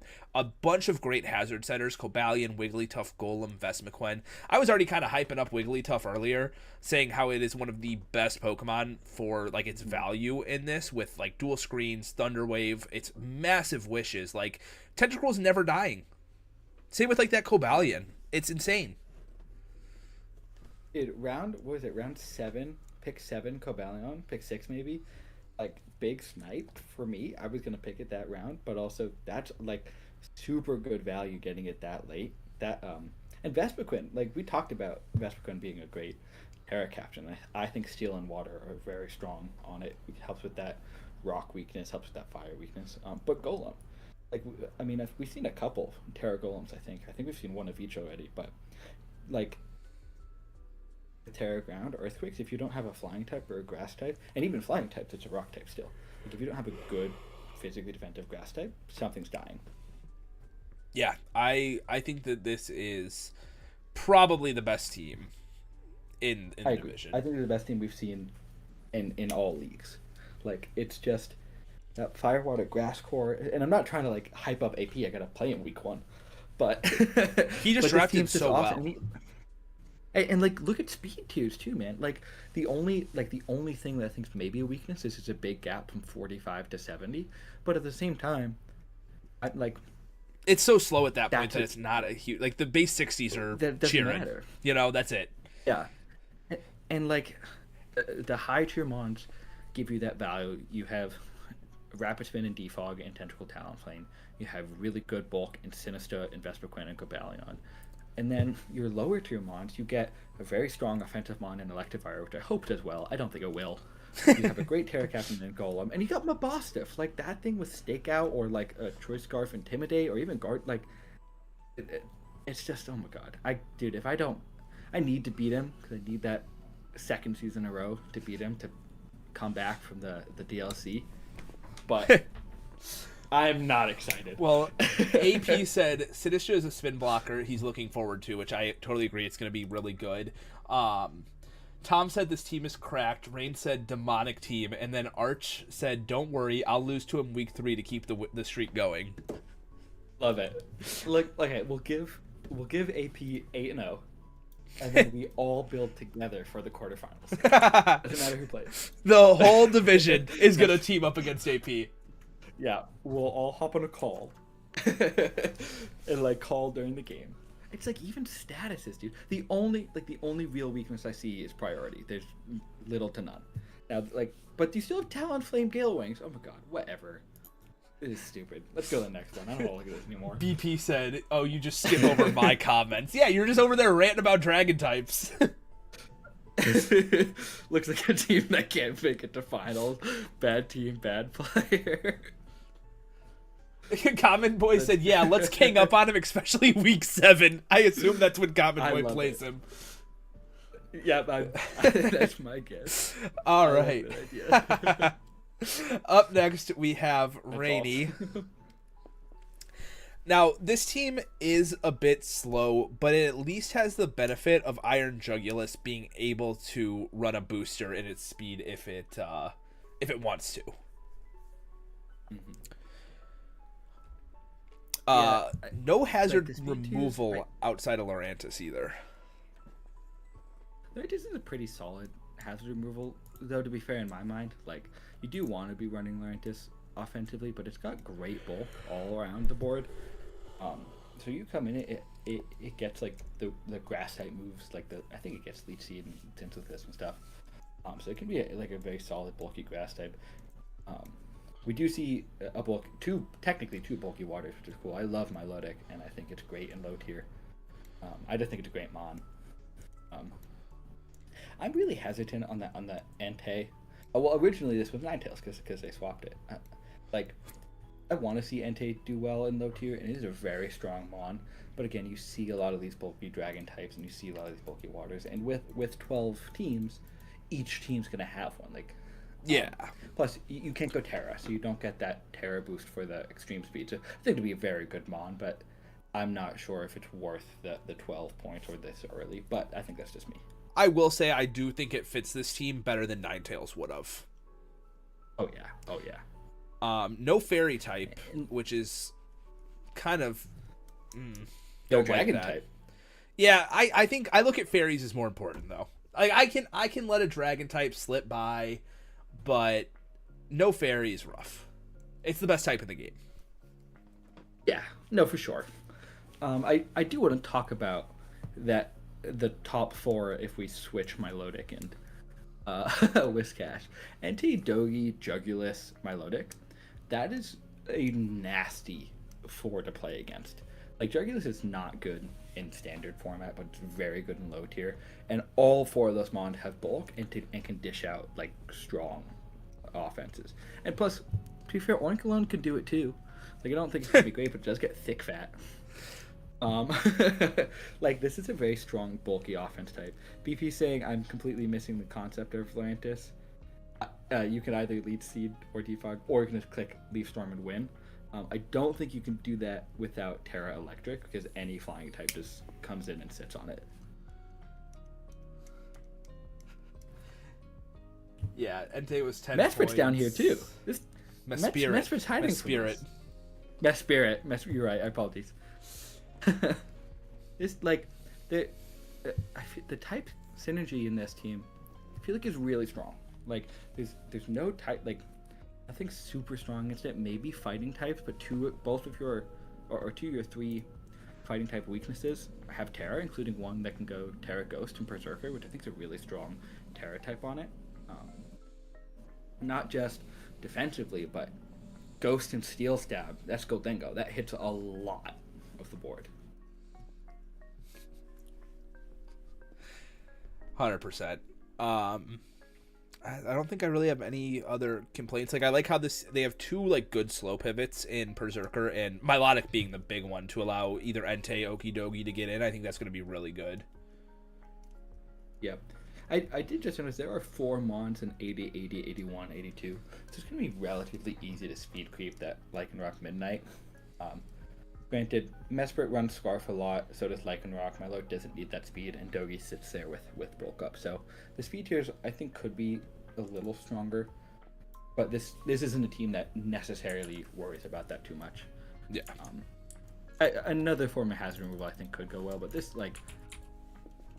I mean, outside of really Entei and Jugulus, you don't really care about rocks, at least. Maybe spikes are a little annoying, but it's hard-pressed to find a great spike setter right now. Niv said Dragons at home is Iron Jugulus, and that's so fair. Hey, Milotic gets Dragon Dance. That counts. That counts. So does Wishcast. True. All right. Moving on. Up next, we have that Common Boy making their first season here in the VDL.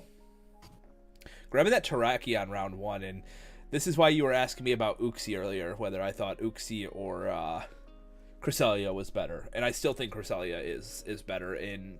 Like I said, they do two different things. Uxie's more team support, is to where Cresselia is just there for itself. Yeah, which is fair enough, but Uxie, like...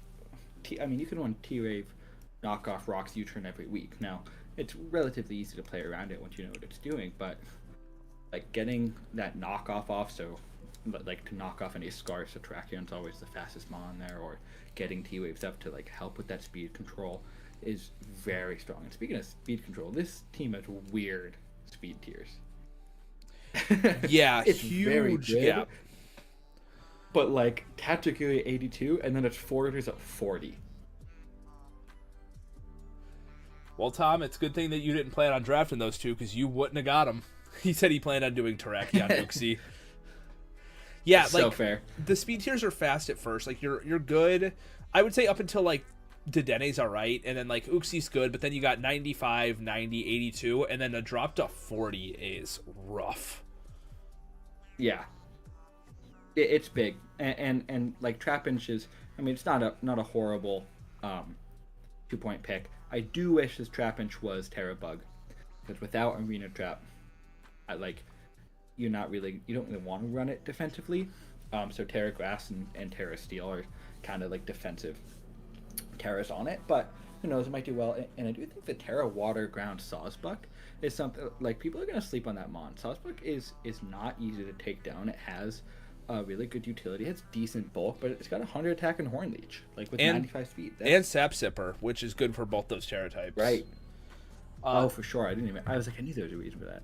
Tom said, don't forget, Terrakion can get a justified boost from switching into knockoffs for Uxie.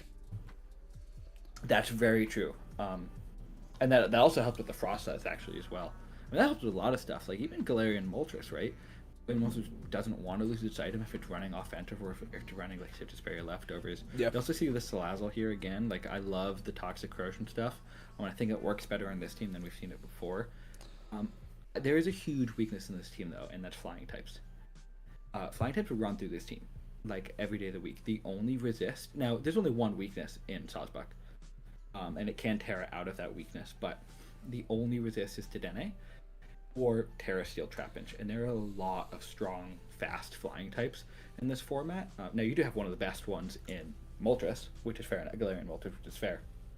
But this team is going to struggle to resist those. Your Steel type is also a Bug type. Your Rock type is also a Fighting type. So if there's anything faster than Terrakion, Brave Birds are just going to come in and eat. Yeah. I can't even acknowledge my boy because BP is making fun of me in the chat. He picked up Dedenne, and that thing's a beast. Can't even acknowledge my boy.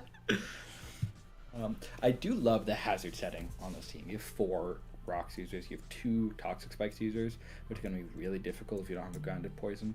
4 just Tatsugiri, again, 2 good Rapid Spin users. And Frostlass gets spikes, which is nice too. Yep. Ton of momentum and a lot of like Captain's slow momentum too between Uxie and not that Uxie's the slowest, but also Volt Switch Fortress, which you sniped this fortress Right. from me. You threw. I'm mad now. I just remembered this. You threw my entire draft plan out of whack. I had I a remember full that. set plan, and as soon as Fortress went out the window, I was in shambles. I knew nothing. I didn't know what to do. I got stuck with fucking Earthworm. Why does this team have 6 mons that can para something? The Dene, Fortress, Frostlass, Salazzle, Sawsbuck, and Uxie all have T-Wave or Nuzzle, which is ridiculous. Nothing's You're gonna moving. see so many Lumberries against you. And like maybe that helps with the speed control, right? I do worry about a Trick Room team coming against this team and just absolutely wrecking it. But I think overall, this is just there's power here, man. Like I don't want to get close commented by Tracheon. Like I cannot believe from like 2 generations ago to now, Tracheon is a low tier mon. It's not even at 12 points. I know we had it at 11. It's crazy. That's crazy. Such a downfall. But I hope it does really well. All right. Moving on to our next team, we have Drees making their VDL debut this season. Hey, look, you know how you said Toadstool doesn't exist? What about Tentacool? Does he count? He counts more because he's a poison type, but he doesn't really. It is this team's only grounded poison like- type. But at least there is one. And hey, that Dragon Fairy Steel Core, that's interesting. I like it. I think Skarmory, Mimikyu, and Altaria with Terra, I think is awesome. I would have gone Terra Steel on the Altaria. However, Terra Water and Fairy are both super strong in that mon. And having that good of like a bulky, I mean Mimikyu's not meant to be bulky, but that's a bulky Fairy Dragon Steel Core with Mienshao to just and Inteleon just come in and break stuff and then pivot out is super strong. Yeah, a lot of hazard removal too on this team. Tentacool, Sandslash, Cleavor, and Altaria, all really good options. Yep, the Ambipom plus the Inteleon pick. Those are 2 mons that like they do very similar things, but they do them very well.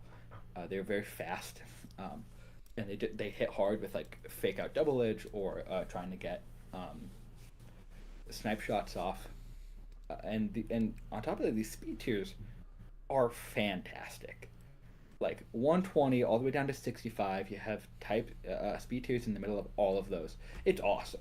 Like it's very well put together. And this team has so much momentum, like and good momentum, stuff that's gonna run it like normally. A lot of U-turn users. I mean, mainly all U-turn users besides Tentacool, but they all do it really well. Like you're always gonna see Inteleon running it. You're always gonna see Ambipom running it. You're always gonna see Mienshao running it. Great options. Yeah. I was very upset because Reese took Reboot from me. I think it was going to be a really underrated and strong Terra captain. I know it's not going to come every week, but 94 speed, 86 attack with Libero is really strong. Yeah, and we've seen a lot of them there- drafted, there's- so you weren't the only person thinking it either. Yeah. There are like a couple type weaknesses here. Like you have a relatively big electric weakness. You only have Sandslash's immunity and no resist, plus 3 weaknesses, and an Altaria that terastallizes into another weakness. Is it 3 weaknesses? Am I reading that right? Yep. Yeah, because Inteleon. Yeah. Skarmory and Inteleon. but Well, Tentacool doesn't Tentacool. count. Yeah. Yeah, but still, and same thing with ghost types. Like you have Ambipom to be a ghost resist, but a lot of ghost types are running either fighting stab or just their other stab type. And Ambipom is not ever going to be used defensively. So like maybe this is where Gengar comes in and just clicks Shadow Ball 6 times and wins. But I think the speed. It's an offensive team with Skarmory, right? And offensive team with Skarmory Altaria. Cleavor, like super underrated pick to get guaranteed rocks, like and does a ton of damage. This is not a team that you can run. You can't out offense this team. You have to run bulk to beat this. 100%. I do like. I don't know how I feel about the Cleavor pick, especially when you have like. I don't feel like it does anything too differently from like what Sandslash wants to do, and if you're getting it for the rocks, you have Skarmory. So I don't know if that pick is really like the greatest, especially for 11 points on this team. I think that there could have been something better grabbed, like just that provides which more. is very fair. I think what this does is like in low tier, you see a lot of flying types and you see a lot of fire types.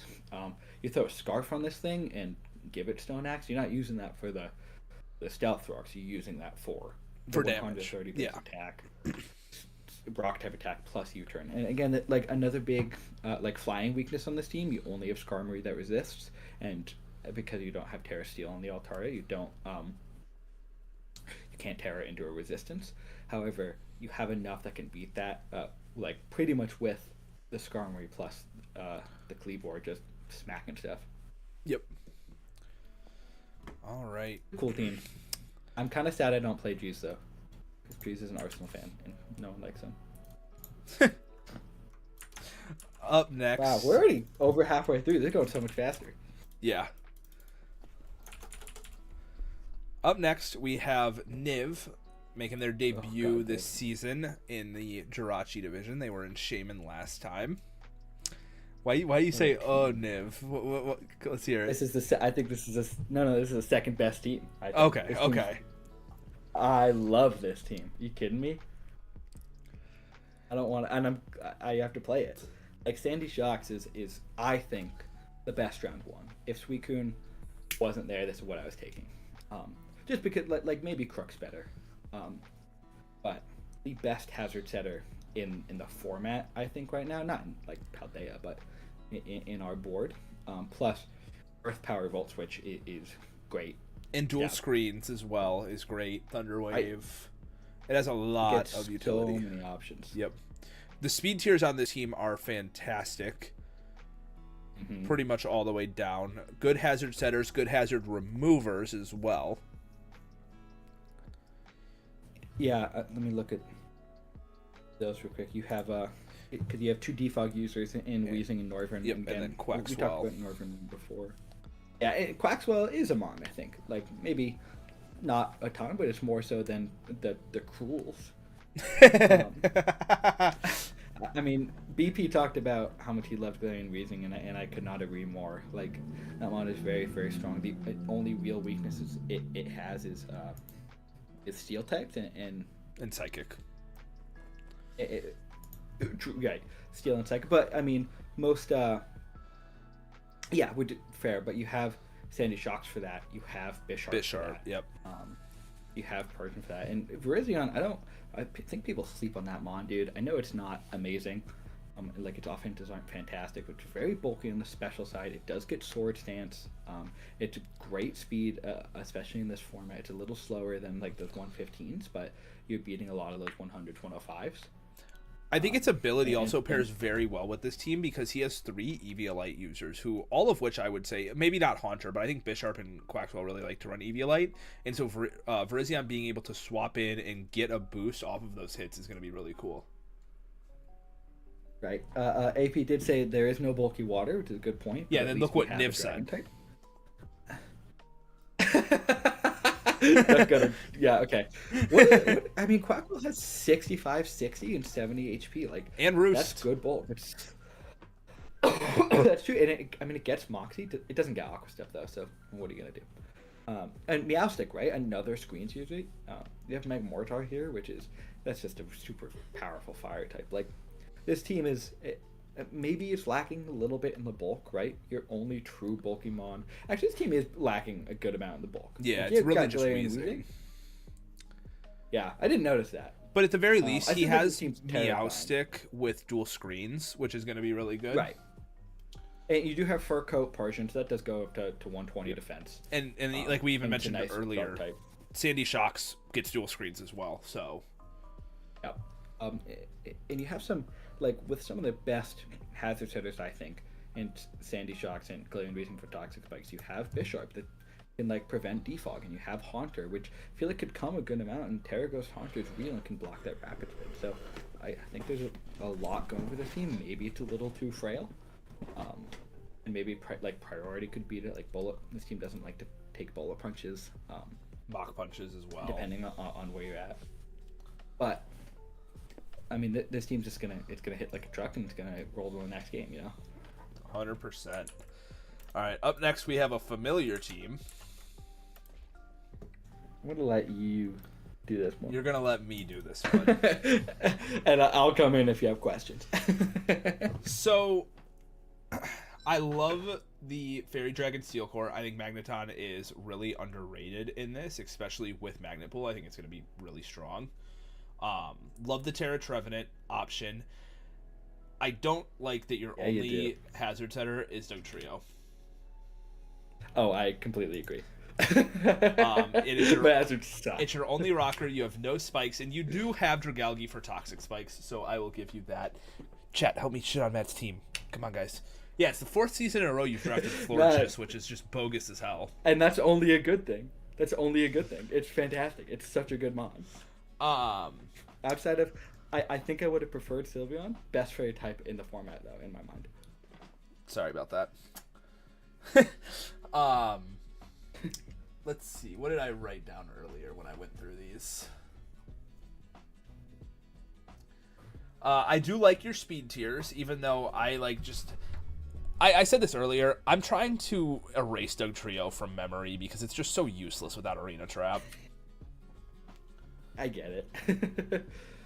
This, like, it was hard to build this team. I mean, I think my top 7 are awesome.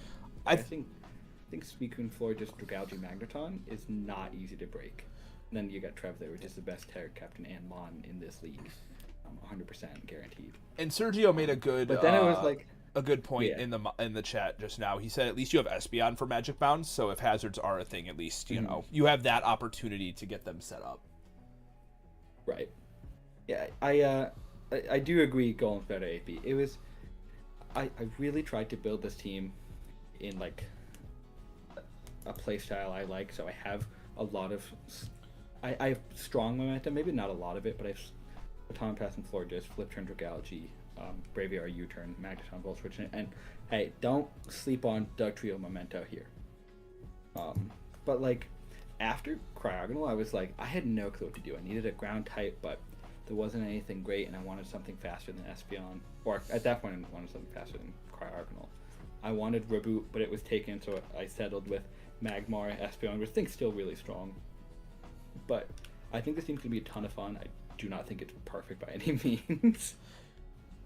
Yeah, you are lacking like good physical like wall breakers. Like Braviary's not bad, but outside of that, you have just no physical attackers really. Like Trevenant's not horrible either, but I feel like you would run it more support defensive if anything.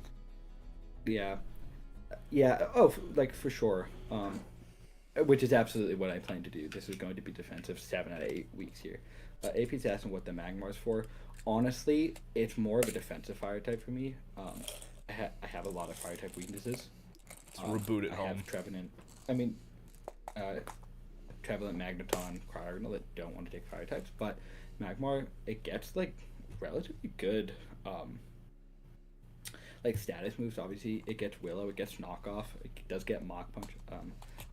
I ran bulk up Mach Punch in free for alls. Yeah. It didn't work. I remember that. Maybe it will this time. I'm talking too much about my team, but I like it. I think it's fun. I think it's well rounded. I think there's a lot of holes, but I think the holes that it has are okay with how I play. Like I don't play with a lot of hazards. I definitely prefer bulkier teams. Yeah. So I do think it at least fits my play style, and we don't know how other people play, so we can't talk about that with their teams. 100%, yeah. All right, moving on. We're not going to spend too long on our teams, obviously. Awesome though. I'm so excited for that Mon, dude. Suicune's gonna be sick. I'm not looking forward to playing you. I'd rather play AP 6 times. Then I've succeeded. Like, I'm just going to be honest with you. I'd rather fight AP blindfolded. Like, up next, we have Shady Surge. Bring in... I remember sitting there during the draft, and the Charizard round 2, it threw me off so hard. I don't understand because this team doesn't have a Sun user, or like it's a rain team and a Sun team with no weather. And weather Rotom would also like some snow while we're at it. Right. Rotom on snow, Kingdra and Jolteon could, but Kingdra and Tornadus want rain. Yep. Charizard and Leafeon Want Sun. I mean, if we remove weather from the equation, like we never thought about it, I think it's a solid team. I think Charizard's too early for sure. But like this team is just screaming for some sort of weather. Yeah, it's got good speed tiers. I think that the hazard setting is a bit to be desired with only Regirock and Sneasel for toxic spikes, and then only It looks like clearer. my team. Yeah, only form of clearing is Komala. Yeah, I want to like Kamala more than I do. I've drafted it once. I never brought it. Like it's got decent enough bulk, but it's one of those like normal types. Like normal types are way better with support. Now it does get Wish and U-turn, which I think like it could totally run Wish, U-turn, Rapid Spin, Body Slam, which is like not a bad set. Tom is saying. With that being its only removal and Go ahead and finish. Sorry. see the no, Tom's saying you don't see the Torn there. Which yeah, it gets Are you saying Torn prankster. gets defog? No, it gets prankster weather. Oh, yeah, but then you have to run manual weather every time. Which, like, that being said, it's very good. It gets weather ball. That thing with manual sun is awesome because it can beat steel type, which you normally can't beat. And manual rain obviously helps it beat the water types that it would kind of struggle against, but you don't want to have that moveset on it every time. Yeah, and on top of that, if you are running that, I feel like you're going to want to run the Heat Rock or Damp Rock, which your team then you're opening yourself up to rocks because you can't use heavy duty boots, and your team doesn't have spin. Yeah, Tom said that he thinks it's pretty crafty. I do think we've never seen Shady play. I think this is a team that, on paper, looks like, I'll be honest, I think it's weak. But if played right, could be one of the strongest. Like, it has a bunch of powerful options here. Like, it does have great speed tiers with Jolteon and Hisuian Sneasel. Could be a really strong Terra captain. This is the second team we've seen with the only Terra being Hisuian Sneasel, by the way, which I think is really funny. Yeah, and like there's some good power. Like Tornadus itself is very strong. Jolteon is strong. Hoopa is tremendously powerful. And even something like Leafeon is really strong. It's just like I think that this team is gonna rely on weather. He did say this was his very first draft league. Okay, well there's that. And to be fair, for first draft league team, it's like I've seen worse. If you bring Tornadus, Kingdra, Leafeon, Jolteon, Registeel, Hoopa, that's a ridiculous team. That is not easy to break. Like you can, if you bring the right 6 mons every week, it's a very difficult team to break. But you kind of want every one of these mons every week, and you can't have it. Yeah, I do think Registeel's very slept on. That's gonna be a hard mon to beat. Usually is, yeah. Especially if you get a wish off with Kamala for it. Oh my god, yeah. Does the Leafeon can wish past too, can't it? Yeah. Leafeon, I wanted and they Leafeon, have the I same wasn't HP, so Leafeon and Komala.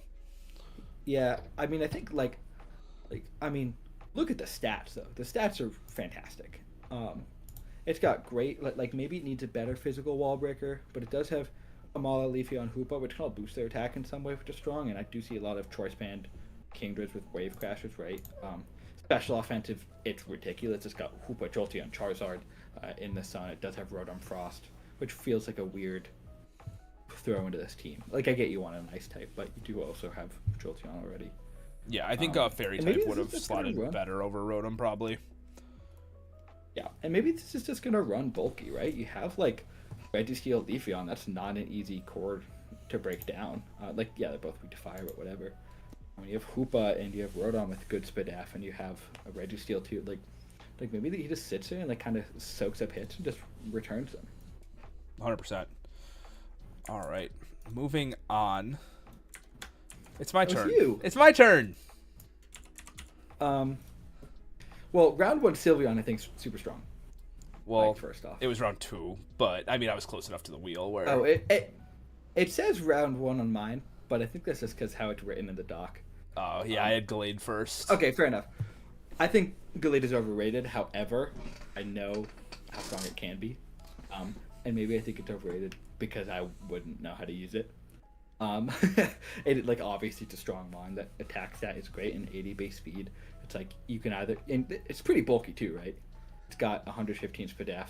So you can run this as a. I do, Niv. I agree. Gilly's a fraud. However, I've seen it do well. Let me pause. Yeah, shout out to BP for helping me make this team.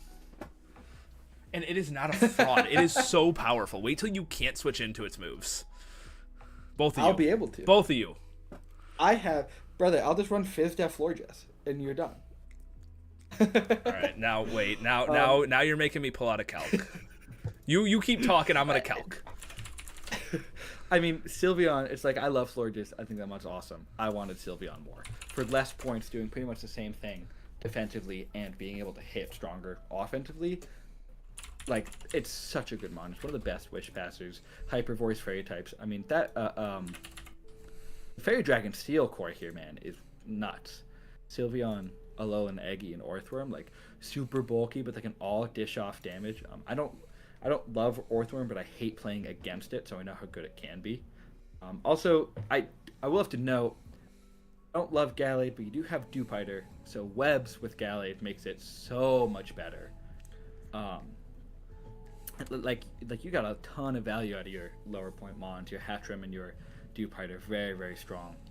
So Eggy dude with Terra, Steel, Terra Fairy, nuts. I got my calc. A Life Orb. I hope you bring this against me, by the way. A Life Orb +2. All right, Swords Dance. Yeah. You know, we just gotta put that in there. Because I'm letting you get that off. Sure. 100%. To a max HP, max defense Florges, I am doing 110 to 130%. So even if I'm not +2, you don't take 2 with Psycho Cut. With what? Yeah. If you're not +2, you die to a Moonblast. Maybe not. No, I actually don't. You do 72 to 85. That's crazy. Alright, that's when I run Chore Scarf. But okay. Anyways. I think Gallade's not that good, but fair enough. Your cores are very strong. Like Dragon Fairy Steel, that's awesome. And then Firewater Grass, too. You have Moltres, Lantern, Alolan, Eggy again. Like, I know you're not a big fan of Lantern, but I do think it's a very good mon. I think you just got unlucky with it. Moltres, obviously, it has to run heavy-duty boots to be effective. AP, I know Gallade is strong. I just don't think it's that. I think... Oh, yeah, no, this team is awesome. AP, you're 100% right. This team's very, very strong. The biggest weakness I see is your speed tiers, but you have Dewpider to fix that. Now, you're not going to want to bring Dewpider every week. It does have 40 defense, 38 HP, and 52 defense, sorry. But it's very frail. Oh, absolutely. You do have webs to help with that. But Grafaiai being your fastest at 110, I think is fine. Like, you'd like something bigger than that. And then you go down to 90, 80, and then you jump. Yeah. 60. So, like, but that also means this is a legit Trick Room team, like a scary Trick Room team at that, with a Alolan, Exeggutor, Hatchrim, Donphan, Sylveon. Like, you put a Choice Band on Donphan and Trick Room, and nothing is eating those Earthquakes. And that was a little bit of the plan. So when I reached out to BP to help me like finish building up this team, my speed tiers were already looking a bit rough, and mainly he sat there because I was at work at the time, and he tried to find any combination of mons to help increase my speed tiers, and it was just not possible. So he ended up more just working on the defensive synergy between all of the Pokemon to try to make the best team instead of trying to be the fastest team, which I think ended up working out pretty well.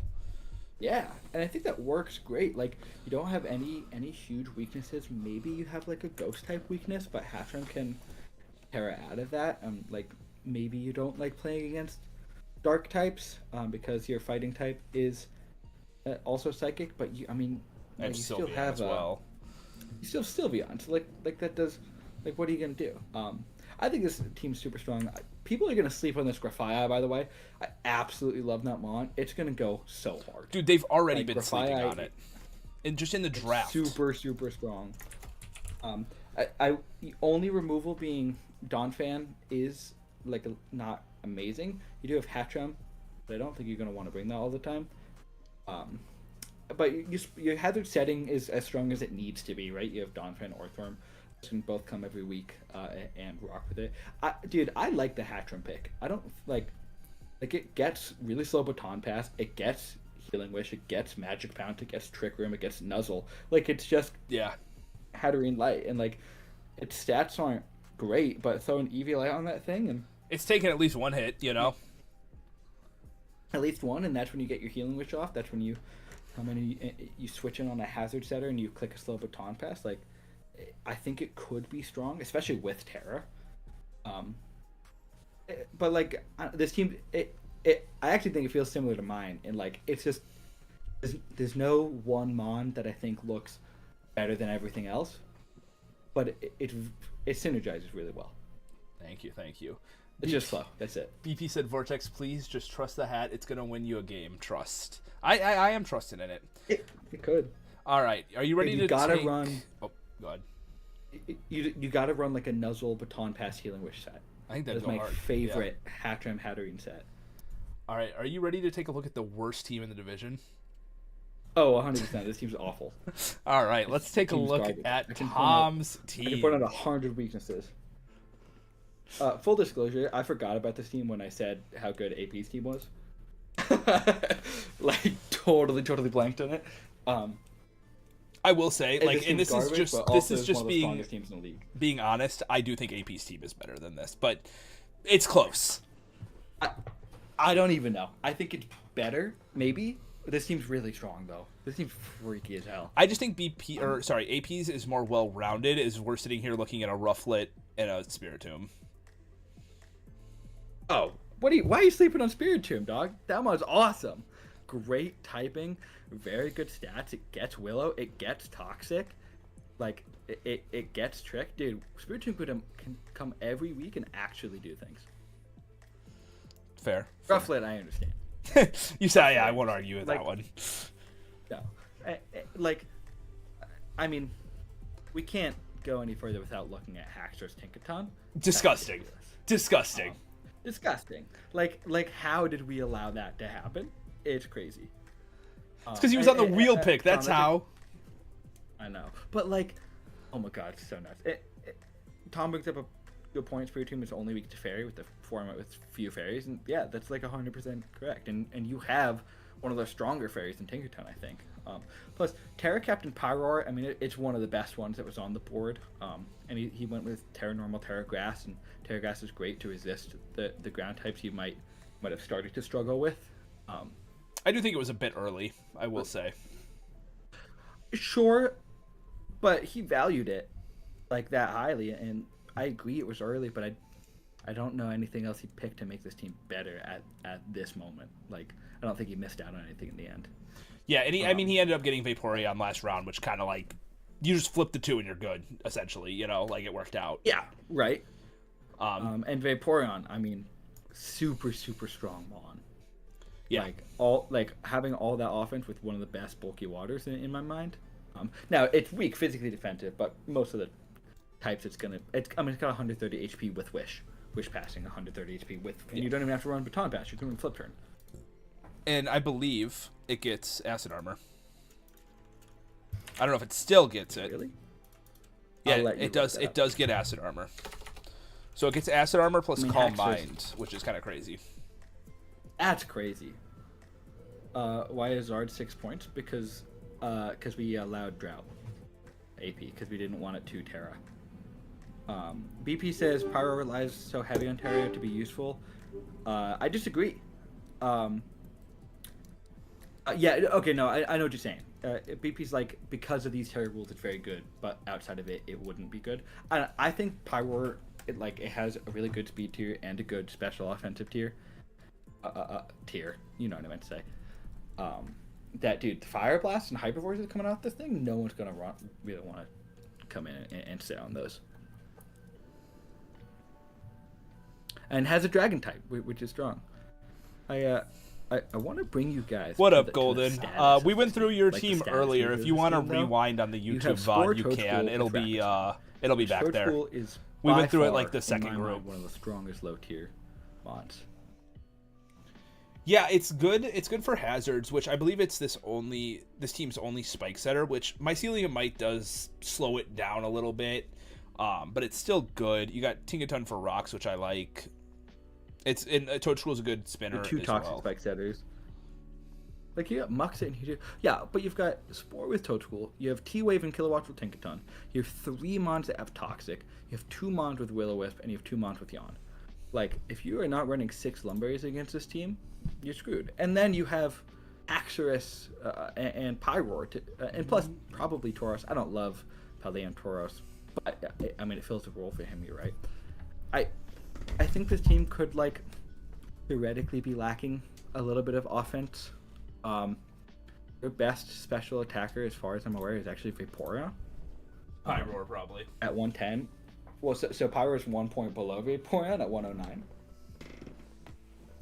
And, like, with Terra, it makes it stronger, but Kilowatto has some easy ways to check it. Vaporeon doesn't want to run especially offensive each week. So if you know Pyroar is your only real special offensive threat, like maybe Toad School could do it with Leaf Storm and stuff. You can pretty much come with like a specially defensive dragon type and pretty much sit in on Pyroar, which I think is one of the only huge weaknesses here. But also these speed tiers, dude. You jump from 94 to 65. And then Like- it's rough. It's like this team. Yeah, I do agree. AP's team's stronger. Looking at it, but this team is not one I want to face, and I have to play this week 8 again. I'm gonna get another tomato thrown at me. I hope so. It's gonna be a nightmare. Oh, okay, I'll get a tomato thrown at me this time, but I'll win, and then it'll be okay. We'll see. do wanna see rough, Tog said, "Bro, I faced this week 1." Oh, that's so rough. Oh, that's funny. All right, let's go on to our final team here. Homie sat here through the entire 4.5-hour stream for this moment. The Round of Archdon. applause. Here we are. And another like awesome team. I've been talking about to let you. Let's start this one. So I'm gonna just look at my notes. I will let you know off rip. When I look at my notes, I don't have a bad thing written down. Not a single thing bad. Yeah. Tom said, "I think this is the first time I've ever gotten positive reviews in a power ranking in my draft history." Fair enough, dude. I mean, it's a good team, man. Like, I don't want to play it. BP said, "Imagine the stream ended right there." Sorry, here's Archdon's team. See you guys. But no, so I think that there are decent speed tiers, and even though it might not be the fastest team we've looked at overall, there is web support to help things like Flamigo and Gardevoir, which is really nice. We see a good Fairy Dragon Steel Core. Pick 6. Yeah. Good Fairy Dragon Steel Core off rip. Fire, Water, Grass is there. They've got a ton of good hazard setters. I have kind of voiced that I don't think Colossal is as good in this format as it is in a standard format, since rapid, like, its typing just holds it back so much. But they're not relying on that as their only rapid spinner, because they have Cyclizar, which is one of the most reliable spinners. They have a lot of momentum on this team, especially like a good slow pivot from Empoleon to be able to get something like Gardevoir or Flamigo in. I would say the only thing is, like, outside of Gardevoir and I guess a little, like, kind of Flamigo, there's no, like, just raw power for this team. Yeah, and I can see that. This team definitely, like, requires a little bit of setup to make it work. I mean, Flamigo can be pretty strong. I think Flamigo is actually going to be super underrated. But, like, you're not really running Piloswine or Cyclizar super offensively, so it's really just Flamigo as your physical attacking threat. I think Krokorok can do well, but I understand, like, it probably won't. I think on the special side, you're looking a little better. Like, you have Gardevoir, you do have Empoleon, which has got a good special stat. You have Vileplume, And which I think Galvantula. could be very... Right, true. I think Vileplume could be really, really strong in low tier. Like we've seen it do well with Terra in Paldea, in like standard Paldea deck draft. So in low tier, I think it does all the same things. It just doesn't get to resist fire types. But I think that's fine because you have, well, you have like a little bit of a fire weakness, but not much. I mean, you have Cyclizar and Colossal, so Yeah, I was going to say, Colossal can also be and you immune have- as well. yeah. And you have thick fat Piloswine, which I think Piloswine here is actually a very underrated pick. Having Ice Shard, Rocks, and EQ is 3 moves that are very, very valuable in this format. You need something to hit the steel types, you need priority to hit the flying types, and you want Rocks to force boots. So I think like I do agree. is lacking power, especially on the physical side. But the bulk you have in Empoleon, Terra, Dusclops, that's going to be so hard to break down, and people aren't going to realize. 100%. Yeah, I think this is a really good team. I mean, even like pick one Empoleon, like it's not as good as it was a generation or two ago, but I argue it's one of the best mons in this format, and like definitely a mon I was looking at picking up round one, especially if if Suicune wasn't there. It has really good utility. It's got a great typing. It's one of the best weakness policy users I've seen. Empoleon Cyclosaur, Gardevoir, man, that is not gonna be fun to face. And you have Webs, you have T-Wave from a bunch of stuff, you have Toxic from Vileplume, you have Will-O-Wisp from a bunch of mons, and you have good hazard setting. Like Cole also wanted to run Spikes. I mean, that's your only Spikes user, but again, I think hazards and hazard removal are definitely not what you need to focus on in this generation, especially in low tier. And you have one of the best ways to get rid of them. So if you can put Webs up and then just switch in Dusclops, dude, this team's doing nothing on you. Oh, yeah. BP and Tog are saying it's a Steel Fairy and Dragon with a bulky water. That's all the things you're looking for. Yes, sir. Hey, when I was going through judging these teams, I had to have some just baseline, like everything's getting judged the same, and that's how I did it. Which is so fair. Oh god, again, this is not. I actually don't think I end up playing this team in my regular season, and I'm happy for it. I don't know if I do either. Webs Gardevoir, Webs with Gardevoir, Webs with Flamigo, Webs with Crocorock, y'all. Don't sleep on that mon. It's Terra Ghost and Grass, which I don't really get. I think you just want to run Terra Dark with that mon, but still, very good. The Terra Dusclops, dude, with Steel and Terra Dusclops, tearing out of Ghost and clicking Curse can be a legitimate viable set. That's it cool, has, like, yeah. 70 attack, has great bulk with Eviolite, dude, and Fairy to resist the knockoff. So you're going to get knocked up at some point, sure. It's just I think this damn team has, HP stat. This is going to be that sleeper team. It's like, doesn't look like, it's what, like 40 HP, yeah. Jesus.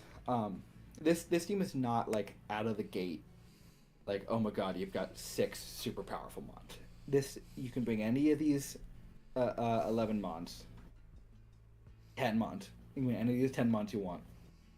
Each week, it's going to do something different each week. But if it's got a good coach behind it, which I believe they do, this could be a number one team contender. Oh yeah. Arch says he doesn't play either of us. Okay. Thank goodness. Unfortunate. I like upsetting because I wanted to play you, because you seem like a homie, but at the same time, I'm glad I don't. I don't want to play Empoleon Cycles or Gardevoir. Yeah, I think that I don't want to play against Webs with my removal. A very common theme this season that I think we're gonna see in a lot of battles once we start like the watch parties and stuff is we're just gonna see Webs just all the time. Yeah. I do actually think this is a good time to remind any of the Dragon coaches that are here, if you are doing a fast breakdown, which is not necessary, those will go up this upcoming weekend. So yep. 1 week from today. or Exactly. Yesterday. Yep. Well, yeah, depending on time zone. Like, right. And then in 2 weeks is when we upload week 1. And there is a channel in the Discord that you throw this in, and we'll be doing watch parties probably Mondays. That's kind of up to your schedule. Yes. obviously. So while I have everyone here, I kind of want to give you guys the rundown on that before a lot of people end up tagging out of here. So watch parties are going to be broken into 2 days now going forward. And it's going to be dependent week to week. Some days it's going to be Sunday, Monday. Other weeks it's going to be Monday, Tuesday. It's just dependent on my schedule, and I will be sure to announce it in the Discord. So at the end of this week so this upcoming watch party for next week is going to be Monday, Tuesday. Monday is going to be all of the showdown games for week 1 because we don't have to wait for them to upload. So we get to watch their games immediately. But then on Tuesday, we're going to go and watch all of the draft breakdowns from all of the coaches who post them. Of course, it's not required, like Matt said, but we do want to give out the views to the people who did make them. Now, the following week, week 2, we will watch at the end of the week, and that week will be Sunday, Monday. It's going to alternate weeks. It's just my schedule. After week 2, at the end of week 2, we're going to watch the Showdown week 2 games on Sunday, and then on Monday, we're going to watch the week 1 Jirachi games, because those are going to just take a lot longer since they are on Wi-Fi, and we can't, like, speed them up and that sort of thing. So if you guys have any questions about how that's going to work, just feel free to DM me. DM me, not the other mods. The other mods are going to be a little less up to date with that information just because I'm the one running those. But I'll be sure to announce everything in the Discord. I keep forgetting what days we upload. We upload Sunday, Sundays. Right? Yep. Okay. Which is fair. But if you're in Showdown and you want your games to be watched, get them in before Sunday. Well, I'm gonna do it. Yeah, Sunday nights usually. Yeah. But yeah, I mean you'll have most of them. If not, they'll be uploaded by the time you're while you stream. Exactly. That's usually how it goes. So that's about all I have. I want to thank everyone for tuning in. Thank you for everyone who subscribed on YouTube, followed on Twitch, and then thank you even more to the people who subscribed on Twitch. I really appreciate it. It's never necessary, but I greatly appreciate it. Nice little 4.5 hour stream here. So yeah, well done. All right. Thanks for having me. Yeah, thank you for joining. Your... I think it was fun. Out, y'all. I think it was fun having everyone rotate too, instead of just being like, all right, you're stuck with me for the next 4.5 hours.